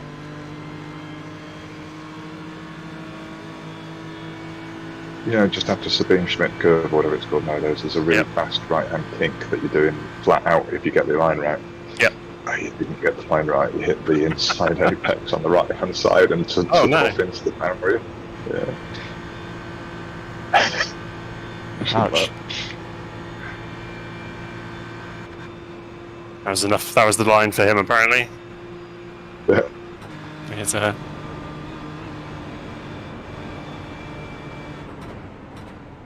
Oh, and while I wasn't watching, you've got past Hayden. He let us pass on the straight. Ah, good stuff. Right, so we've got a Japanese gentleman. Well, assuming well surname. 7.1 ahead. He's in 10th. You're gaining on him. Well done. That's too soon.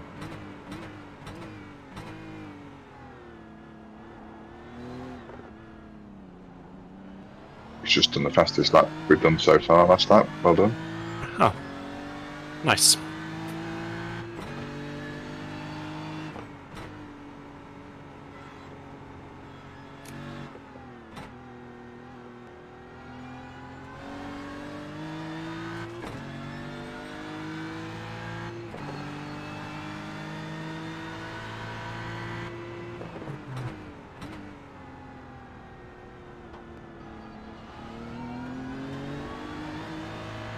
You're gaining on everyone ahead.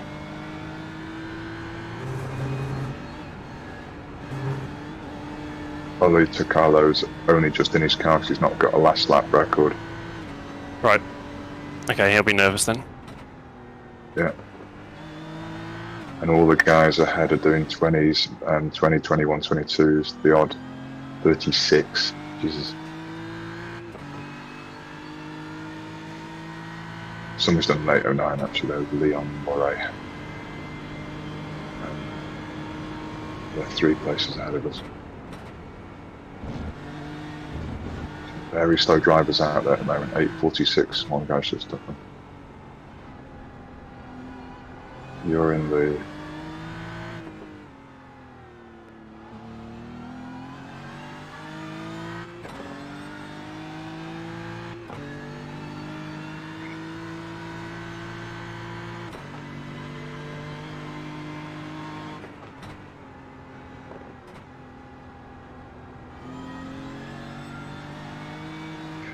Fourth fastest man on track at the moment, I think, for everyone.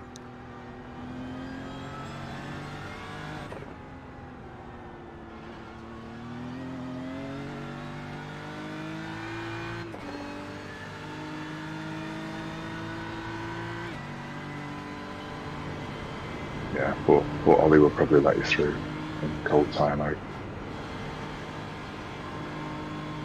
What I should have done is done a night stint and double stinted the tyres because they feel great, but it's not worth the risk. So let me have a. Do I get a live view? I don't know. It's just a view of no, view of where at the last pit stop, isn't it? Yep.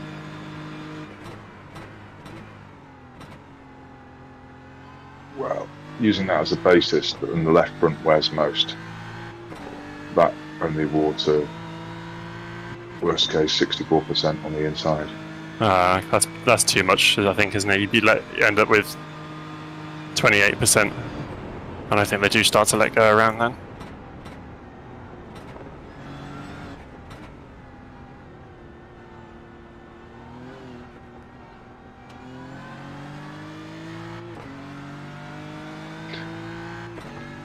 Your true competitor ahead is still kind of keeping station with you about the same kind of pace. Okay. 3 minutes 23 ahead. So we're both moving forward through a broadly slower field.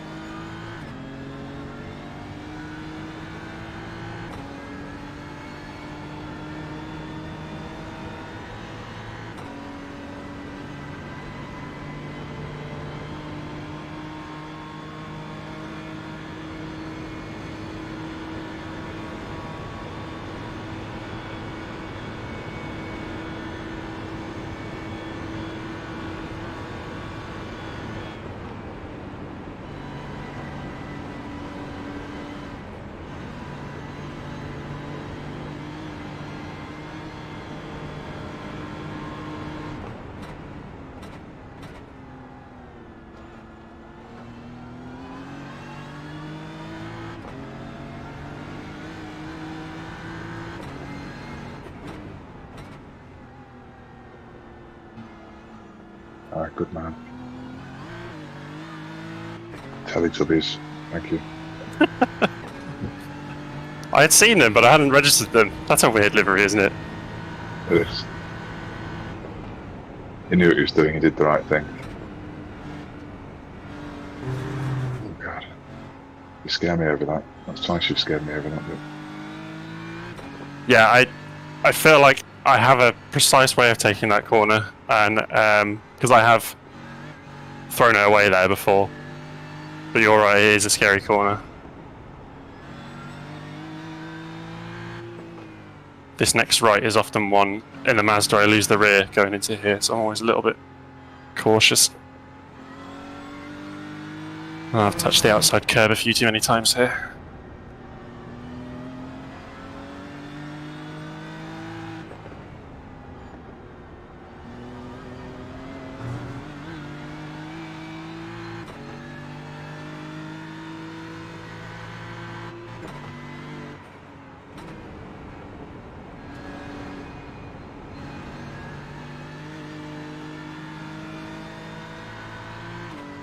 Definitely my favourite section of any track though, this final bit up to here. Yeah, it's this bit I don't like particularly, but the bit Yeah. before is brilliant, sort of through the trees.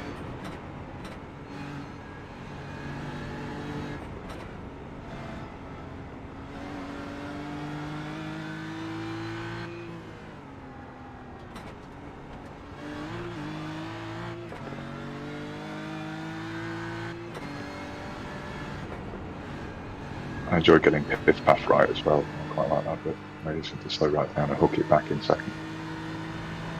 Which one's Biff Path? Sorry?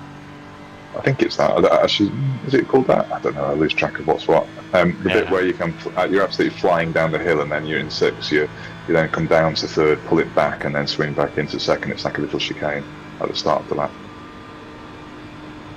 Yeah, Oh. the start of the lap. That bit scares me. Oh, I like that. Yeah. I had a wobble on going into there on my outlap. That's why I panicked, put the brake bias back a little bit. Right, you've got another Japanese-sounding surname, Ayori Kimura, 7.4. You're going really quickly. 28 is in the pits. That's good. Loads of fuel. Nice. One more lap then. Yeah.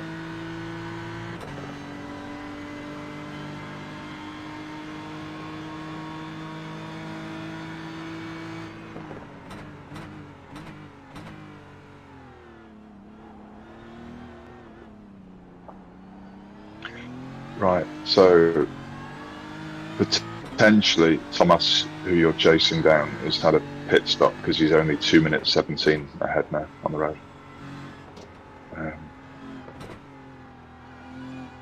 Let me go see if that is what happened or whether he's had a problem. 25th had a pit stop on lap 47. Yeah. Okay, that is him then. Okay.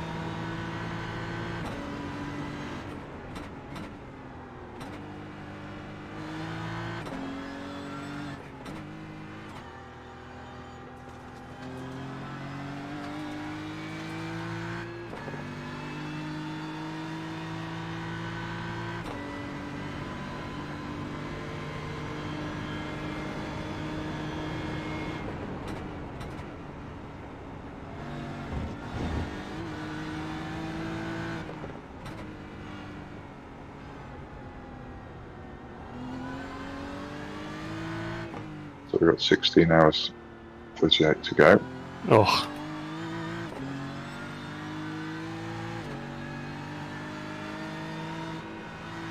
So is this bit Piff Paff or whatever you were referring to?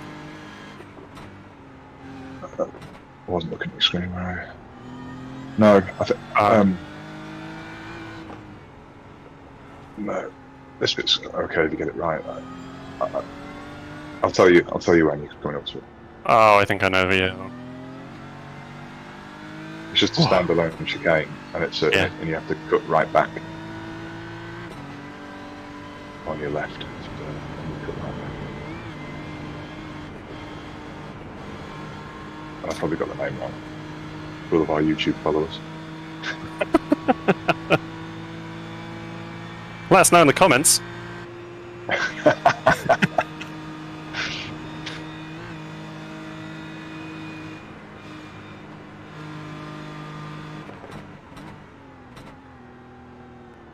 I like this corner when you cut back. I do an out to in there, and I prefer it to plug-in. And then it's this big rundown and the flying leap and the slow it down. I love this bit.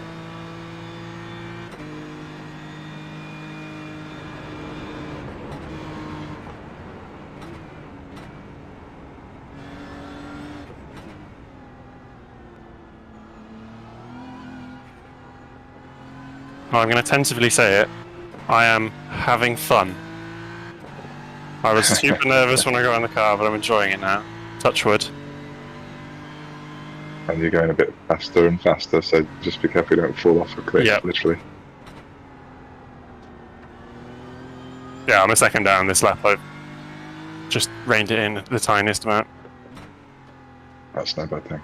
Also missing apexes. I'm a second and a half down.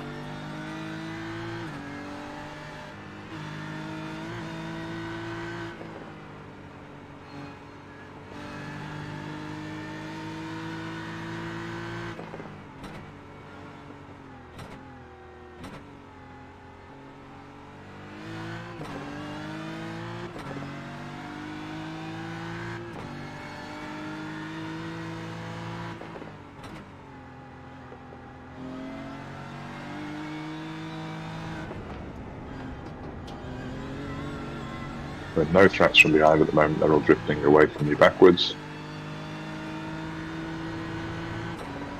Nice.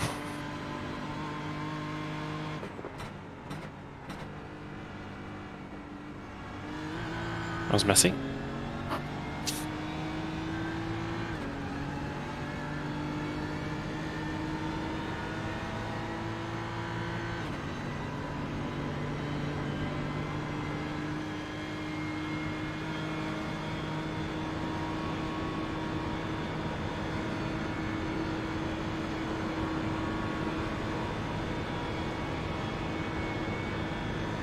When you do get to this guy, you should do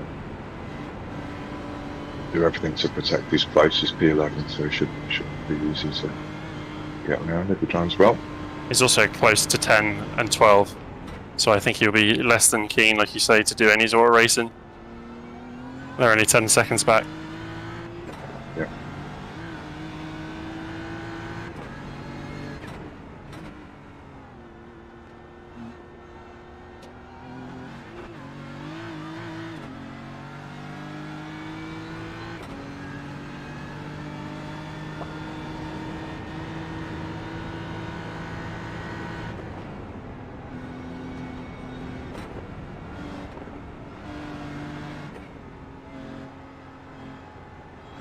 Big end is up. I think this is my favourite corner. This left and right here, because you can just basically drive over the grass. Yeah. And then all this third gear stuff, and it's just lovely, flowing. Yeah.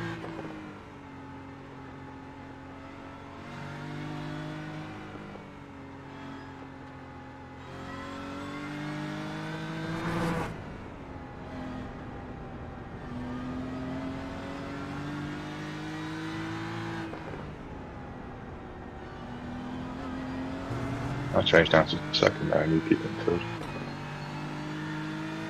In practice, I found just leaving myself a gear higher was a little safer. And certainly with some of the curbs, if I touch them in second, I'd die, I think. So.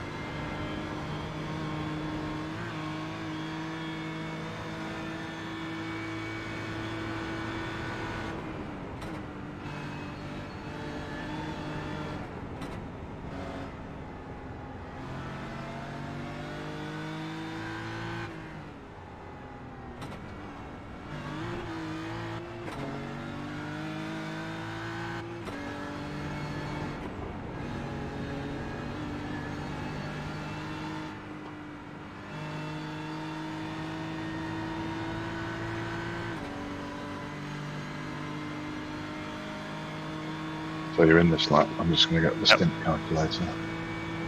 Remember your pit limiter, Marcus's favourite words. Tyres and fuel selected. Yep. Yeah. Cool. Perfect. It was all set up already, right? I did check ages, but all good.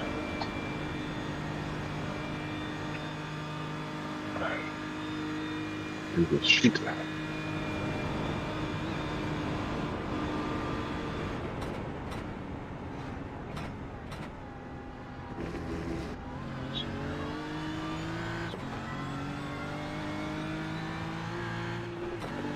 Expected in it. The expectation is 420 on the nose, and you're at 419 now.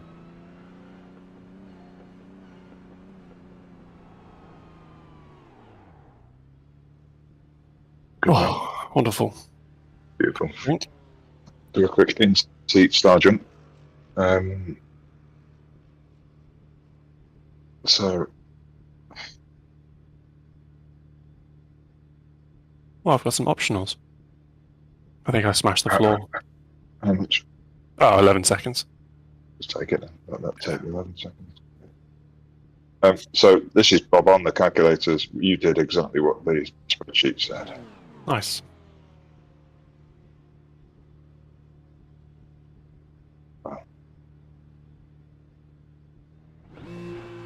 Okay, I'll tick that one off.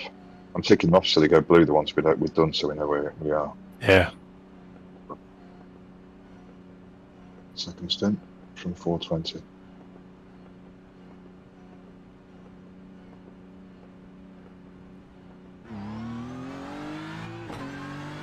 Right, I'm step away from my computer. I'm talking to you on my mobile phone. I'm just going to keep on mute. I'm just going to check in with my boss lady. She's had a netball match today. I just wanted to see how she did. So I'm here. I can hear you if you need me. I'm alright, yeah.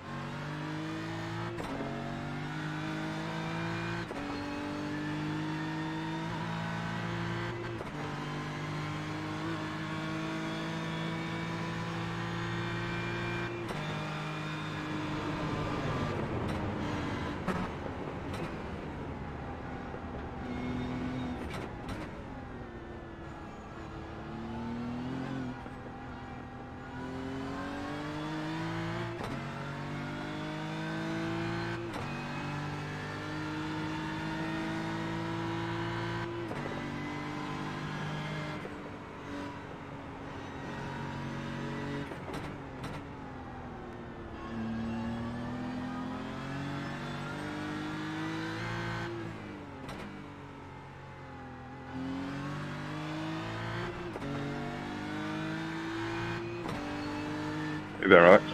Hello. Oh, good. I walked into the garden. I thought I'd lost my connection. I come back and I can't see you on Discord audio, like your icon. So I had a panic that your Wi-Fi had gone down. It's not. It's just my phone in the back of my garden. Right. Ignore me.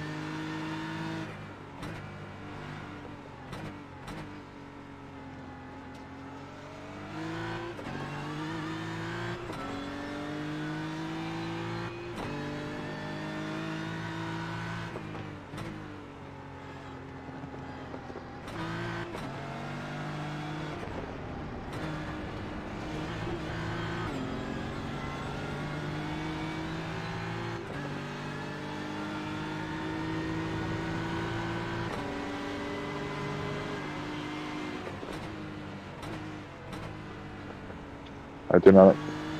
I am behind someone who is ahead of me, but obviously slow.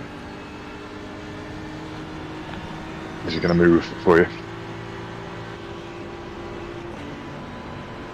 Sorry, I was just going past him. We're past him. Brilliant. Shows really bad timing, sort of. No, it's good.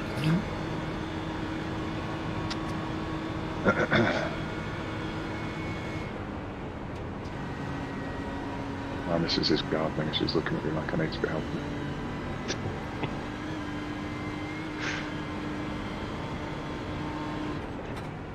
I'll be back with you properly within 5 minutes or so. Yeah, it's all good. Thank you. How's the weather for you? It's perked up. It's sunshine. I mean, it was a bit grey when I mowed the lawns, but it's just absolutely glorious. I think. Oh, nice. Although we've got a thick fog warning in our area of Leicestershire tomorrow morning, but right now it's sunny. Cloudy with a chance of meatballs probably, but the sun is poking out. Right.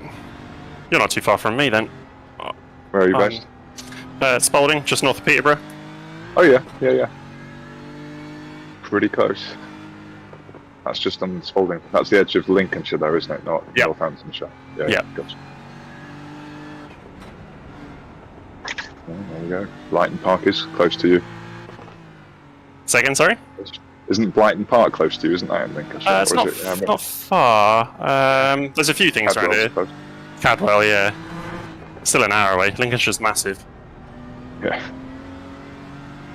Well, I'm on the doorstep of Donington Park. It's only 6 minutes to get there. Mint. I love Donington. Yeah, I was at the race a couple of weeks ago, and it's difficult when you've raced there many times. You want to be on the right side of the catch fencing, but we went to watch the classic, the poor man's equivalent of the Silverstone decent thing in the summertime. But it was really good fun.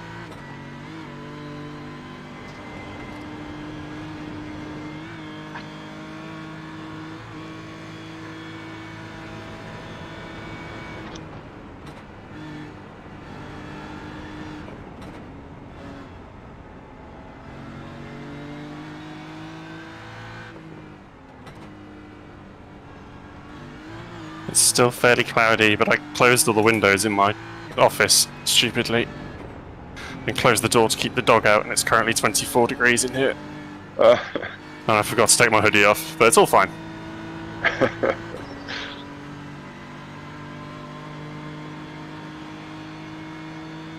I've got a new little cheap silent fan coming at some point shortly, because the one we've got is really noisy, and broadly one of my children steals it most of the time, so...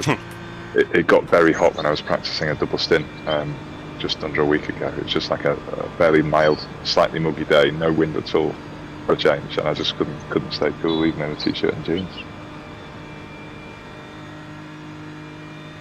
There's the VR pacing close. Well, I don't know. It's different because you've got the heat of 3 monitors close to you, but it's just the whole your eyeballs are sort of welded to the little miniature screens, and you start to leak.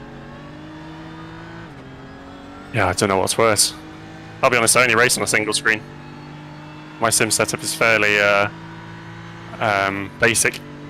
All right, fine. Just strapped to a desk with a broken office chair. Really awesome. Yeah, I work from it as well, so I need it to change easily. It's proof you don't need anything too fancy pants to be handy. That's an innate thing, not a kit thing, really. I think that's half the reason I haven't upgraded, because I'm maybe 1% faster than my mates on average, and they've got some serious kit, 4 monitors, aluminium rigs and stuff, and it makes them very annoyed sometimes when I beat them in my wobbly office chair. Well, I was doing something with when I had my caterum, so I started off sim racing properly in PC mode, and I just transitioned my G90, whatever it is, G thingy Logitech thing over from an Xbox to a PC, and got into their Assetto Corsa caterum racing series, and they were forever hacked off that I was. How can you be like almost as quick as us or quicker than half of us when you've got like that pile of shit for pedals and steering wheel? But I have slowly upgraded, but not in a wham bam thank you man, just a kind of little bit here, bit there. Also worried if I spend the money and I end up slower, then I'll regret it. The big thing is is stability. Is getting wherever you are so that nothing moves a millimeter. That's the first big thing, and the next thing is probably pedals. Everyone says the same thing, and then it's I don't know, probably multiple monitors for you if that's the way you're going, even before a steering wheel.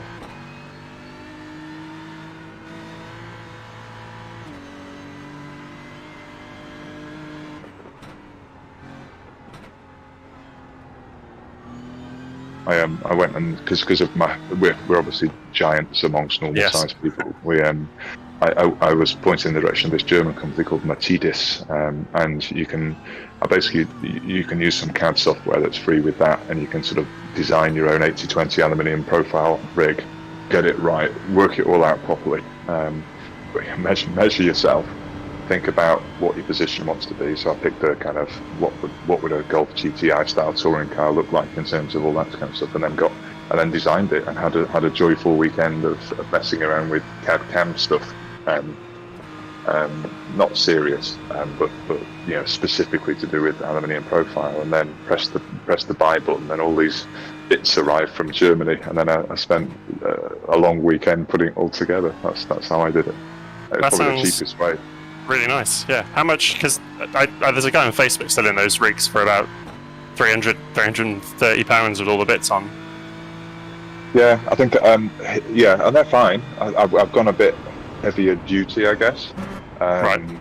I know the guy you mean. I think he's called Sai someone or other. Yeah. So it's probably next level up, but similar kind of stuff. But I'll take a photograph and share with you. I think I probably spent, if they're 300, I probably spent 600. Right. But it's solid though, yeah. Oh, it's amazing. Absolutely amazing. And then I've done little bits since that make a difference. Like I mounted one of those book kickers underneath the directly to the aluminium profile, hanging underneath where my bottom is, and that just vibrates everything beautifully. Just a single one. I know people go to town and do complex stuff, but I just bought the standard thing and didn't go down RS spares route of DIY jobbies. But I couldn't be asked. That's full motion, no. No. I think that and VR might induce vomit. Yep. But it's just nice to get. It doesn't, it doesn't make you any quicker, but it's nice to be able to feel. Yeah. Every vibration. When I change gear, I get a little thump in my back, that kind of thing. And actually, the seat I use is from an old play seat that I had in Xbox mode. I just took it apart one evening and hacked the seat out, binned all of the metalwork, took the metalwork to the tip, and just left with the play seat, and that's what I mounted on my 80-20. So I tried to, be cheap around the corners where I don't need to buy a proper race seat. So it's a play seat mounted on a DIY 80-20 profile rig. I'd be keen to mount a car seat onto an 80-20. Bit of adjustment on the seat. Yeah, well, mine isn't I've I elected not to bother with the runners or anything, because who the hell is ever really going to use it other than me? I've got wife and 2 daughters and mates that come around broadly clueless to sim racing stuff. So if they want to have a go, then it's sit on this pillow and cushion. But I've just built it so nothing moves at all, but everything's perfect. Again, that's to be cheap, to be a bit cheapskate. I don't need runners, I don't need this, I don't need that. Okay, that saves 20 quid, 30 quid, 40 quid. I don't need to buy a runner kit on Demon Tweaks. That kind of stuff. And the TV, and I've mounted an old TV, like one that should really go to a tip. It's just a 40-inch old Samsung Series 5, something like that. That's just the device that I use to get Windows on a screen to then get VR working. Oh yeah.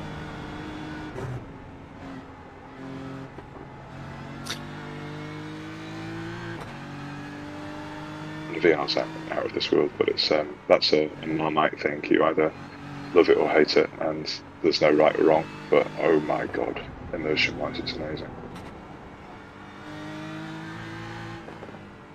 But another mate did it and gave up on that. It's like, just made him feel travel sick all of a sudden and Oh yeah, that's a shame, isn't it? moved out. Yeah.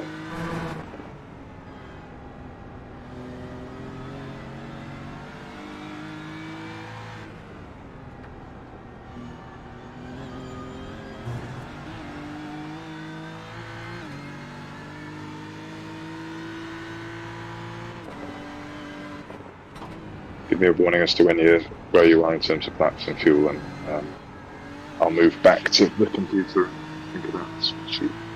Just about coming up to the mini carousel on my third lap, so I've got another 4 laps. That's at least 30 minutes, isn't it? So.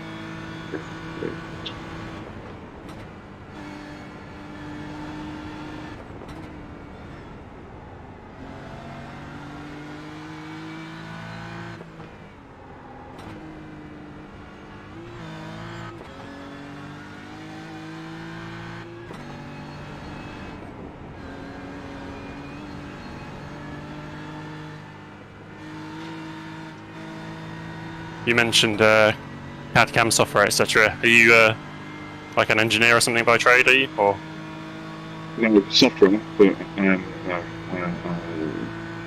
BI, business intelligence, charting analytics. sorry, Marcus, I can't hear you very well. That's your question, and then. Yeah, I don't know why I'm so quiet. It's just Bluetooth earbuds and an Android phone, and I can't actually adjust anything. So it's really weird that I'm quiet. Sorry. I'm not quiet in real life. I'm the opposite. Yeah, so software, BI, business intelligence, charting, reporting, analytics, that kind of stuff, data science, data management. Awesome. Most of my career I've worked for sort of US software companies and system integrators.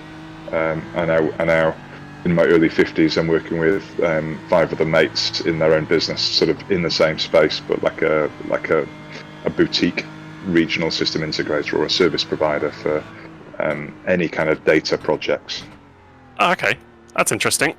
I probably dip my toe into some stuff that you do as well. Then I work in software validation for a diesel engine manufacturer. So I'm not actually a software engineer, but I take software engineer notes and design a suite of tests to validate the software changes they've made from, agile versions, etc. And then we use a number of machines and engines and test beds to validate the software changes and reduce overall warranty cost, etc. So we're dipping our toes into big data stuff, a terabyte a day of data sort of thing, and I'm sort of from machine data and then doing something with it from a business analytics perspective afterwards, do you mean? Or predictive maintenance and things like that? Yeah, maybe a step earlier in the process than that. Sort of, we have a software team in-house who don't do any of their own checks. They don't do any self-validation because they mark their own homework, essentially. So we as a department, as the engine is integrated into the machine, we take the machine and go and do testing, because we sell a lot of engines into lots of different machines, lots of different applications. Yeah. So gotcha. So you're in QA, sort of unit testing. I get it. Okay, cool. Yeah. We have a budding, very small part of our business that develops its own software. We've got 3 developers basically, and a part-time tester. Is the stage that we're at, but we're that's cool. We've developed a bit of software and taken it to market over the past 6 months, and it's in its infant stages. We've given birth to it, but it's early stage and very interesting. I'm learning a bit more about that side of things in terms of what we need to do to be a SaaS software company. It's an interesting sort of area because I actually can't code my way out of a paper bag. Like, I have 0 software skills, but I can read a flow diagram, and I've got a load of people around me who can write good code. So I tend to just, try and lead the project and allow them to do all the stuff I don't understand.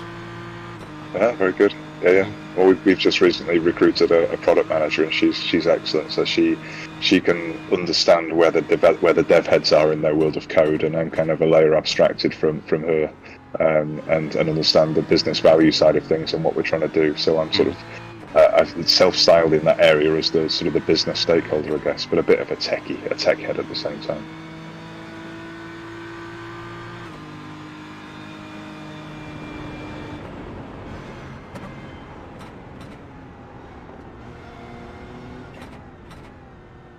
I think most of the guys that... sorry, go on. No, I say, am I down for a triple? You are, yeah. you should know this. You shouldn't be, oh my god, am I down for a triple? That's fine. That's fine. I'm comfortable. I'm enjoying it. I've settled. I mean, I've got Richard's number. Obviously, Richard said if you need help, then let me know.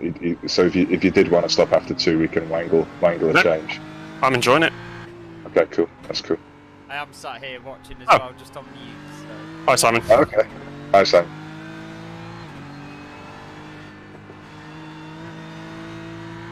I'm actually not watching. I'm cheating. I'm now lying on the sofa.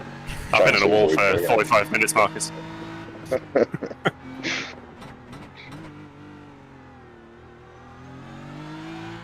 I did my duties though. I mowed the lawns. I did some other things in the garden, and then I'm not in the bad books, which is good. Yeah, my missus was confused why I was so proactive around the house yesterday. Why are you doing all these things? Well.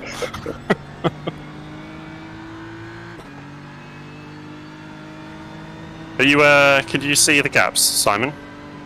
Yeah, 27 seconds ahead to the guy in front and 16 to the guy behind. I'm gonna sneeze, sorry. Oh. That's on track, do you mean? Yeah, I was interested to 25th. What was it? It was like 3 minutes 20, I think, at the start of the stint. They might have just pitted though. No, There's that's a bit overlap because there were 3:27 or something, and then they pitted when I was talking to you a bit earlier. And it was 2 minutes something. So it depends. We pitted since, and I think we're back to that 3:20 gap now. Be interested to see what it is if I've got it down at all. Oh, they're fast actually. Probably not.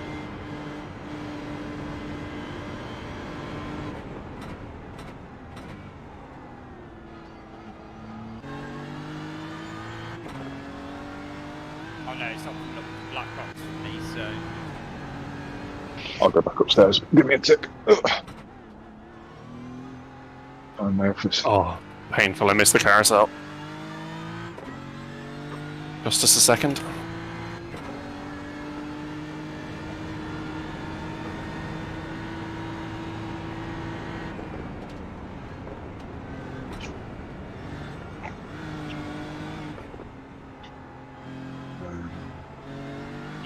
The engine manufacturer you work for, Perkins, It might be. big manufacturing facility near me. Oh, you Peterborough, are you? Stafford I am. Oh, Stafford. Yeah, I got friends who work there.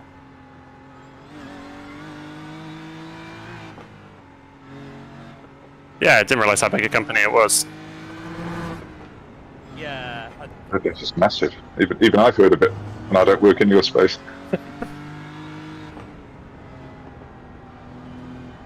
3 minutes 30 he is ahead. So we've lost yeah. 5 or 10 seconds. Yeah, about 5 maybe.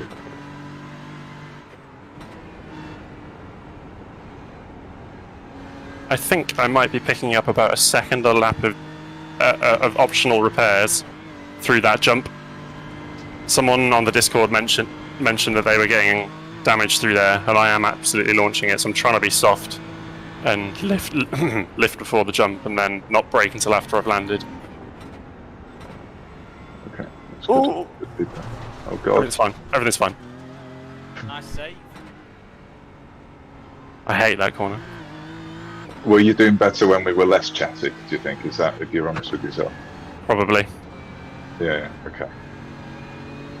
Oh, it's nice to get to know each other, but Jesus Christ, let's get further up the road. Straights. Splashing away now. We can write down a list of questions on the lap, and we can ask them very quickly during the 2 On the straights. straight. Yeah.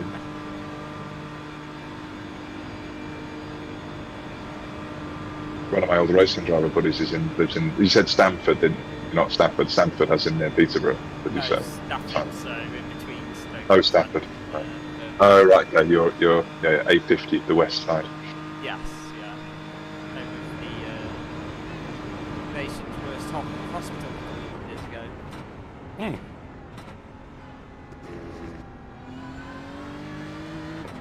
Stamford is lovely though, isn't it? That's the other side of Peterborough to me. That's where all the senior people at work live. Yeah, it's very beautiful. Can't afford Stamford.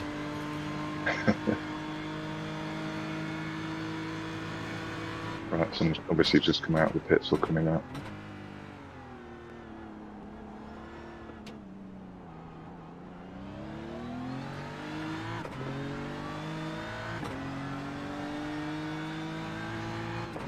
Right, that's interesting. That's you passed to Carlo, the guy behind you, ages ago, and you were losing him. As in, he was the guy on cold tyres, slow, that you caught quite quickly, and he's through the magic of pit stops. That was quite close before you got past him. Then. I don't know if they've done that. Bloody hell, and they were in something like 10th, and now he's in 8th. So that's probably attrition then at the top somewhere.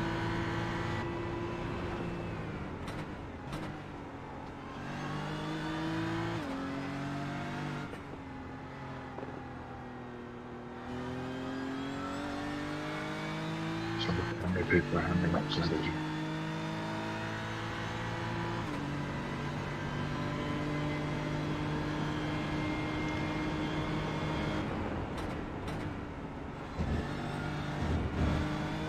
Okay, the guy directly behind you in terms of position behind is 3 laps behind you. Okay. Only Thomas, who we can't catch, who's keeping pace with us, is on the same lap as us. One guy on the lap ahead of him, and then a massive trench of people 3 laps down on the leader ahead of them. I think it's starting to close up a bit. Maybe it's wishful thinking.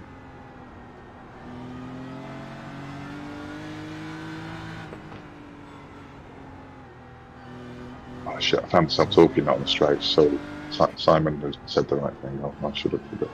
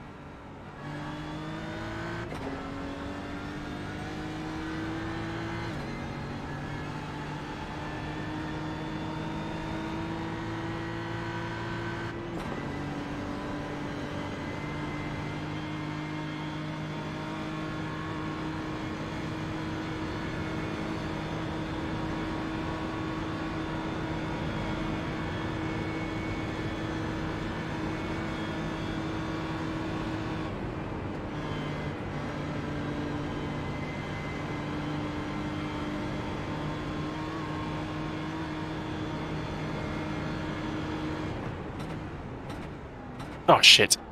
Oh, Oh. You're going all right.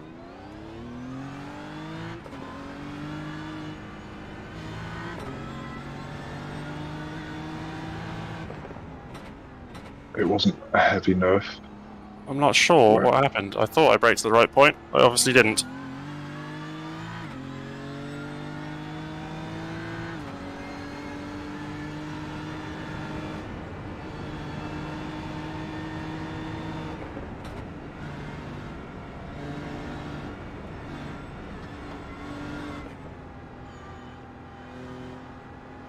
Find a way to let him go.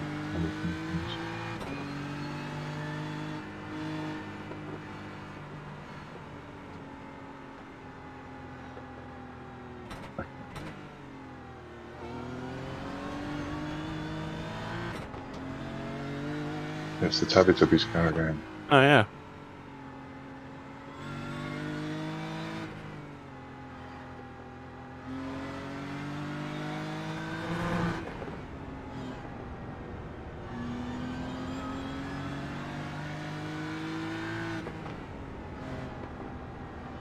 The guy that's actually behind him on the racetrack is only 6 behind you.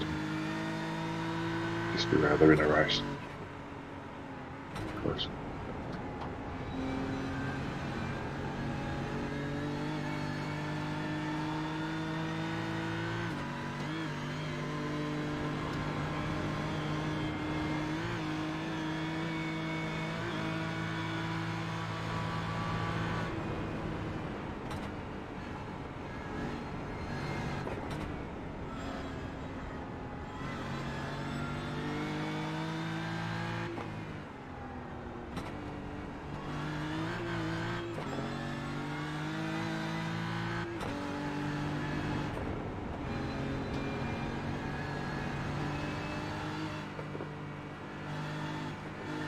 It feels okay. I've not had any comments about my wheels being out of alignment.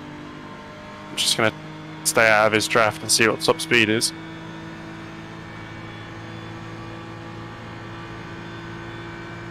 He's quicker than he is out of draft. I think we've been very lucky there. Well, I've Yeah, been very lucky. that's it.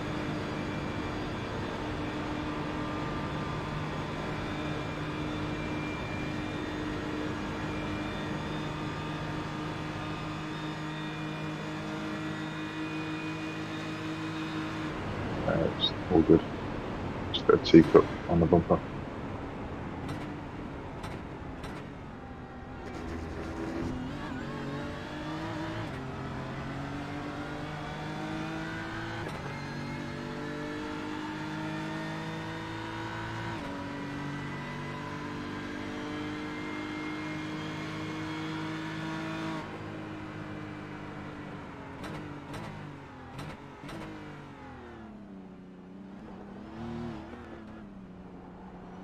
He's making a meal of disappearing into the distance, isn't he? Mm.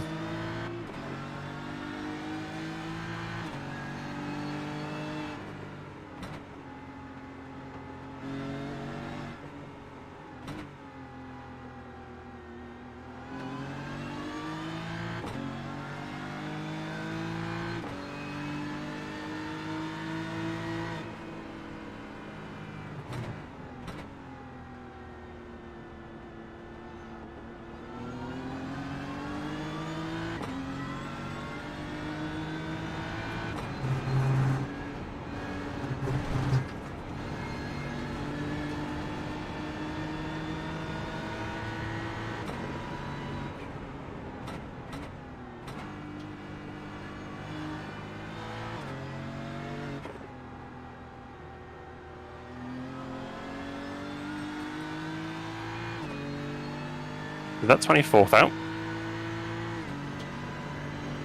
Yes, he's just disconnected. Rock and roll. I'll go hunting, see, have a look at that. Brilliant.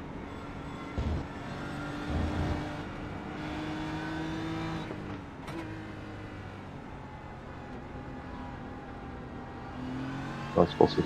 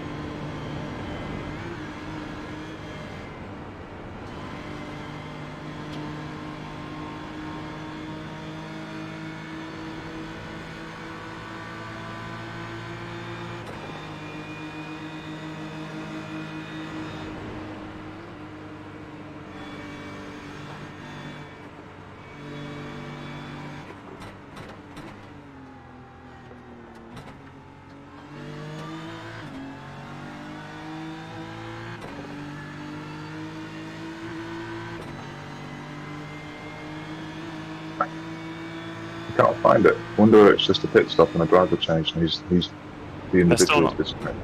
Still not back in.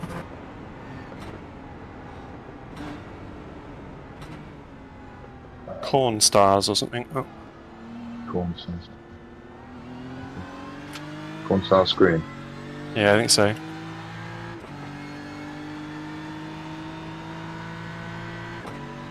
I got it. Yeah, long way back.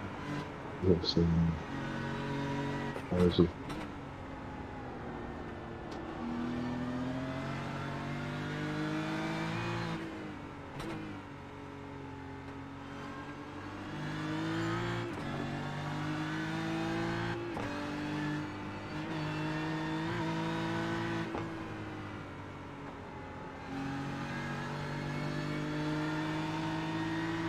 Oh. Exactly the same crash as the dude earlier on. Hitting that right curb, yeah? Yeah. Wow. Overdid it on exit, and then it looped the car round to the right, and he buried it front end into the barrier on the right hand side, just after that little village and the dip and all that kind of stuff. Oh dear. It was. Interesting, it wasn't Thomas. I don't know whether we'd missed the pit stop. I think it was driver inbound. Yeah. Corn star screen. Is that even the right thing? Let me just look at what's in it.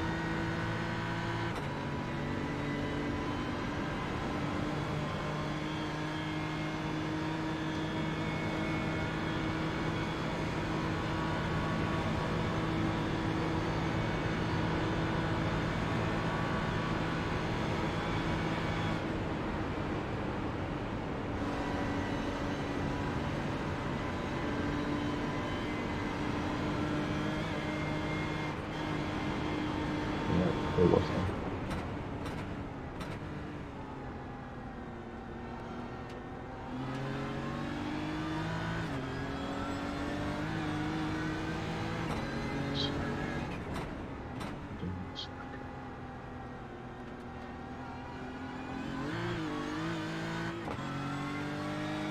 No, Thomas. This is the Grand Strategia Plan A.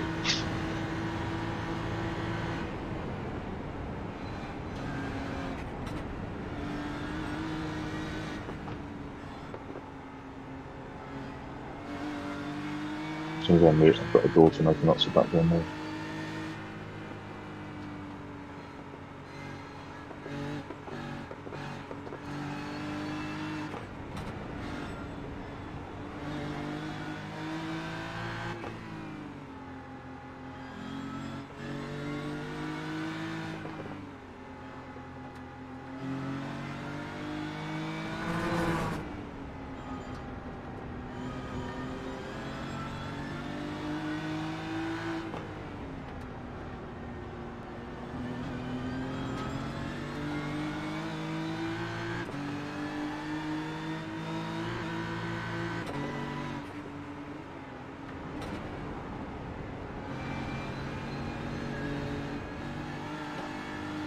So Thomas pitted fine and changed to another driver called Adam Weselek. And what happened with him?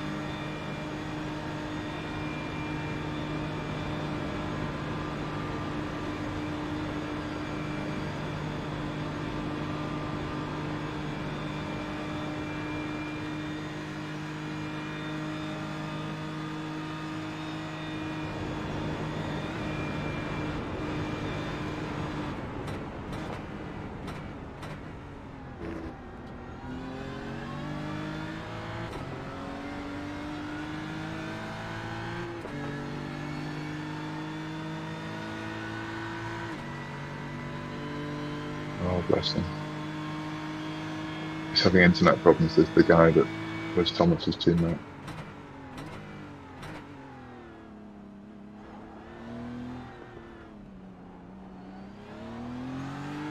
Alright, this is my end lap. Simon, do you want to race now, or are you okay with me doing a triple? I'm fine with whatever you want to do, Alex. I'm pretty comfortable, and I'll be honest, I was pretty stressed when I got in the car.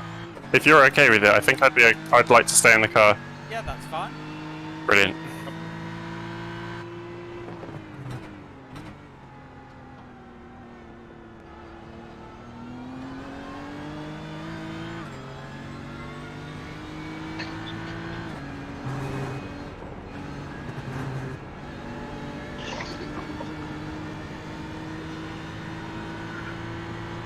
I'll get the Google sheet open.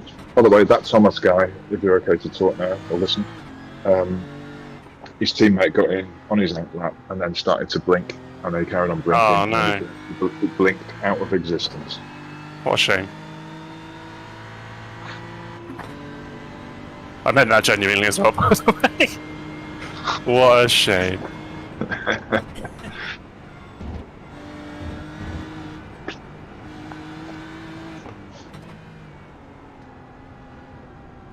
It's the big problem with the internet, isn't it? It's the thing that could happen to us all.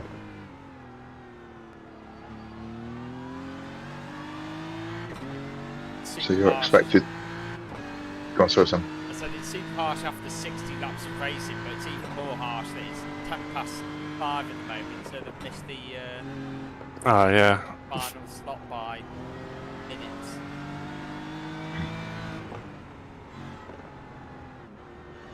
So your ETA in is 5:20 PM. According to the Google sheet, it's now sorted. So you'd be a bit early, maybe, which is alright.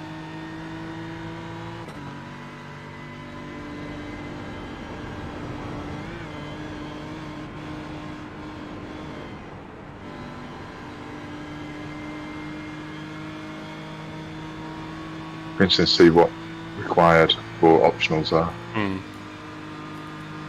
I've been trying to go carefully over that jump. Yeah.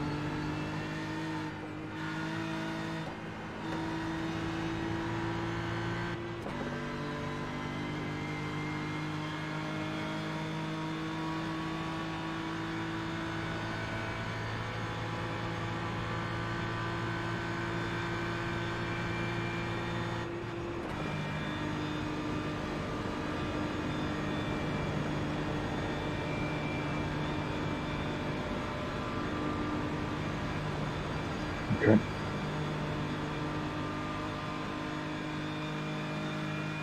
Good.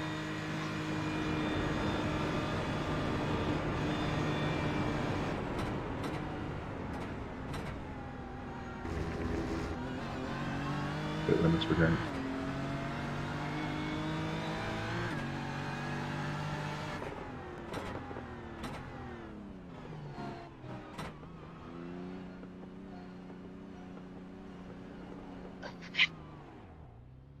Oh, nice.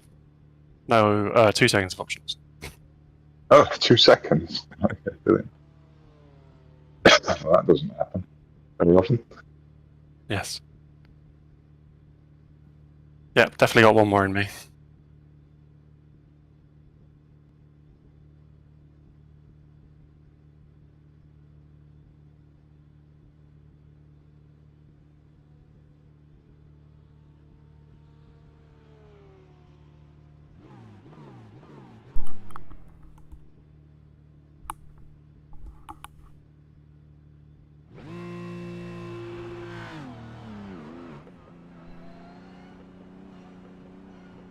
Okay. I've got it down as 5:19, so we're a minute earlier than expected.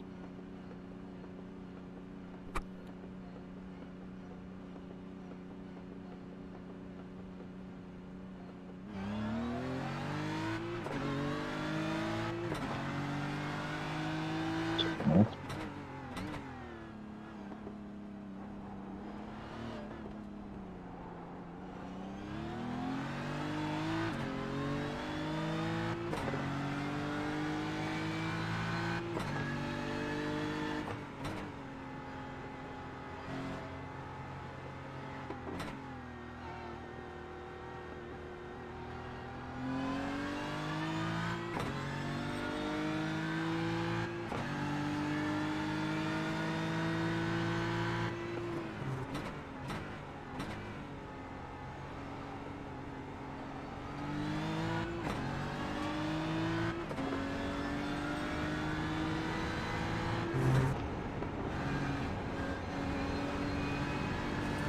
So based on that stint, if you'll be in for Simon for about 6:18ish if you did the same pace.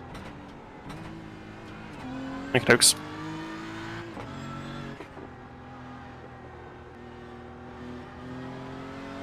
Set an alarm for 10 Perfect. And you two are playing in and out over the night hours, so when you come in, I'll probably bugger off and duck dinner because I've got that on promise as well.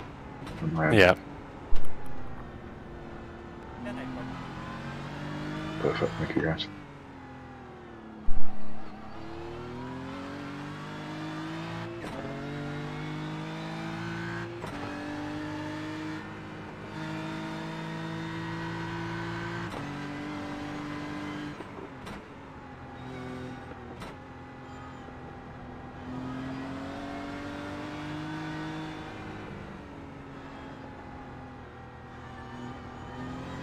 It is the same guy that's come back again. It's this Adam Weselek is the guy that was in Thomas's car. There was some confusion. He was blinking like mad, and then it suddenly appeared again. He's 3 minutes 31 ahead, so it's the same. You're just tracking about the same. Okay, dokes. But we have gained a spot though. I mean, we're 20. He's 23rd. We're 24th.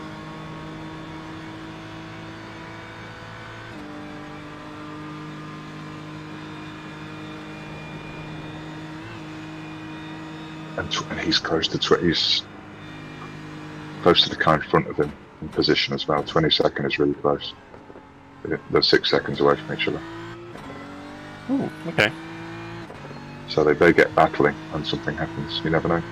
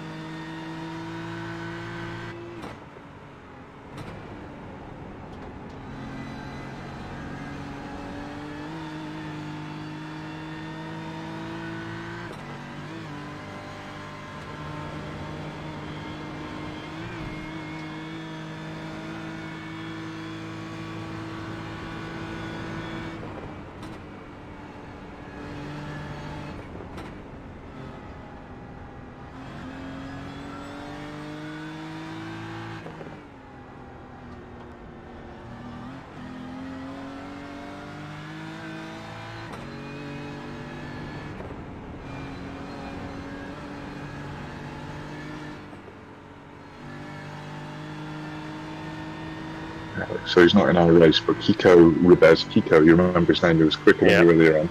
He's quicker than you now. But in that whole lap, he only gained 1 second. He's 27 behind you.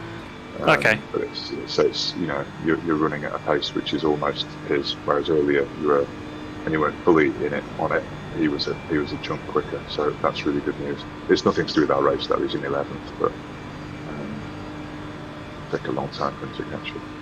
Yeah, I think that was a relatively slow outlap. The car is heavy on gold tyres as well, isn't it? So yeah. I hope my pace should increase slightly. It's just a data point that's interesting because we came across him earlier on in your. He was about 10 seconds back at one point, wasn't he? So. Yeah. I think he said he was doing 8:10s. Do you remember? Oh yeah.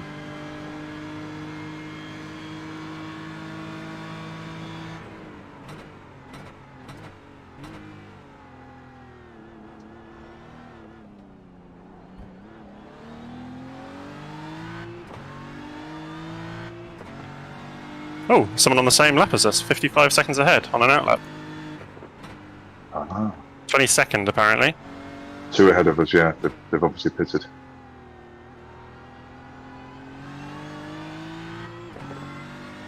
Yeah, they pitted. It's a different driver, same team, I remember. So Adam, a guy's jumped them in the pits, basically. The guy that you were chasing, the Thomas Adam car, who's now Adam driven, is ahead of what is now driven by Jean-Luc. So there's been an overtake in the pits. Switch over.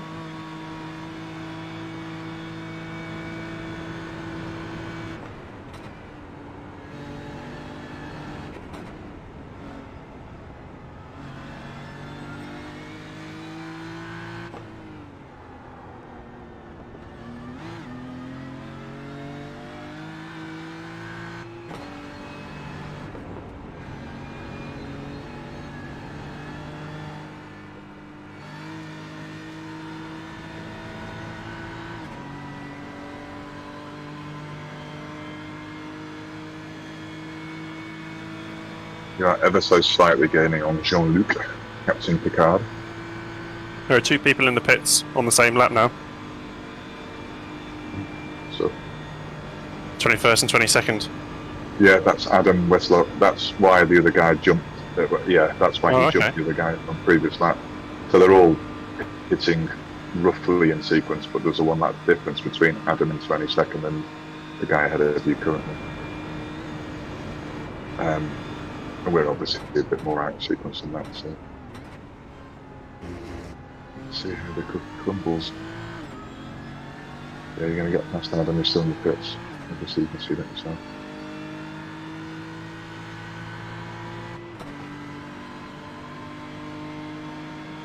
There you go, still in the pits.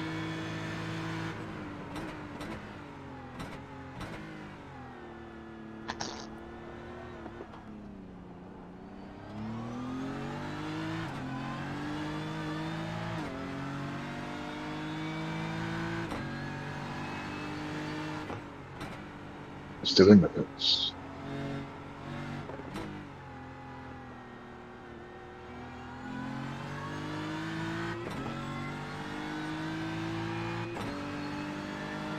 Just left there. Okay. That's a gap we can work on though. What's the pit stop, about 100 seconds? So... Yeah. Actually, it was somebody else that's left. The grand strategy of Plan A guy, hasn't he? He's still in the pits. Oh, what? Am I live? Yeah, I am live. Just play with me, we'll work out what the heck I'm doing. Sure. They've been in there for quite some time. This is good news.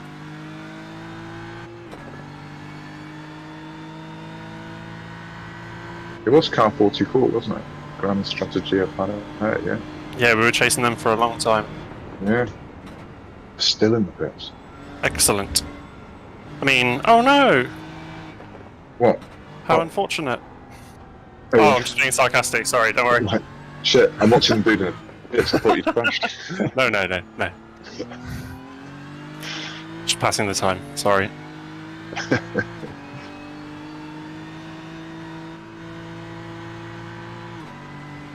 What's going on? They're still there.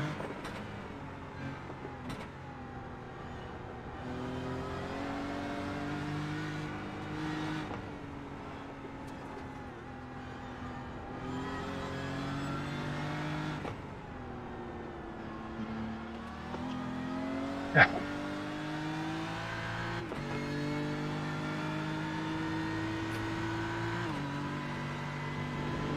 So far, oh my god, I can't work out how long they've been in for. I can't.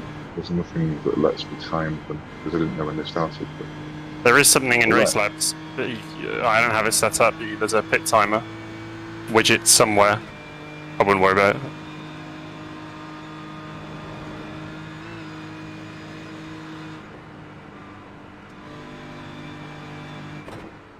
well, he's 2 minutes 44 behind you at the moment, so you can roughly work it out from that. That's the long pit.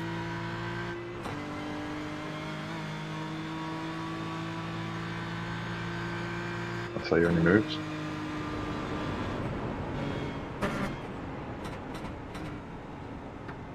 This is really good news. He's 3 minutes 10 still in the pits.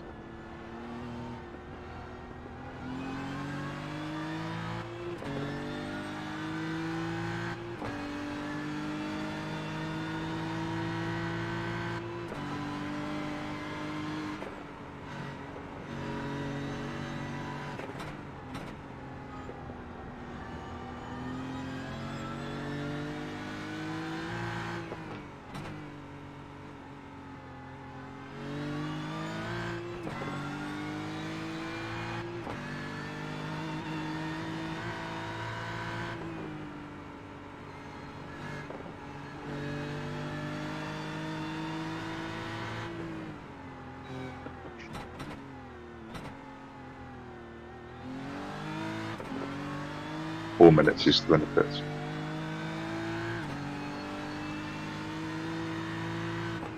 Fourth place came in and has gone out, so just a fuel and driver change. I can see 21st, just about 7 seconds ahead of me. Brilliant. Catching. No. You're so far ahead of this guy, his timer that I was using has gone off your relative that I was using in terms of scrolling down relative, so I can't really get on that. He's still not moved an inch.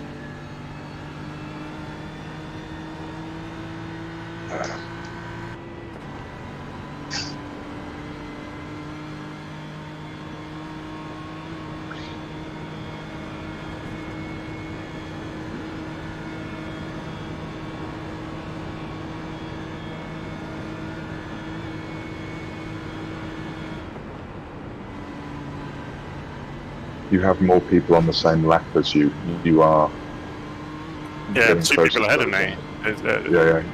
Something to push for. It's good. Let's not get too excited though, because there's pit stop overlappy weird shit going on, isn't there? But you are right. We're in the Yeah. front.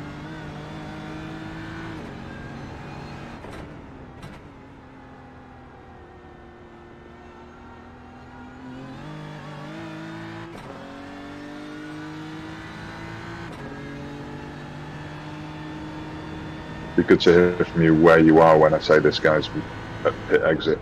Interesting. Let's at least do that roughly with it. Sat stare at this guy. Oh, hold on. Just turning the steering wheel. What's he doing? It's getting ready, maybe.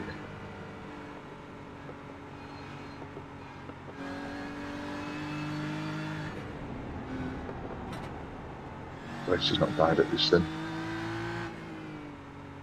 Just changed to this. Yeah, that's good.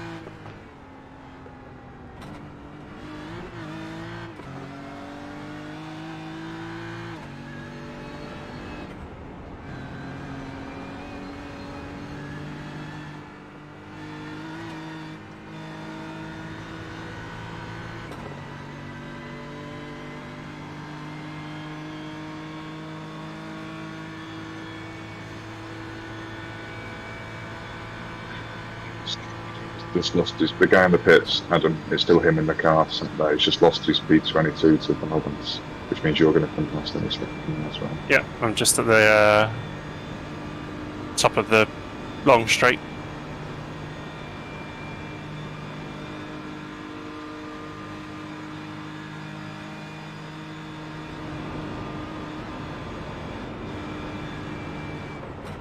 Yeah, so he's still not moving. That's painful. That's a full lap. Well, we had 5 of them earlier on.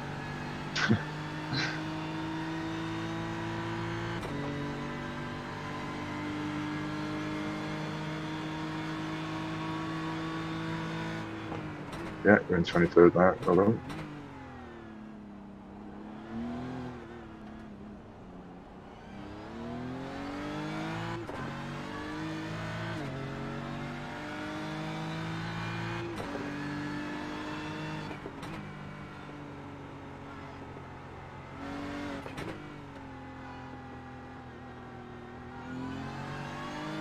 I'm going to stop watching them because they're obviously dead.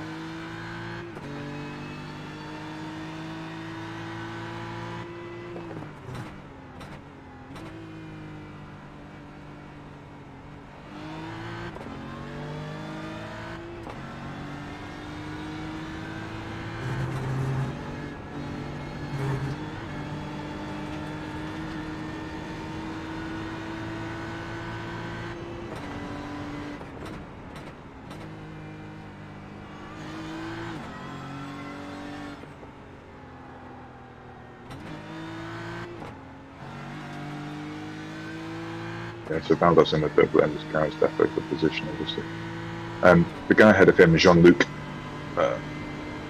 Who's that? Okay, that's nice of him. I think he realises that we're racing and he doesn't want to get involved, which is very kind of him. Yeah. Even though we're not exactly racing, because we're out of sync, but that's all fine. Smart move. Yeah, he went there, that was good of him.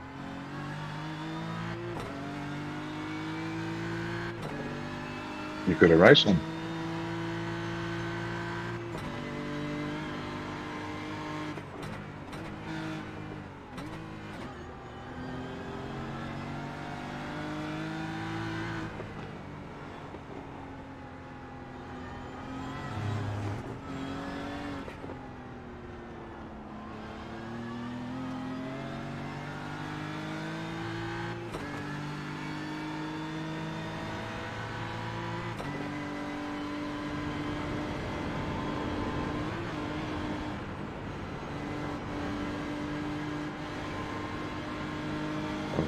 It's easy enough.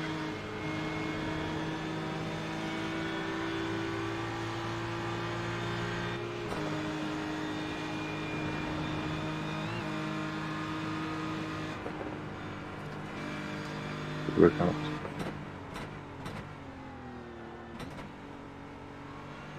Not sure he was really aware I was coming then. He had a terrible run through those fast corners. Maybe he was.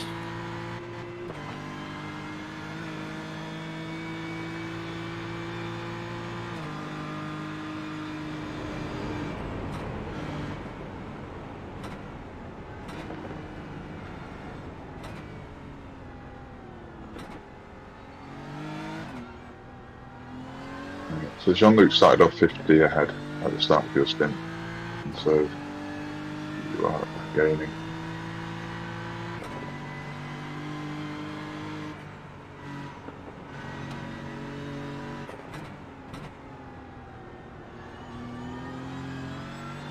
I do hope my children aren't picking up on the language. Very argument, would you?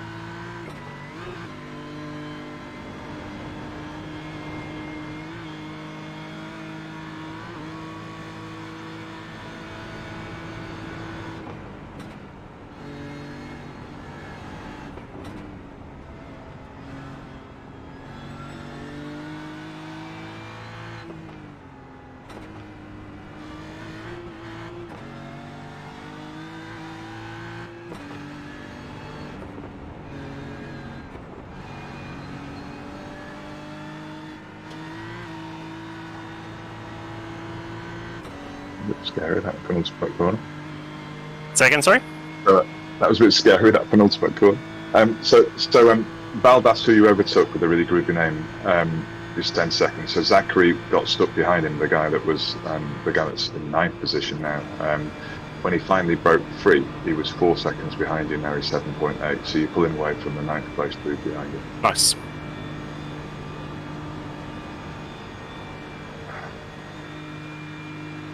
So 7, 8. Quite a few people in the pits as well.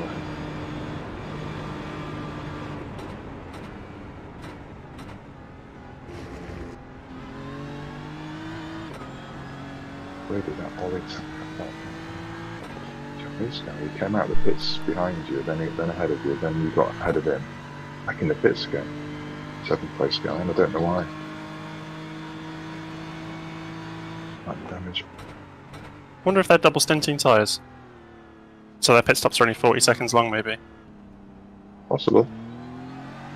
It's borderline for us. I don't think it's worth trying.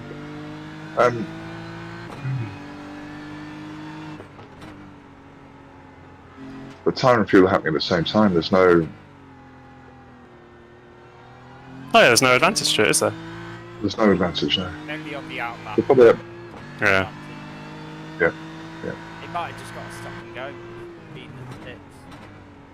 Or they could be at 100 incident points already. Drive-throughs. Yeah. That'd be nice. Or they've just pulled back and got a load of damage. You never know. It's just lots of options.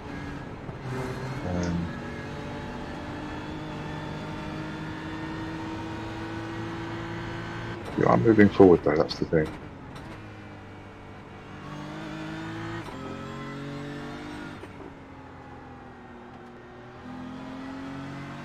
Are you still fine with it as it is on the sheet, Alex? So if I do a double and you do a double, am I going through a triple? Yep. I'm happy to do whatever.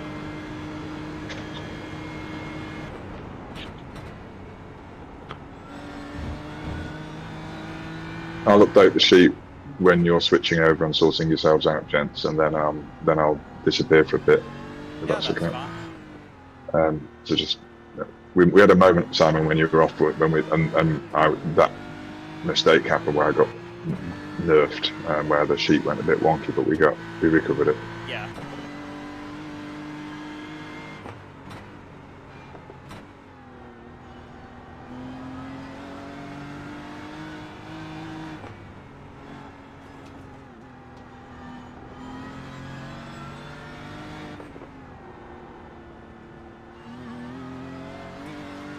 So you took 5 seconds to tap the guy ahead of you in that lap, which is pretty damn impressive.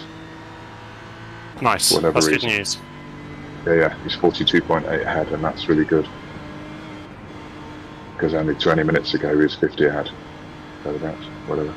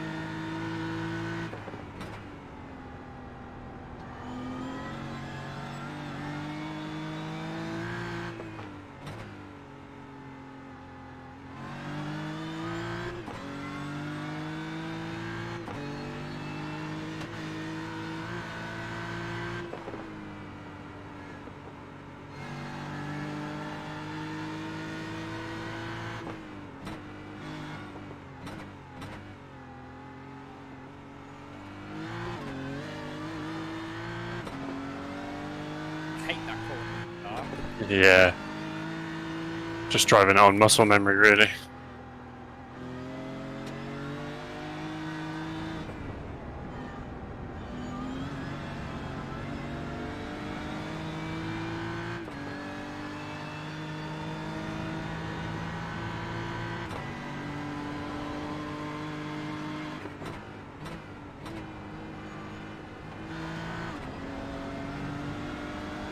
Right, so you're on a straight bit.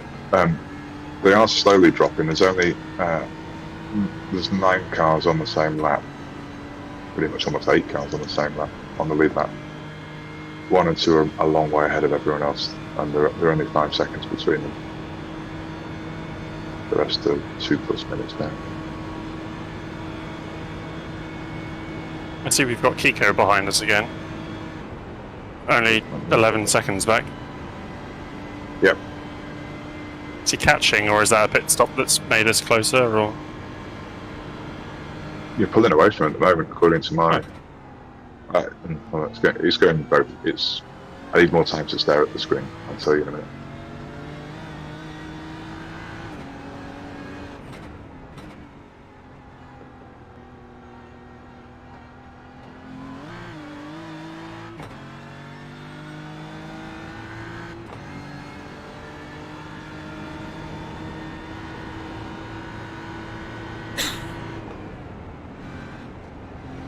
I think he's ever so slightly catching. He's actually in a race. There's a guy 3 seconds behind him, but he's just overtaken. So Zachary showing us 10 and 9 on the screen, which means they were at one point briefly 9 and 10. There's 3 seconds between them. Leave them to their own group. Kiko's possibly quicker, but he looks like he's got an eye on his defending at times.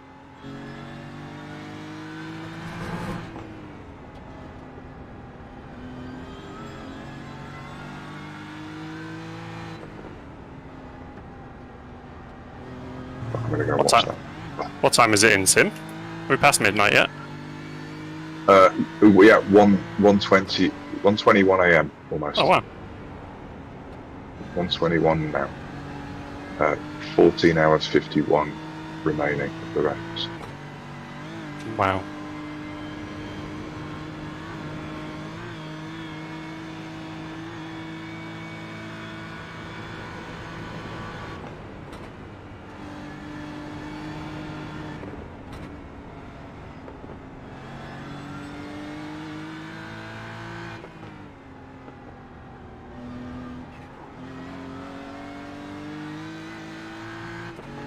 Right, so Kiko's dropping Zachary now. He's got his act together. He might be slowly coming for you.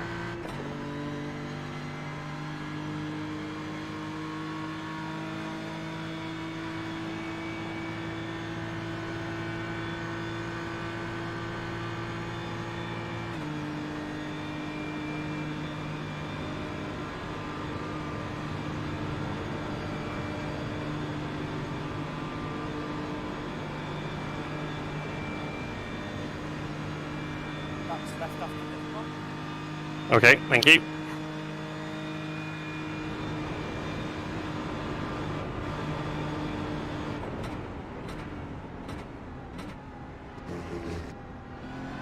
Feels fine. I've got 31 litres left.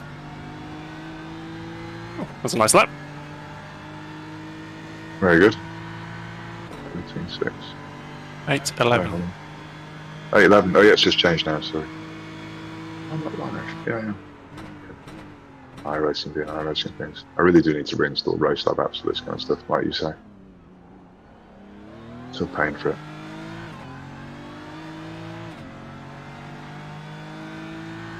That's impressive. In the night, that's amazing.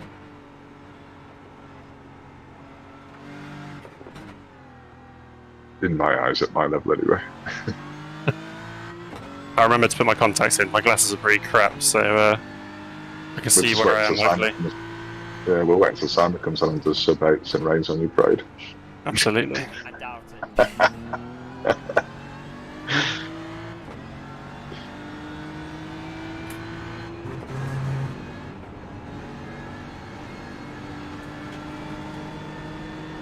So again, you're really eating into Jean-Luc down to 37, 38 seconds.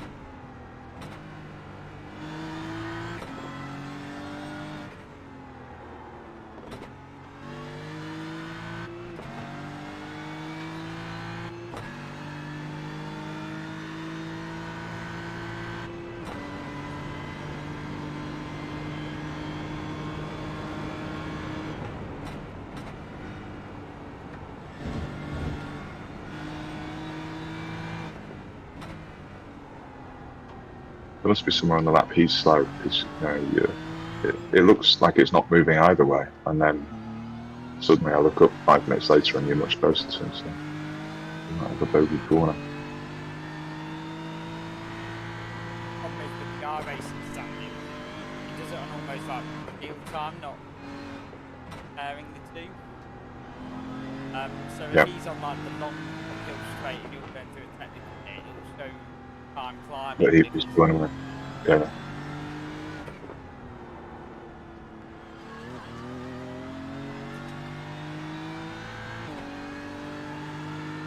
What sort of lap times are you doing? 118s, 117s?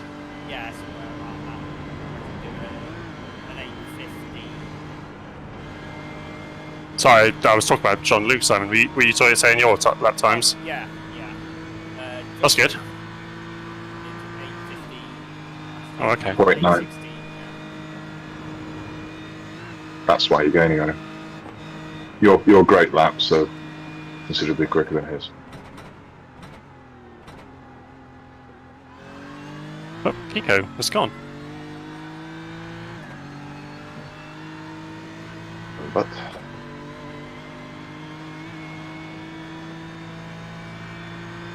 okay, I'm gonna go hunting, see what happens. We'll report back shortly. Back in time.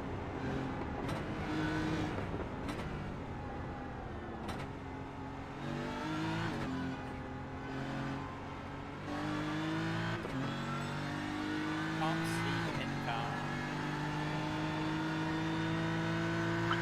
No, I'm time travelling backwards at 12x.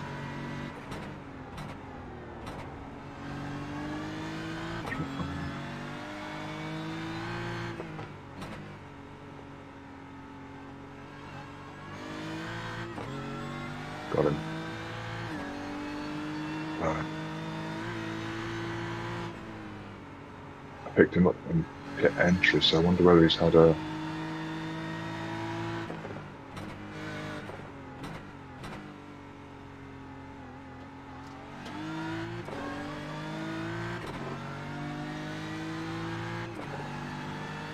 See nothing wrong with what he was doing.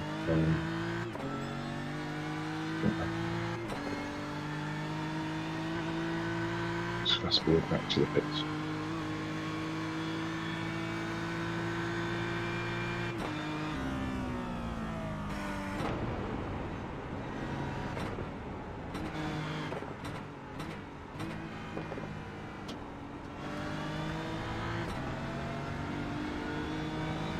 He comes in after having done an 8:14 as his previous lap. And then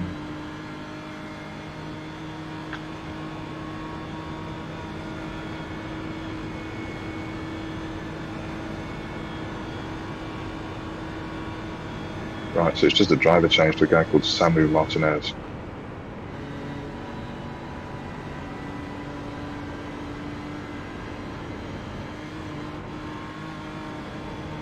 Yeah, nothing wrong, just a pit stop driver change. Car 22.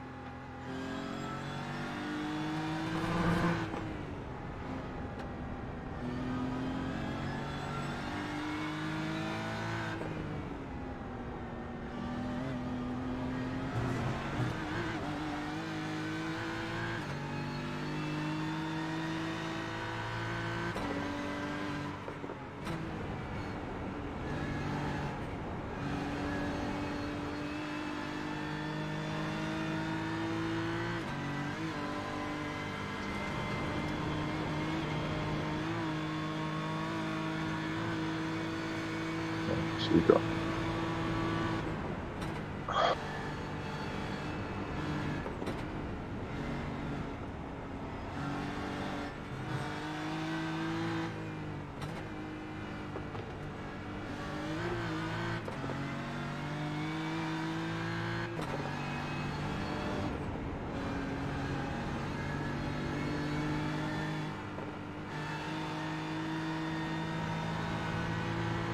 The other jam in the sandwich between the car 21 and the car 23.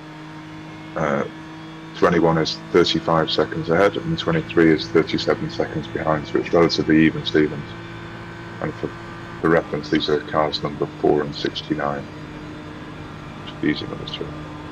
Okay, yeah, we put a good gap to 23rd. I overtook him 3 or 4 laps ago, so that's positive. Yeah. We are out of sync, but we'll be getting that back fairly quickly, I think. Just remember, car numbers 4 and 69 because the driver numbers changed, don't they? That's where we're racing. Who we're racing with now.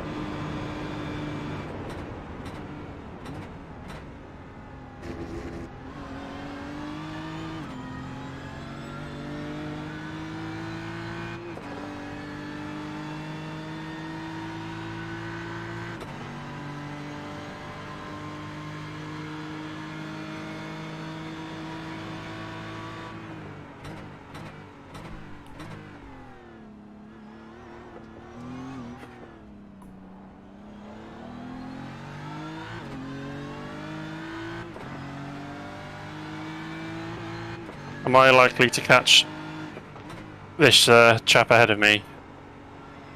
Yeah. Is he more than 8 seconds a lap slower than me? Just one sec. Hold the line for it. He's 8:23.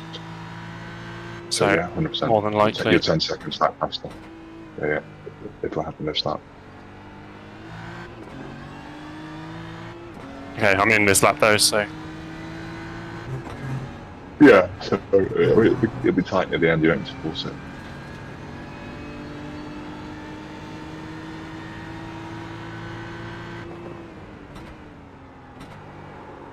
Ooh. Okay. You won't see him. Spicy rears, yeah.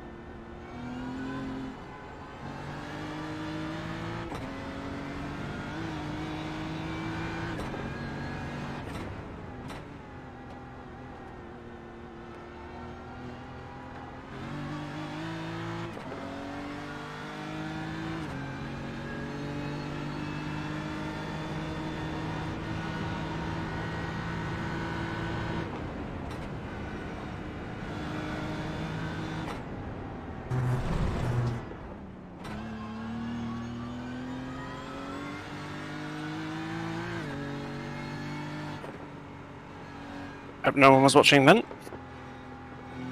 No, I'm in Keku's car ahead of you, Keku. You okay? That's fine. Yep, everything's fine. He know or that. she, Keku, is Yes. driving to crash, not to survive.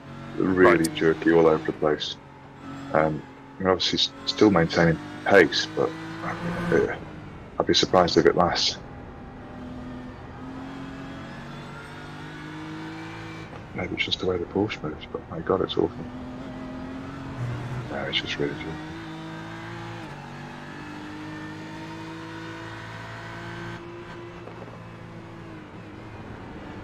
It's one of those drivers that puts in excessive steering lock to go to understeer and then wait to bring it back again. It's like really difficult to watch.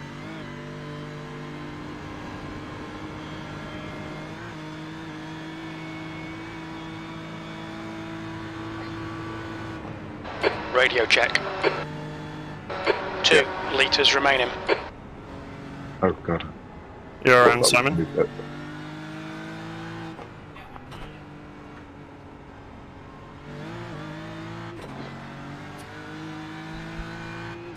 Was that alcohol 2 litres remaining? Yes. No. No, I got 4 litres, but I am in this lap. I heard I Jim heard that say as well. 2 litres remaining. Oh yeah, I was but- just turning on. Okay. Alright, fair enough. Lucky Jim. I had a panic thinking we're not going to make it down the straight. I heard it. I was like, yeah, that's fine. That's me in this lap. Yeah. Oh, Get the sheet ready. your phantom flashing.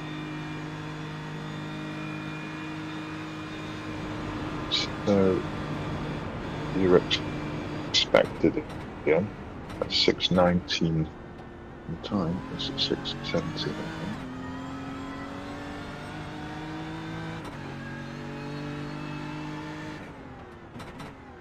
Look out for the pit speed limit. Pit lane speed limit is 60 kilometres per hour. Engage the limiter, 50 metres. Right, good man. Congrats for the first triple stint. Well done. Really good driving. oof, that was fun. I really enjoyed that. Well, lucky, good, because you're in 2 stints time. Right, Simon, over to you, fella. Oh.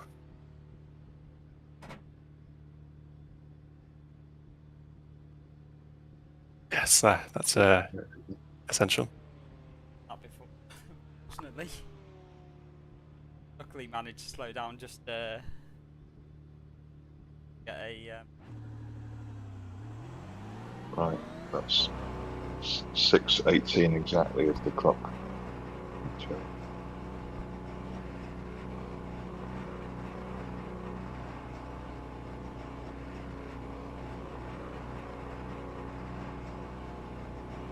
The pit exit's clear.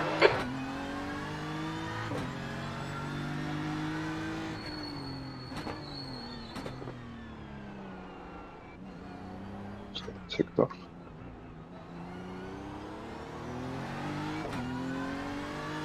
Because it's Simon. Be chill.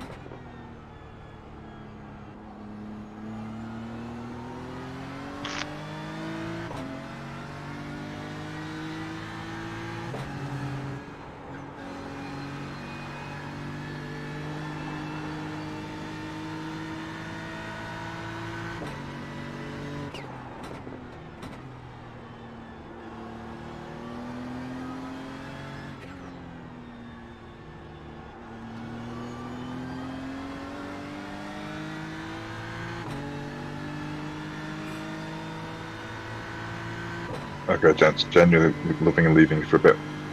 Take it easy. Bye for now. Bye.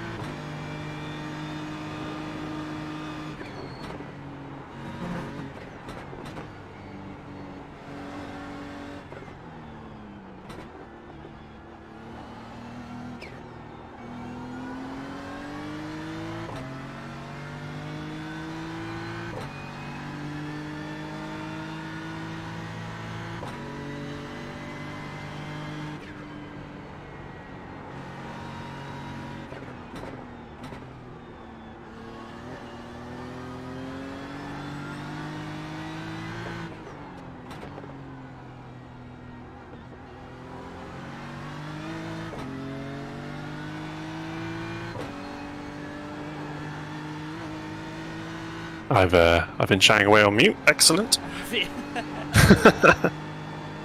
Again, done that before as well. Yeah. I was just saying, I think we've made great time on those guys in 23rd who are ahead of us on the road. Yeah. They're only 26, 25 seconds ahead of us. And they're about to pit. So I think another stint and we'll have actually truly overtaken them, which is very good. Okay.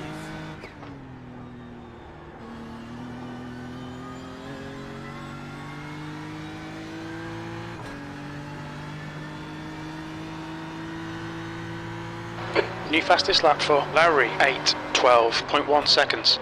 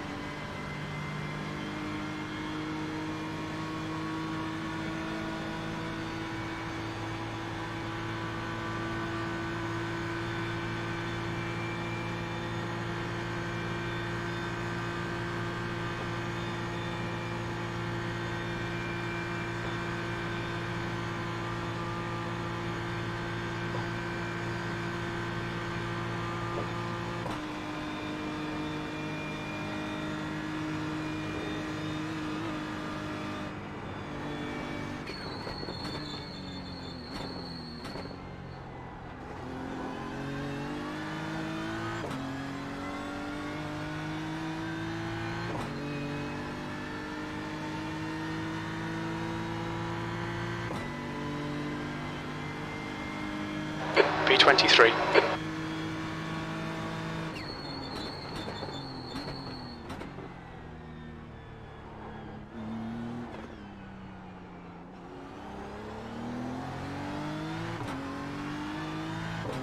You okay if I step away for a lap or two? Should you see my missus? Yeah, that's fine if you want to. I mean, that's relatively alright this stint, so yeah, if you're Brilliant. going to go and get some food and spend some time with the missus, that's fine with me. Yeah, your fuel and tyres are selected if you do need to pit, but I should be back in 10 minutes or so. No problem. Right, good luck, No worries. have fun. Catch you in a Cheers. minute.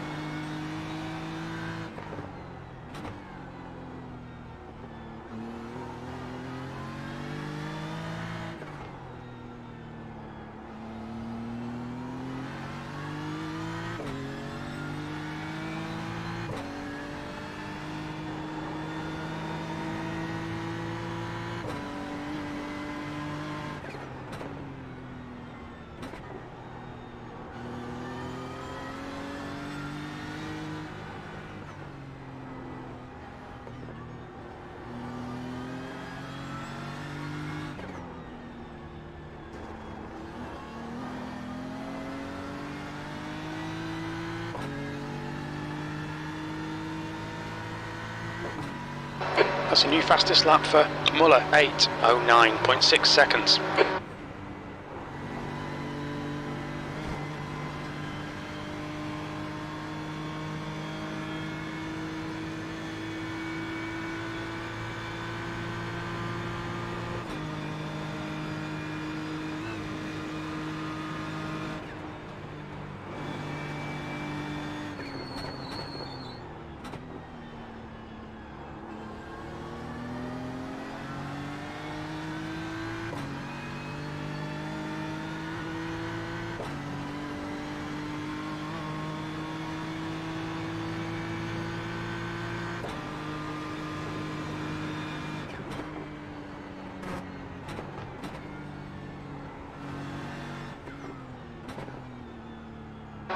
Blue flag.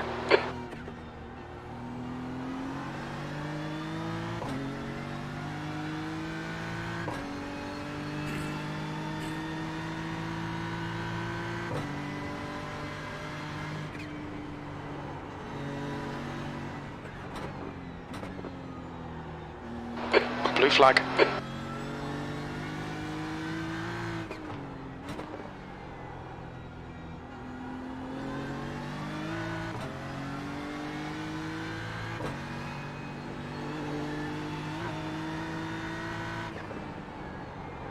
Blue flag.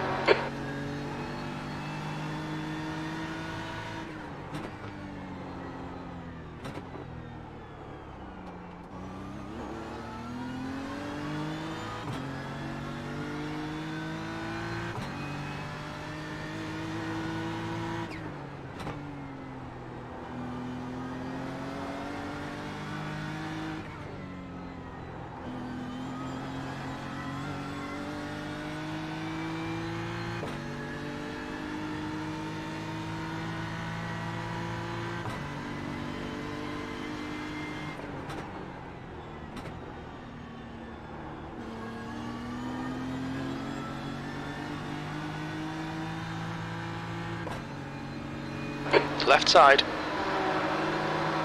Still there, clear left.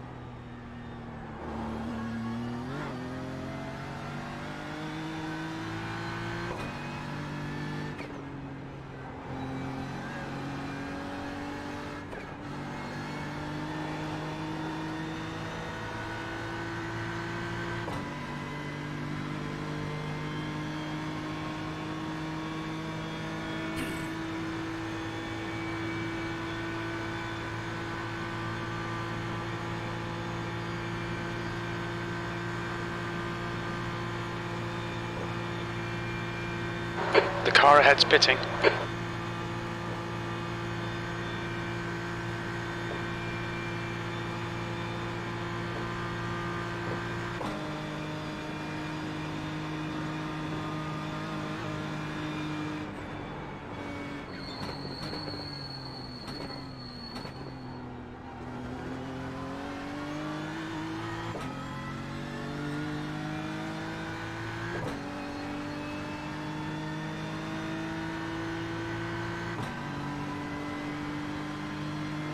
B22. That was a 8:20.7 seconds. That's your quickest lap in this session.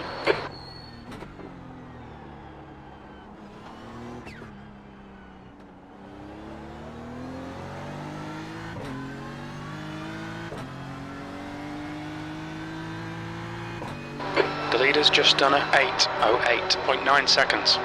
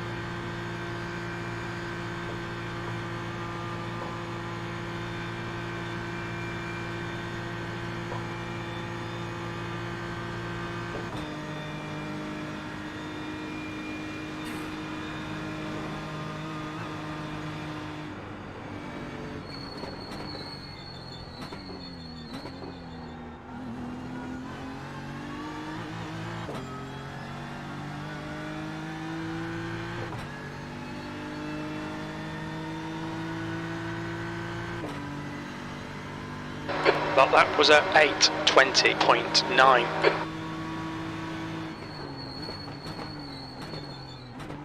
The leader has just done a 8:07.7 seconds.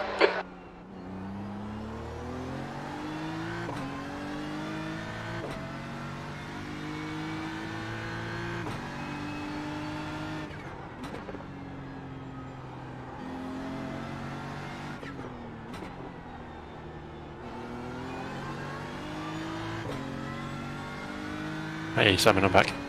Hello. How's it going? I haven't had the best of laps so far, so... Oh, they're alright. The car's straight, isn't it? Yeah, the car's straight, it's just they're a bit late by mistakes, so... Darkness is hard, isn't it? The Yeah. darkness, you think it shouldn't change it because you're just braking at the same points, but it definitely does change. I'm not sure how you get around it either.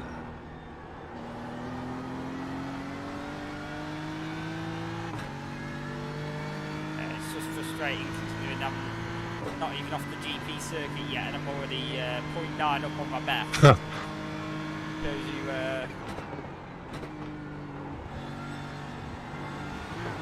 what the previous ones were like.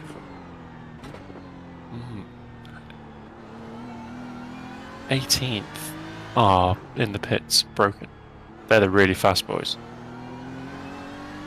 BC Racing, they were leading at one point. Yeah. I'm gonna go see if they've had a big shunt. They've been in the pits for 9 minutes already.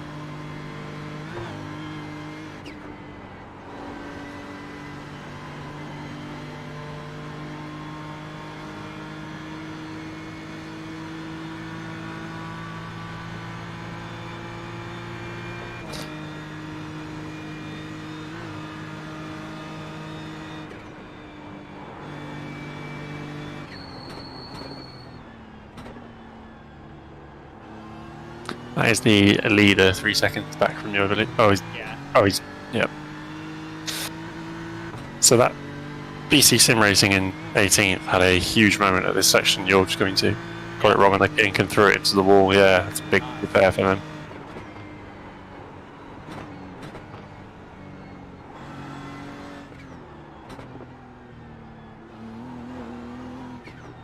Out of interest, what's the guy in front of Sammy, what time's he doing? Samu in 10th is doing, he's just on 8:10. 8:15, 13, 13, 10 on his last 4. Ooh. Katriavka behind you is just an 8:07. Weren't they doing 8 lap stints as well? But they still are. No, they're back to... Yes, they are doing 8 lap stints. Ace that is, isn't it? Yeah, that's ridiculous. Blue flag.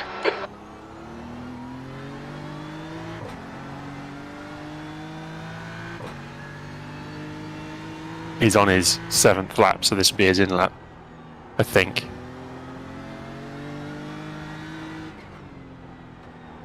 But I imagine he'll want to get past. Sure. Yeah, I'll let him pass on the next straight. I normally just pull to the right and lift a bit.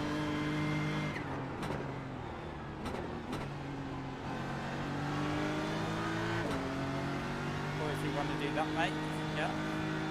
On your right. Still there. Right side's clear. That was aggressive. Yeah. Oh well.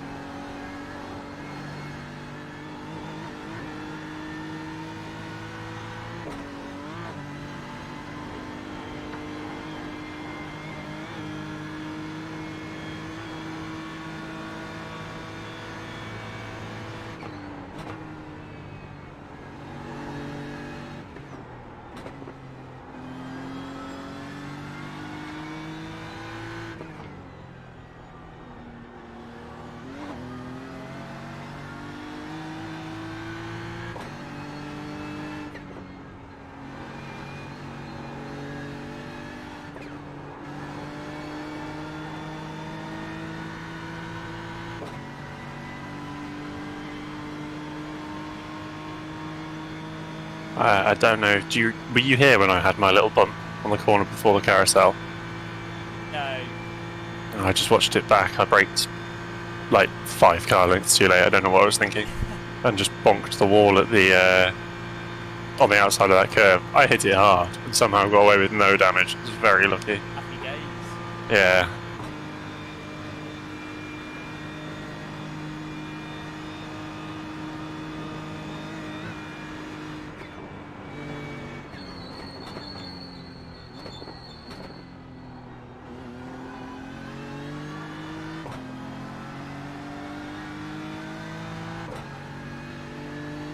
The lead car's pitting. That's a lap back on Sven. That lap was a 8:20.6.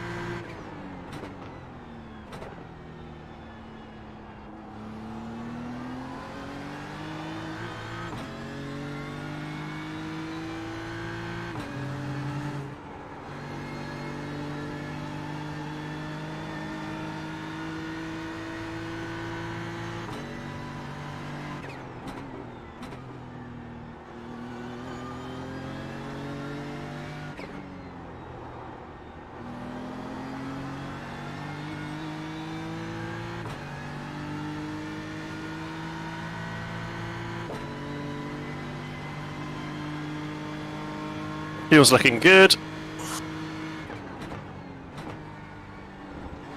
My TV's about to turn off. Yeah, 29 litres left. That's enough.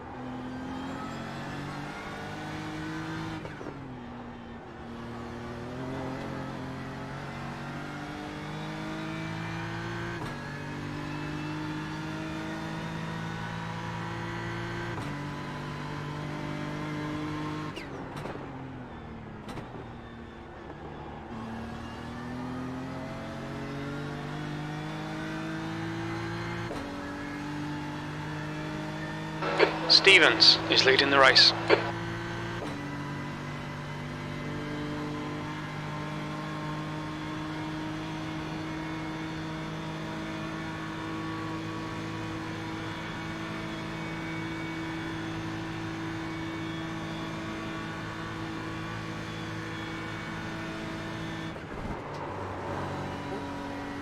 Close one.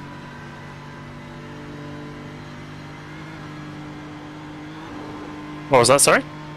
And that was a very close one. I was looking at the car ahead of you. Go Now we'll go and watch again. Go and watch me go through Muck Curve.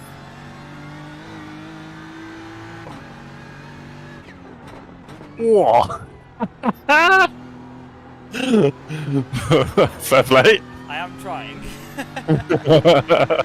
Your reaction was, I thought you just touched the tyre or something, you got on off track. No, that was a good 45 degrees of locket, of sideways at 140 or whatever.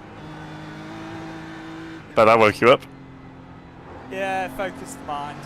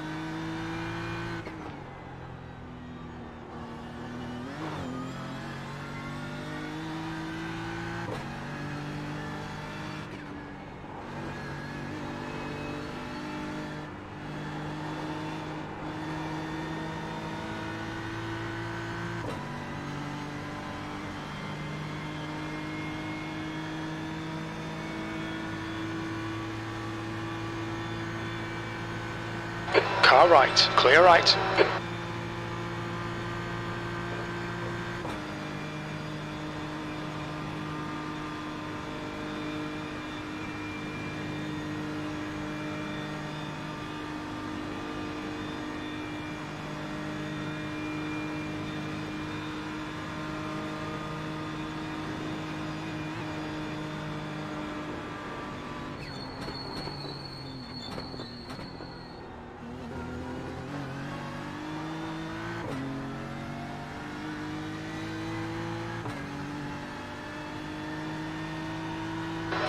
Okay, Simon, you've got 10 minutes of fuel remaining. Oh, good lap. We're running on fumes, mate. Hit this lap, in this lap.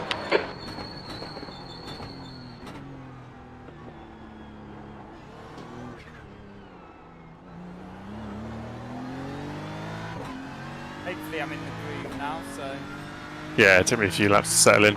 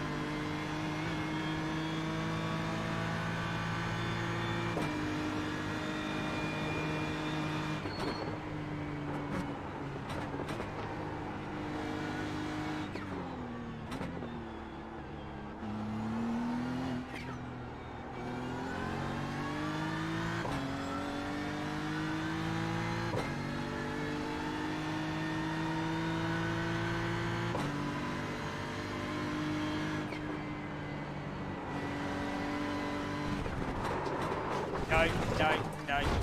Oh, that's big.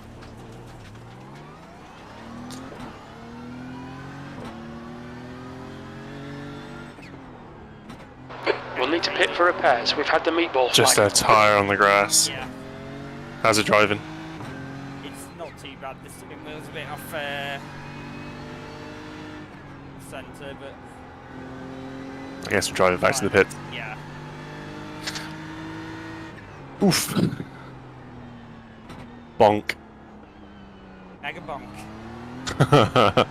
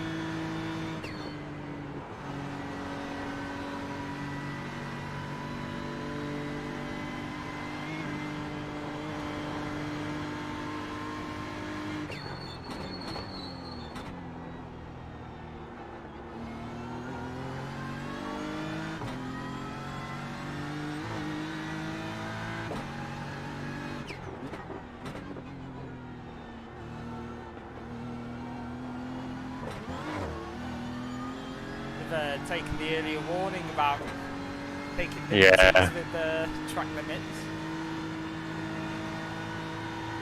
It's a really tough balance to strike there, isn't Very it? little fuel left. Box this lap, please, Simon. Let's see if I can assess the damage.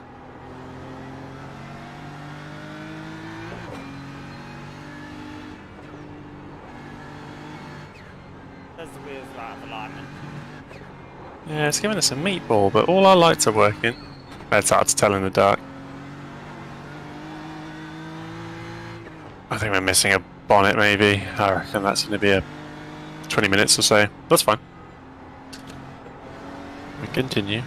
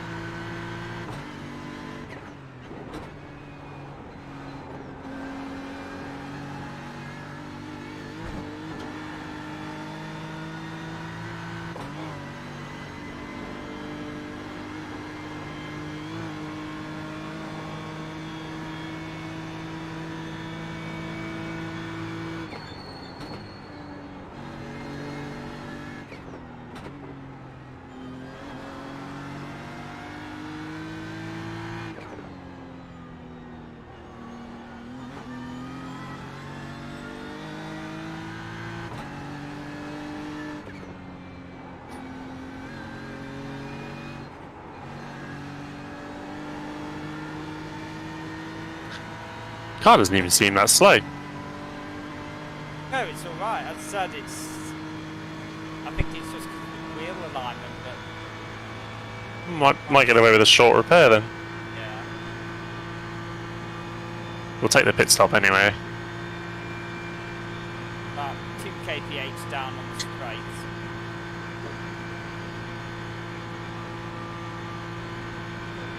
Yeah, the car behind's not even catching you.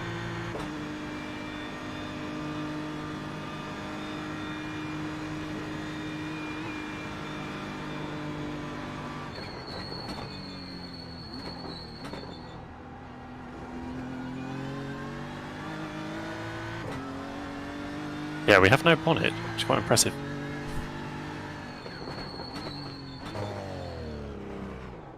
What's your speed limit in the pits? 50 metres.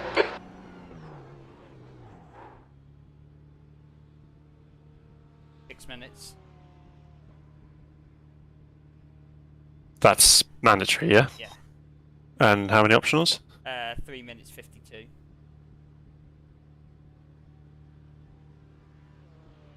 Sorry about that. Ah, that's alright. I'm just gonna nip to the toilet. Sure. That's not the reason I did it either.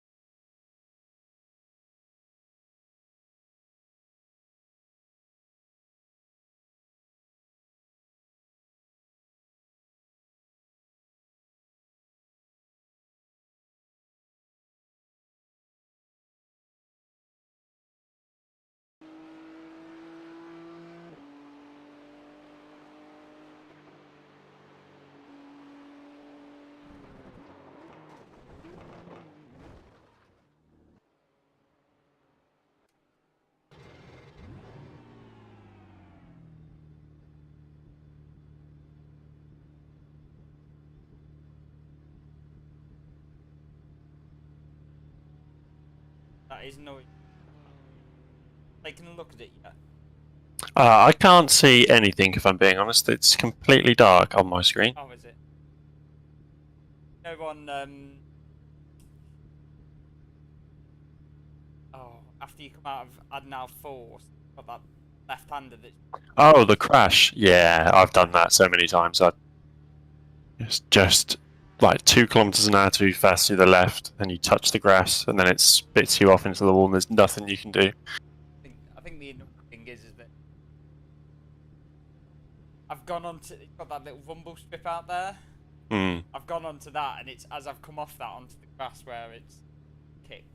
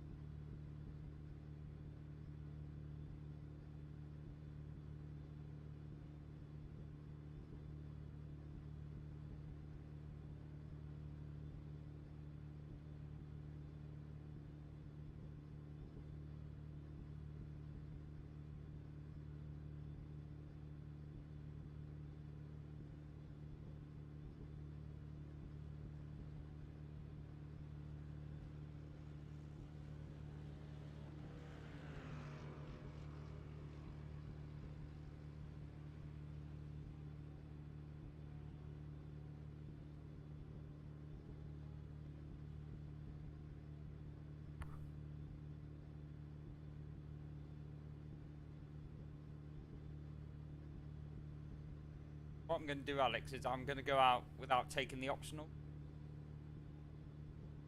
Okay, see what it's like, yeah. Yeah. And then I imagine that will be the steering angle, but if you're fine doing that. yeah.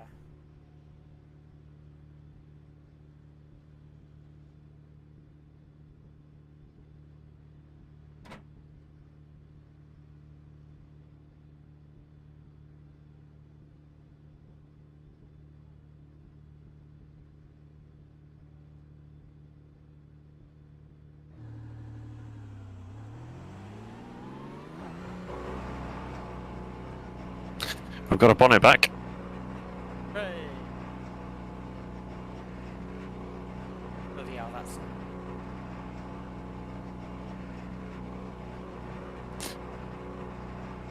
Pit exit's clear.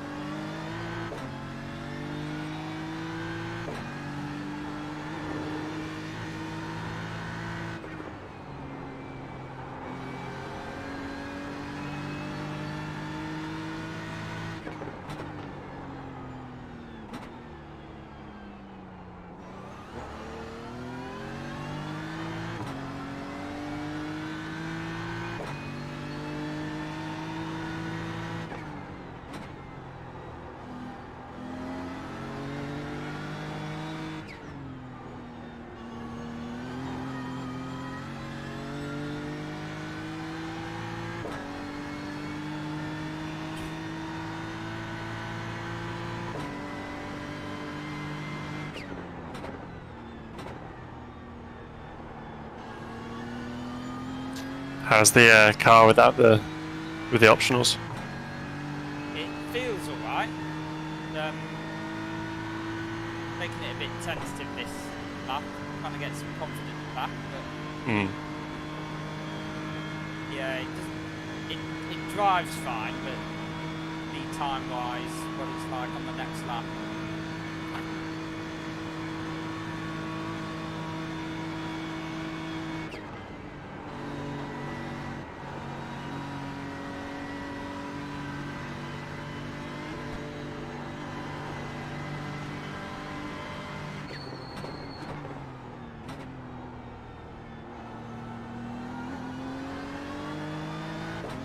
Hey guys, it's Marcus. Hey, Marcus. Hello, I just heard you talking on the YouTube stream, so I'm hoping you're on a straight. You okay? Yeah, I just had a bit of a boo-boo. Oh right, okay. What happened? Just taking liberties with track limits and touched the grass.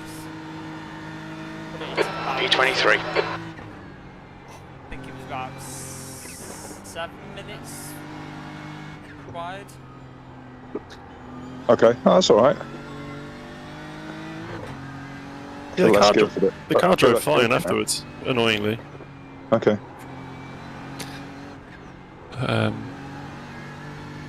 Yeah, we've lost about a lap, haven't we? But that's fine.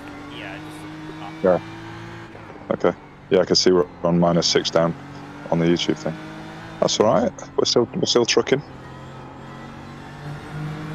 I've done the cooking and the eating. Excellent.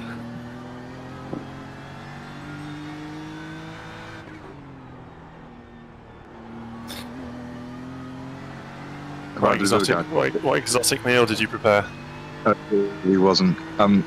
No, it wasn't very exotic. It was a homemade burger and salad. It wasn't exotic at all. It's because it's quite sunny and nice here. So Steph wanted something just a bit light and easy. So yeah. Barbecue-esque, yeah. Barbecue-esque, but done under the grill.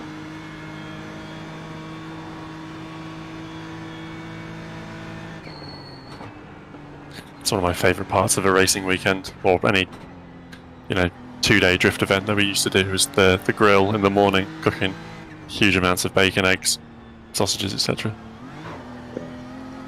And it's also, the current science is all of that stuff's really, really good for you in the context of keto and all that kind of stuff. And polyunsaturated fats, whatever they are these days. Yeah. Getting butter and lard, it's all bananas. A movement is happening, but the governments of the world and food manufacturers introduced all this crap basically many moons ago, and we've all got fat, so it's terrible. Obviously, carbs and sugar were better for us than fats. Yeah. Yeah. It's take a bite of carbs, and life is much better. I have done that once or twice and found it pretty difficult. I do, yeah. I only eat one meal a day, or about 2 meals a day or 1 meal a day, and it's all just near zero carb. It's protein and fat. Just nice. So much sharper of brain, healthier, happier. As a middle-aged man, I'm 51, don't you know? It's about 2 kilometers per hour slower down the Dottinger. It's not terrible. Is that your best German accent? Auf Wiedersehen.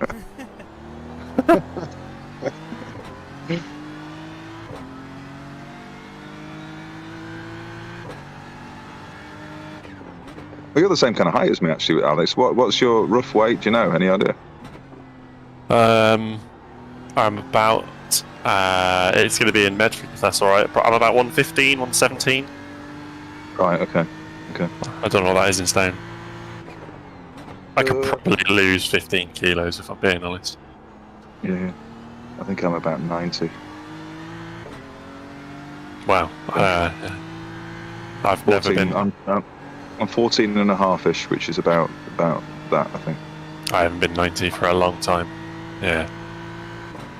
Well, I had an epiphany over Christmas and decided I was going to do the whole kind of post-COVID malaise and alcohol and not moving so much. Well, moving around the village, but not doing proper stuff. I just thought I'm becoming a bit porky. So, 1st of January this year, I went down keto and intermittent fasting route. And The leader, Stevens, it's just really easy and lost 3 stone in 3.5 months.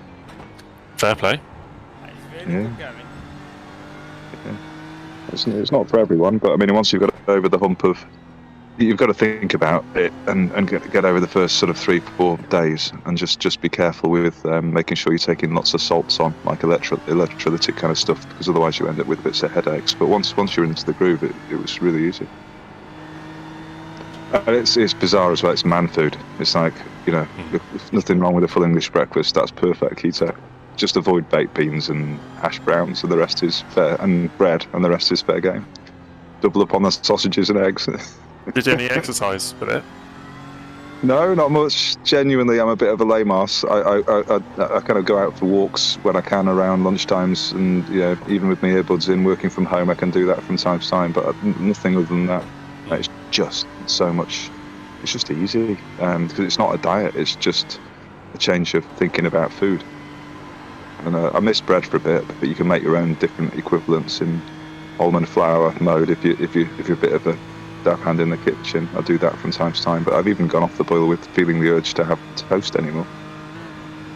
You drink? So, I do, but I've cut the beer out and switched to gin, and I've always loved whiskey. Hard liquors, yeah.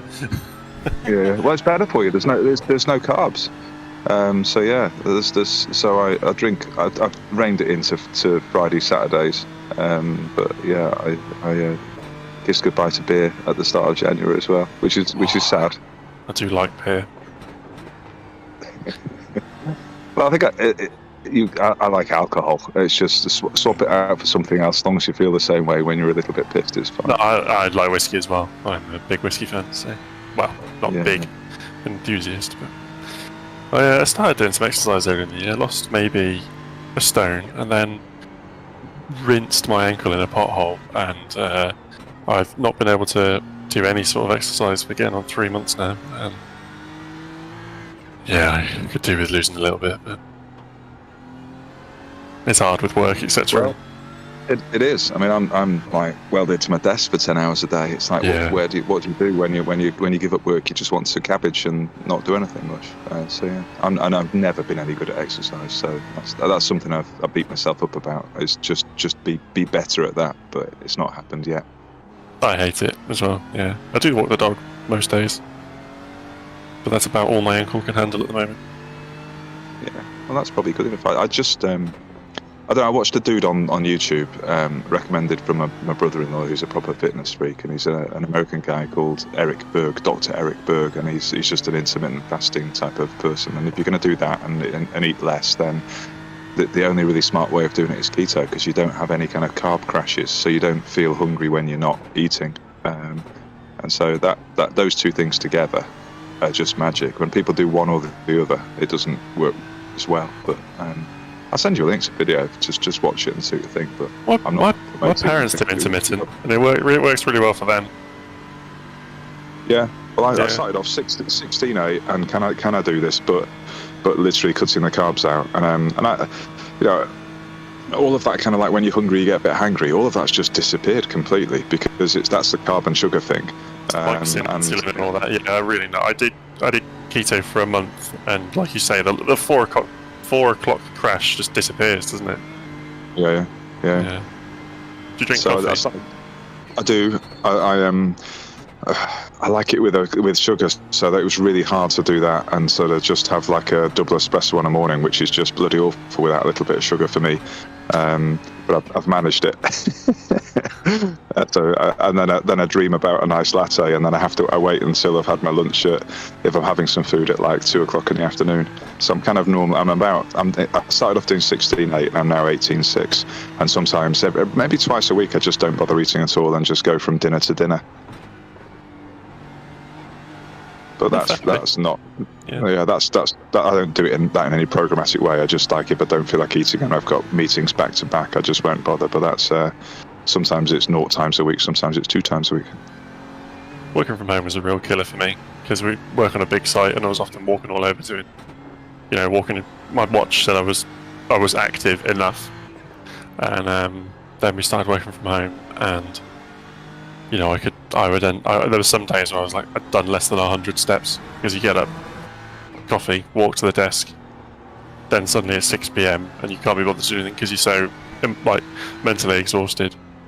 But yeah, that for a happens week. To me. That happens to me. Yeah, 3 or 4 times a week I'm like that. It's like I look at my step count on my phone. I'm going, oh my god, I might have achieved 300, and that's bedroom to bathroom to office on the same floor to kitchen. It's like, oh my god. And then so I'm trying to do 3 days a week, charge around the village, which is about 5,000 steps, 6,000 steps, and then every now and again do something longer at the weekends. But that's the level of activity, which is broadly piss poor.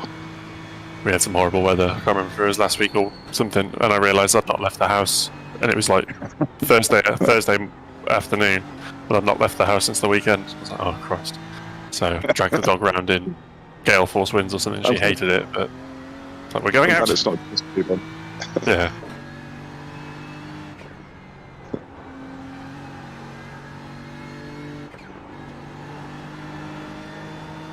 But yeah, ping us. Hey, Richard. Ping us a thing on something. I'd be keen to learn more about. Certainly intermittent fasting. That's not something I've considered before. Yeah, I'll ping you something through in the next half an hour or so. Nice, thanks. I'm actually sat in the back garden and catching the last bits of sun before it disappears. I can hear the birds in the background. In which case, you will have heard my teenagers shouting at each other earlier on, probably as well. No. Okay, very good. I've got a life full of girls, I'm afraid. It's 19 and 16, both of them going on about 20, 25. And it's like, oh my god, I do a bit of hiding under my desk sometimes.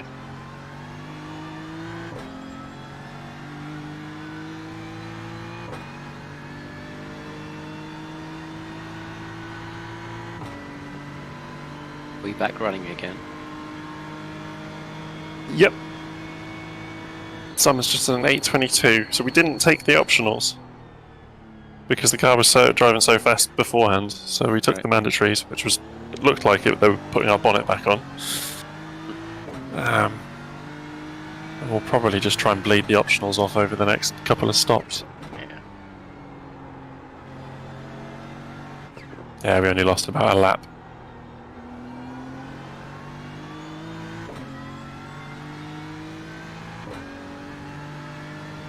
Are we okay? Is everyone okay with the schedule we've got coming up through the night? Yeah, it is what it is. I mean, I was going to say, I'm certainly okay with it. I feel like I've lucked out slightly. Yeah, you get the big slogs in reasonable, in real life time, don't you? Yeah. But you are doing a lot more at the moment, both of you.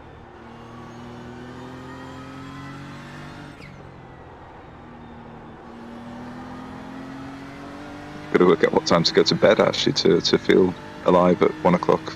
I don't know, maybe wake up at 1:15 in the morning, hope that everything's okay.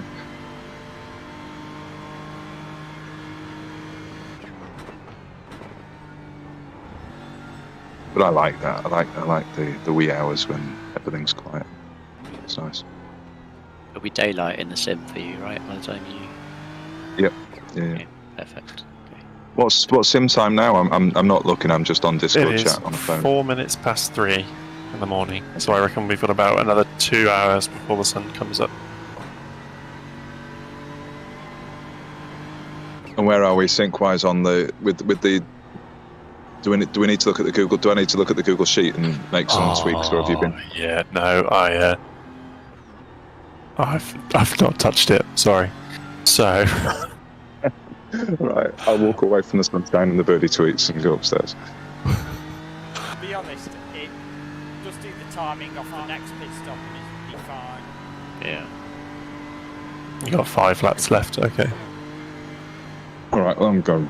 Okay, I'll listen to you guys. Take your advice. Walk back to the garden. Yeah. We've got it under control. Don't worry.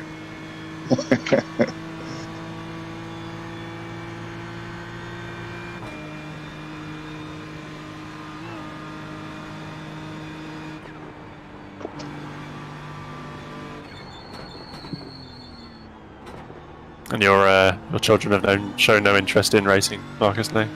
Children's maybe incorrect, but you know what I mean.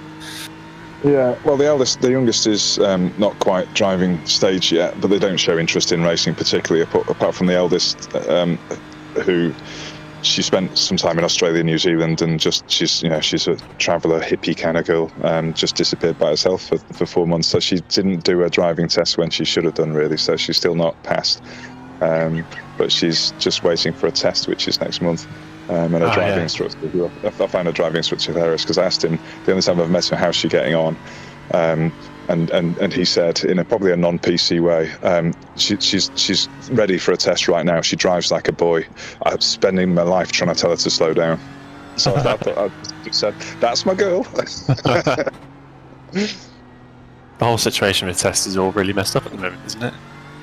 Yeah, they're starting to get a little bit better from a theory test perspective, but when she booked properly for at the start of this year, then the earliest they gave her was like October for a practical. What? So yeah, it's crazy. So there are these quite a lot of companies have sprung up where you pay them and then they sort of proactive. I don't know whether it's data science or just a load of people in a call center finding cancellations to try and get people in quicker if people don't rock up. So we did a bit of that and got a June date for a test. But she should pass. And as a massive C1 fan, which Richard and Keith know what that means in terms of race cars, of course, what does Daddy do when daughter needs a car? Is buy an old shitbox C1, because at the point at which we bought it, I thought, well, if she doesn't drive it, I can strip it and put it on the race car over breakfast. Parts car, yeah.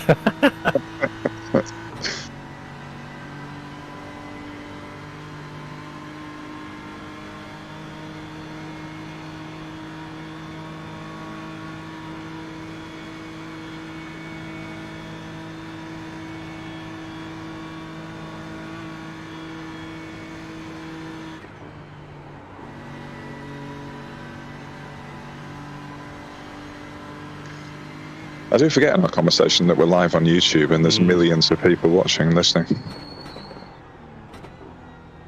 That's why we're popular, though. It's the real openness that we broadcast. It's nothing to do with the racing. It's keto, intermittent fasting, shitboxes, and teenage daughters at the moment. Fairly sure it's just me watching at the moment. But, I've been listening to a Chris Harris podcast with a bunch of grumpy old guys that talk. That is just, I'm not massively into podcasts, but I fell upon this collecting cars podcast that I just really like, because they're I laugh out loud about the fact that they said that the VW have got rid of the Golf. That was news not that long ago. Well, they're getting rid of the Golf, and the grumpy idiots moan about the fact that, well, it's the iconic brand. It's more important than anything in VWs. And then they talk about the fact, yeah, but it's probably the millennials that are getting towards the boardroom table, and they don't give a toss about that kind of stuff. It's not something that transcends it drifts through a few generations and it becomes meaningless. So it's really interesting. And Ford stopped the Fiesta as well. Yeah. Ford have stopped the Focus, the Mondeo, and the Fiesta. I just think Ford Fiesta and VW Golf must be two of the highest selling cars in the last 20 years. If the Fiesta was its own manufacturer, it would still be the 5th most popular manufacturer in the UK. Yeah. Wow. I worked for Ford for about 4 years. It's crazy and disappointing. We've had lots of little Fiestas over the years in families. I got Mondeo at the moment. Yeah. It's incredibly boring, but it's pretty cheap to run and fine. Well, the Ford chassis dynamics are pretty cool. I mean, I've driven lots of Mondeos over many moons, and the odd Focus from time to time. And my missus had a whizzy little Fiesta ST from, I don't know what age it was, probably 11 or 12 plate, that kind of generation. Oh my God, the suspension was a bit too stiff, but they are just brilliant at doing chassis dynamics. I have been for a long time. But yeah, it's all going. It's not where the money's being ploughed in. The Fiesta's now become I guess it's Fiesta platformed Cougar, ugly mini SUV world we're in now, and then everything then becomes electric platforms. Well, the Focus, the Fiesta, and the Mondeo are all sold at a loss. They only made money on the finance. Really? Wow. Yeah. Wow. Even at the volume of manufacture. Wow. So the Fiesta was certainly a loss leader for Ford. They wanted to get people into the brand. That's yeah. And the Focus, if you bought an ST line or something, they'd make money on that. But if you bought a base model Focus, they were not making any money at all. No. And target profit margin for Ford is 6%, which is not very much. Then you look at Jag. I worked at JLR for a year as well. And if you buy a high spec Range Rover or Range Rover Sport, profit margin's near 40%. I think it's ridiculous.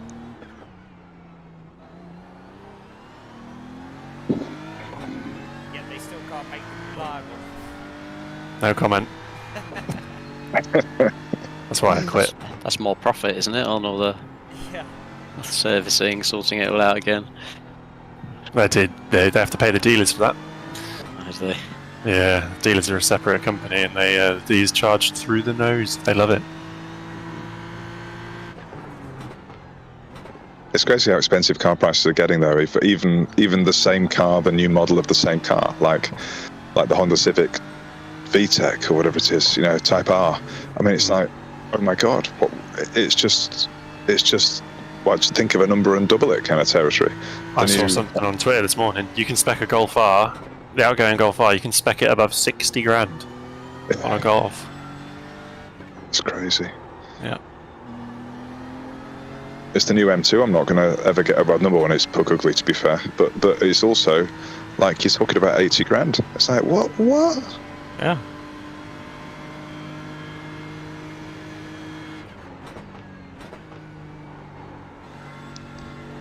And finance gets more expensive as well, so you can't even get around it with something clever through, a third-party finance company. I remember seeing finance deals maybe 8 or 9 years ago now for Golf Rs for like 280 quid a month. Yeah, no deposit. They were crazy cheap for a while. And you probably paid double that now, wouldn't you? Yeah. I'm not doing that. I value my credit rating too much, Richard. So you should, Marcus, so you should. Thank you very much. It's Mr. Experian on the call right now. I'm all right, mate. 999, thanks very much. But it makes me nervous thinking about these stupid, expensive cars not doing silly things. Yeah. Tell you what are dirt cheap, I can only assume, because they're trying to ramp up production, is Model Ys on lease deals. Really? Yeah. What's dirt cheap to you? I got an email through the other day, I think it was about 270 plus VAT a month. Oh wow. What, from Model Y? Yeah, from Model Y. The problem is, I spell Y in the context of electric cars, WHY question mark. Yeah. Don't get me started on electric and hydrogen power. I had a good 10-minute rant to my friends the other day about it. They won't stick. No. I mean, synthetic fuel will take over. Exactly what I was going to say. Porsche are in cahoots with ExxonMobil in Chile, and if that starts to ramp up production using the same infrastructure and oil lines, well, surely that's the solution. Or hydrogen, or a mixture of, but yeah. I don't know. It's a lot of technologies in competition. I mean, batteries. There was something about the Tesla. There was something about reducing the amount of lithium and doing something clever. They found something else, and I didn't know whether it was truth, fact or fiction really when I was watching some YouTube stuff. But it's like an arms race in terms of different potential technology solutions. But give me synthetic fuel, please. No, Dyson plowed a load of money into some battery manufacturer who had a new, more efficient. Well, they could produce more efficient battery. That's why they started their car project. I believe it's been shelved now. I believe, from what I hear in the industry, Dyson stopped their electric car because they couldn't get it through crash regs without it looking like a horrible box on wheels.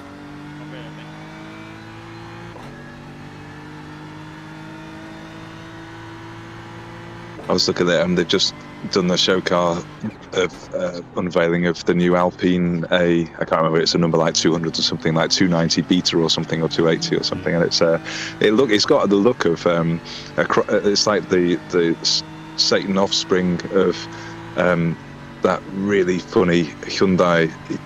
No, not Hyundai, not the EV6, but the other one that looks really quite cool and digitally, and an old Clio V6 looks quite cool.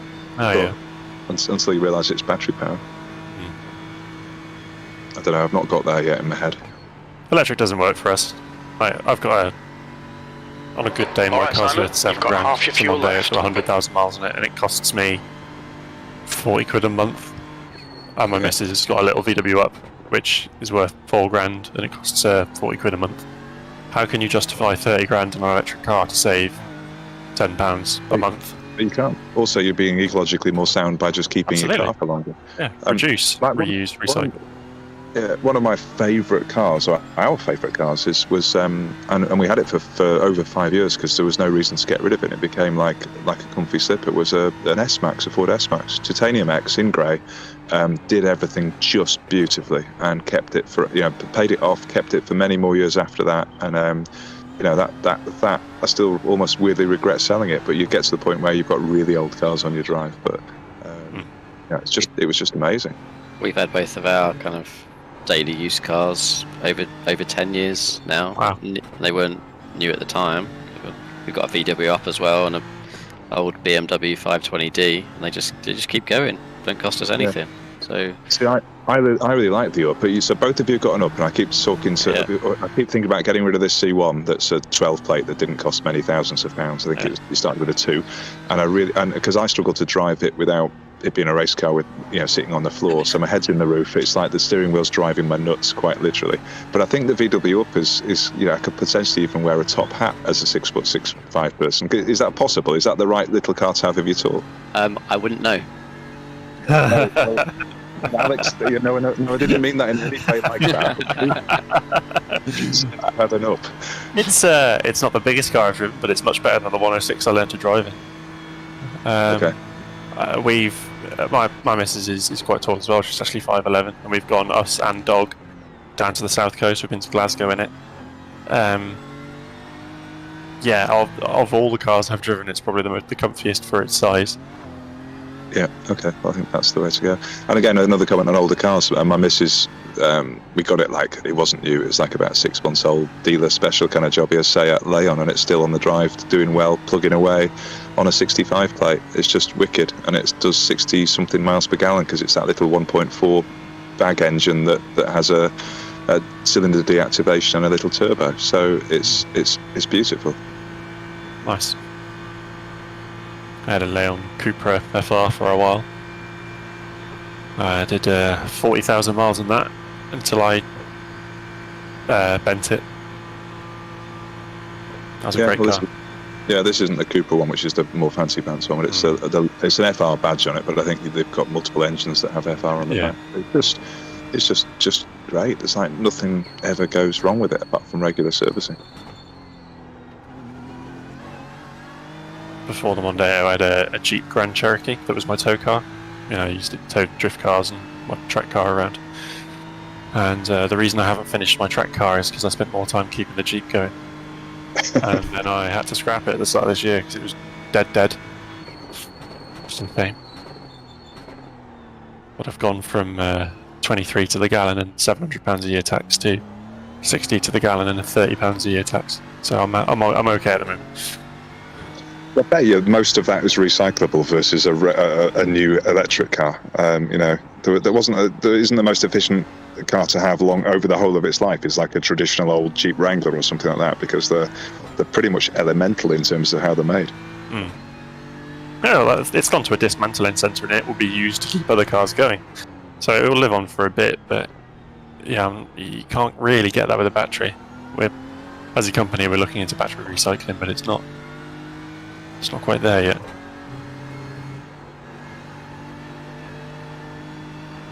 Have any of you seen? It's pretty niche, but JCB have been hyping up their hydrogen power a lot recently. Yeah. And they've been doing a lot of videos on that, and I'm allowed to talk about that in a limited sense. But I have 1 million viewers. Be careful. If you've watched the video, I know Harry Metcalf, whatever his name is, Harry's Garage, did a video up there, and he was very complimentary of it. And they're very careful about what they say. Not once in the video do they say that it's green or environmentally friendly, because you know where they get the hydrogen for those hydrogen machines from? No, where?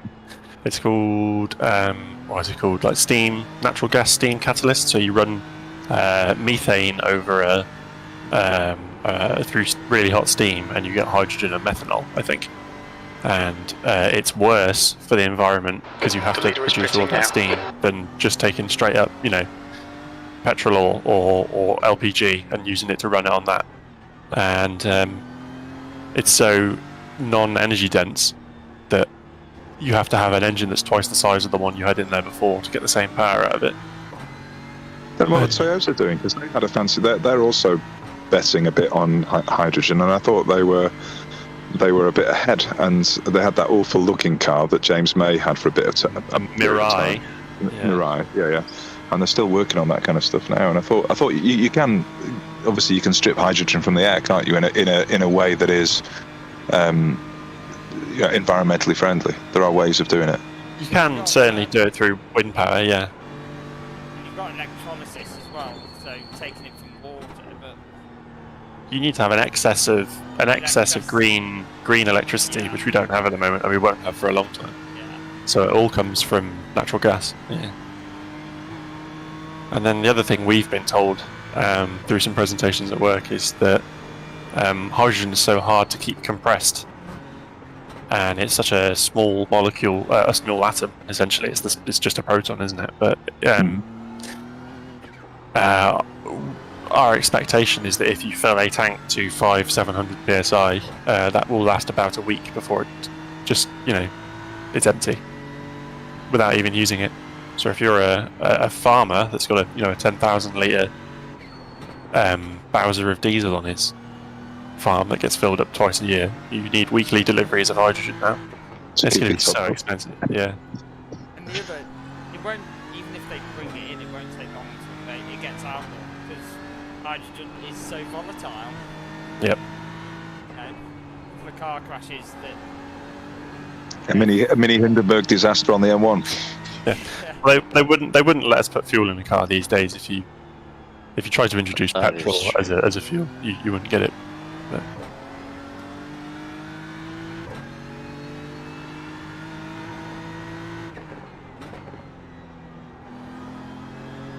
This is podcast-worthy material, you see. This is basically just what the guys on Collecting Cars do. There's a niche product. Endurance racing and podcasting. Yeah. Talk about crap while we run an average sim team. And I've been watching Simon's. I'm owning the sim. I'm in iRacing. Been watching. I haven't seen another car yet. Is there anyone else left? Very lonely.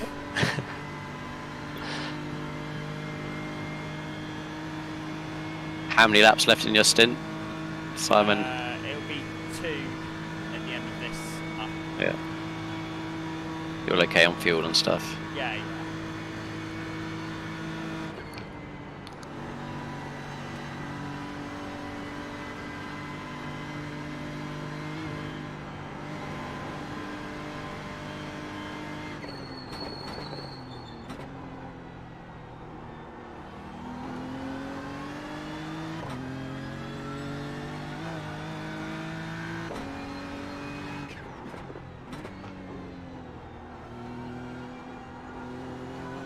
What was your first car then, Marcus? It was a Mark 1 Fiesta in, I think it was called terracotta, but it was basically rust colour. And it was a 1981 model, which meant it had the metal bumpers, which was preferable to the stuff that happened a year or so after because of, I think it was US crash regulations, and they went rubbery. It was a 1.1L. I did the usual things that us boys do, which is strip it all out, put some Corbeau racing seat in, and sort out the exhaust myself with a bit of straight pipe. got my dad's engineering mate at work to take the seat out and drill some holes and put some welding in for the seat, and did it on the cheap, and it was the fastest car in the West. And bizarrely, it was actually quite quick. I still think about cars I've had since that have become heavier. Yeah. And actually, it was fairly fruity. After that, I made a mistake with the Polo 1.1 Formel E, which is a little kind of estate funny thing, which was awful. And then I got into Golfs, and then started to be able to afford insurance. So the Golfs went from GLs to GTIs, through Mark II, Mark III, Mark IV. So that's a little bit of nice. BC, before children, BC history. and a Leon Cooper as well. That was a pretty good car. I desperately wanted a Super Impreza, but it was a company car at that point, and they weren't having anything to do with it. So I picked what I thought was the next best thing, and I thought it'd be not as good. And I had the original. It's one of the first ones in on an X Plate 2000, a black Cupra, and it was. I had it for the duration of the company car lease, and then eventually came out of that and bought myself an Impreza, and realised that the Leon was a much more well-rounded car overall. The Impreza was hilarious, but it just spat fuel out at the back and did about 18 miles per gallon. But the Leon was a really good mix of everything, and was still fairly quick. And then after the Impreza, it all went badly wrong with children. When we went Impreza, Legacy, Renault Espace, S-Max. Oh no, that's quite a tumble, isn't it? Absolutely. The typical thing when kids come along and go out and buy a people carrier. Oh yeah. I got sold on the fact that we could have this captain's chair that could reverse around, and you could nurse your children in the back seat from the front seat, facing them with tables and everything. It was like, oh my god, yeah, I'll get rid of my my fancy pants quick Legacy for that. What a stupid. Chairs are nice though, aren't they? You'll go in the same kind of journeys. Sector 2 is 3.8 off the pace. Blue flag.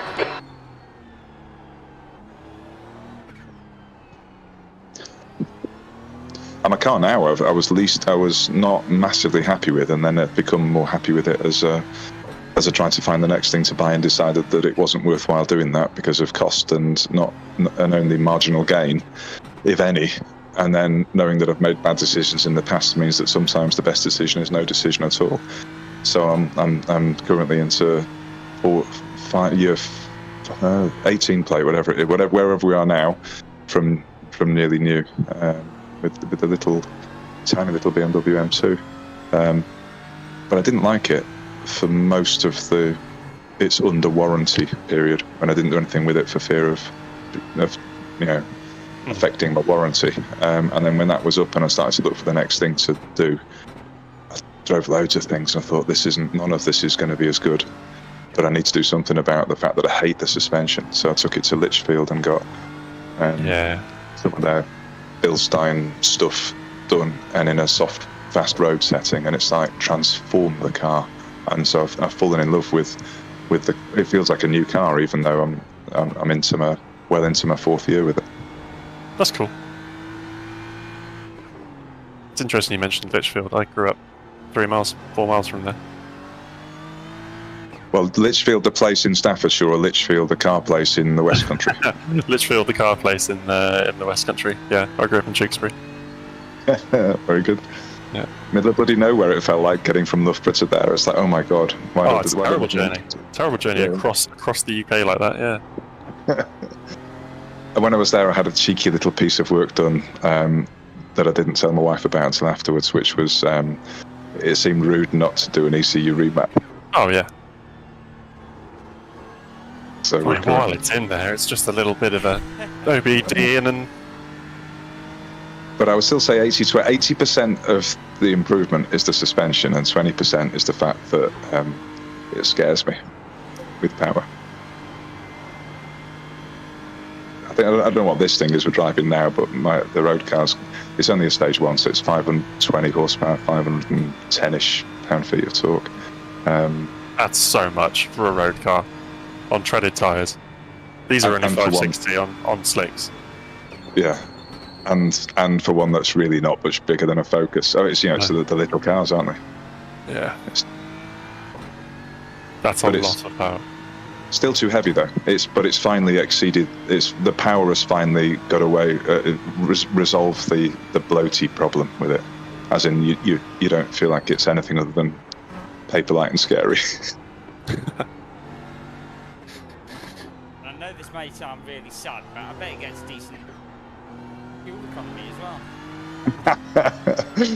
Simon, you introduced us to talking about electric cars, and now you're talking about fuel economy. What's going on? Seriously, young man. It's all right. It's not great. It's all right. If I dribble along, which I don't, then I can be into sort of 30-ish, 32 miles per gallon, that kind of thing. But it's probably really a 22 to 25 mpg car.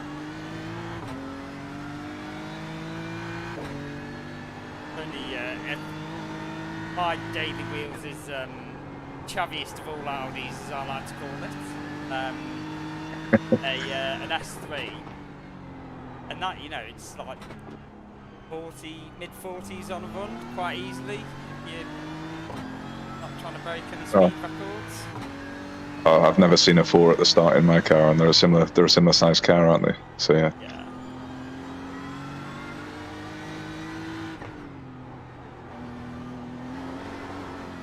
You can do a lot with them. You can turn an S model into faster than an RS model with some electronic tomfoolery. Yeah. I think when I bought it, it would definitely, it looked like the kind of car that someone who was in the pharmaceutical business had had previously. So, after I'd ripped all the what seemed like gaffer tape off all the windows, I took it up to Agano because it had this absolutely horrendous map on it, where the throttle was just like a bomb detonator. There was no in between. It was either moving nowhere or an explosion, and you annoying all the grannies with the pops and bangs. So I got a Gano to put a map on it, and I think it made 365, considering it's very laggy as well. That's not bad. Didn't think it was bad power. Yeah, that's good. Again, small car, big power is the way to go.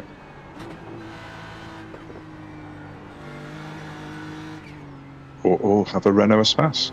The first one of those I got from Renault in Derby, and I'd had it less than an hour, and me and Steph went out for a drive, and we parked up against the wall, but nose against the wall on like the end of a cul-de-sac. I think it was like an industrial estate thing. I don't know why I was there. I don't know why I parked there. It was just an easy way to get into Derby to do some shopping without paying for a car park, and that was the last time I ever really saw the car, because it wouldn't, when we got back to it, it wouldn't go in reverse. Oh.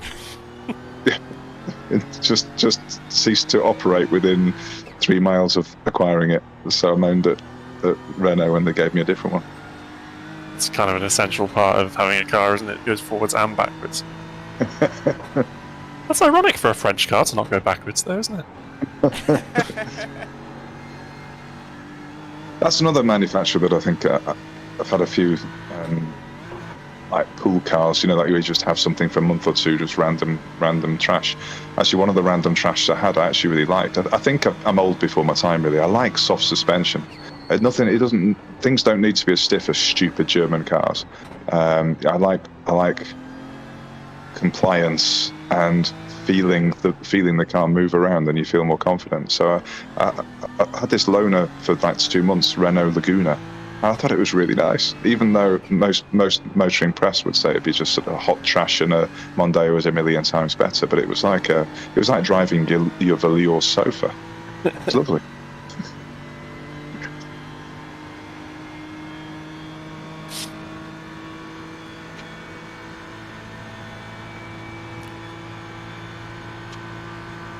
I've had a bit of a car arc, should we say, where there was a brief period of cool before, financial.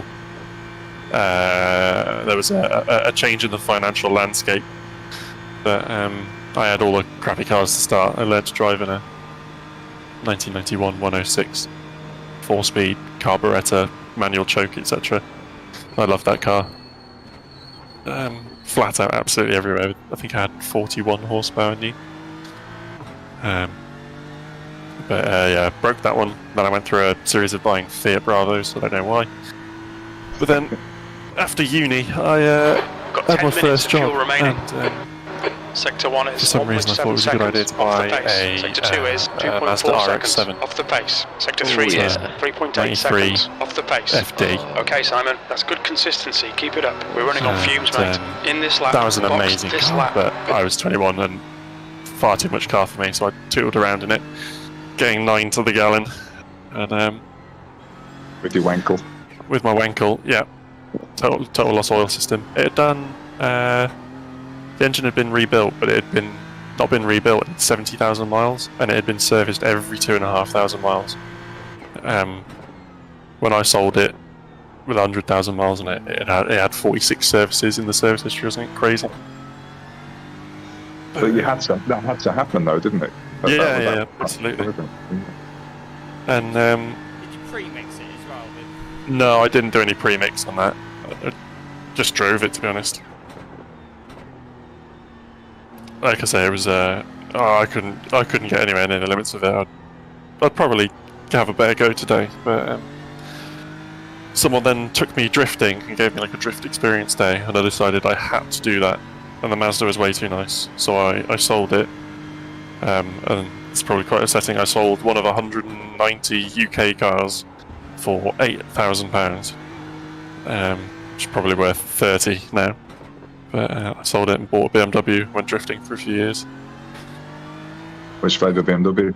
I had a BMW E36 Compact with a 2.8 with a 2.8 in. That was a pretty cool car. Yeah, drifted well. Like 230 horsepower, but it got to the point where I was doing bigger tracks. I was like doing Anglesey and stuff like that, and I needed more power. So I bought an imported Toyota Chaser, JZX100. Sort of a 5-door Supra thing. One JZ.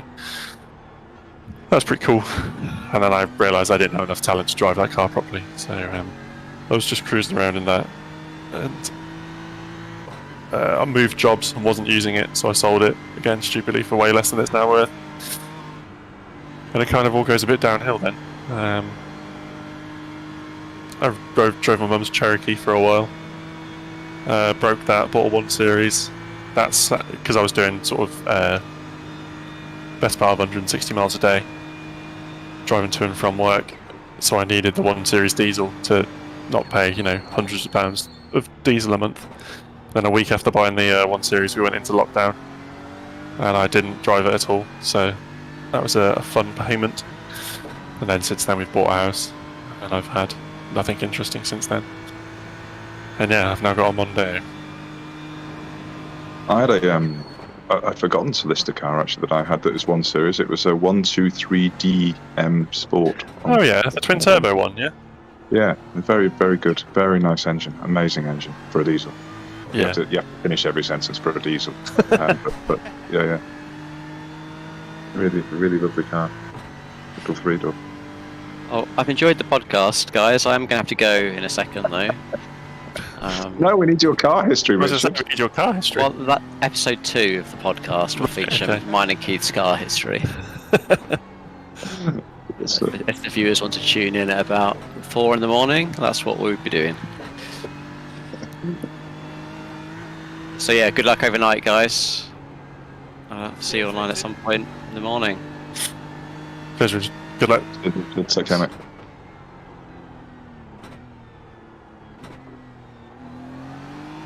Yeah, so just back to the drifting thing. So I've not ever experienced that. There's a I can't remember. There's a pretty girl on YouTube. I think she's called Becky, someone or other, who's a bit of a drifter. Becky Evans. Yeah. I've seen a bit of her videos and her car collection and 911 and stuff like that, which is quite fun to watch. But I have a mate called Kev who has a GT86, not like the new GR, but the older GT86, along with another car as well. But he just happy to murder this GT86 and lives very close to Alton Park, so we've been there because he really likes the days that they do a bunch of times a year around that little kind of rally course thing at the just at the entrance as you go on the right hand side. They've got two little miniature circuits that connect with one another, and they do sort of drift days there. And it's really good fun, as in just pump up your tyres, and they take lake water in a Bowser and squirt it all over it, what is already a low grip tarmac surface, and then you've basically got to string together as much of the lap as possible sideways, like never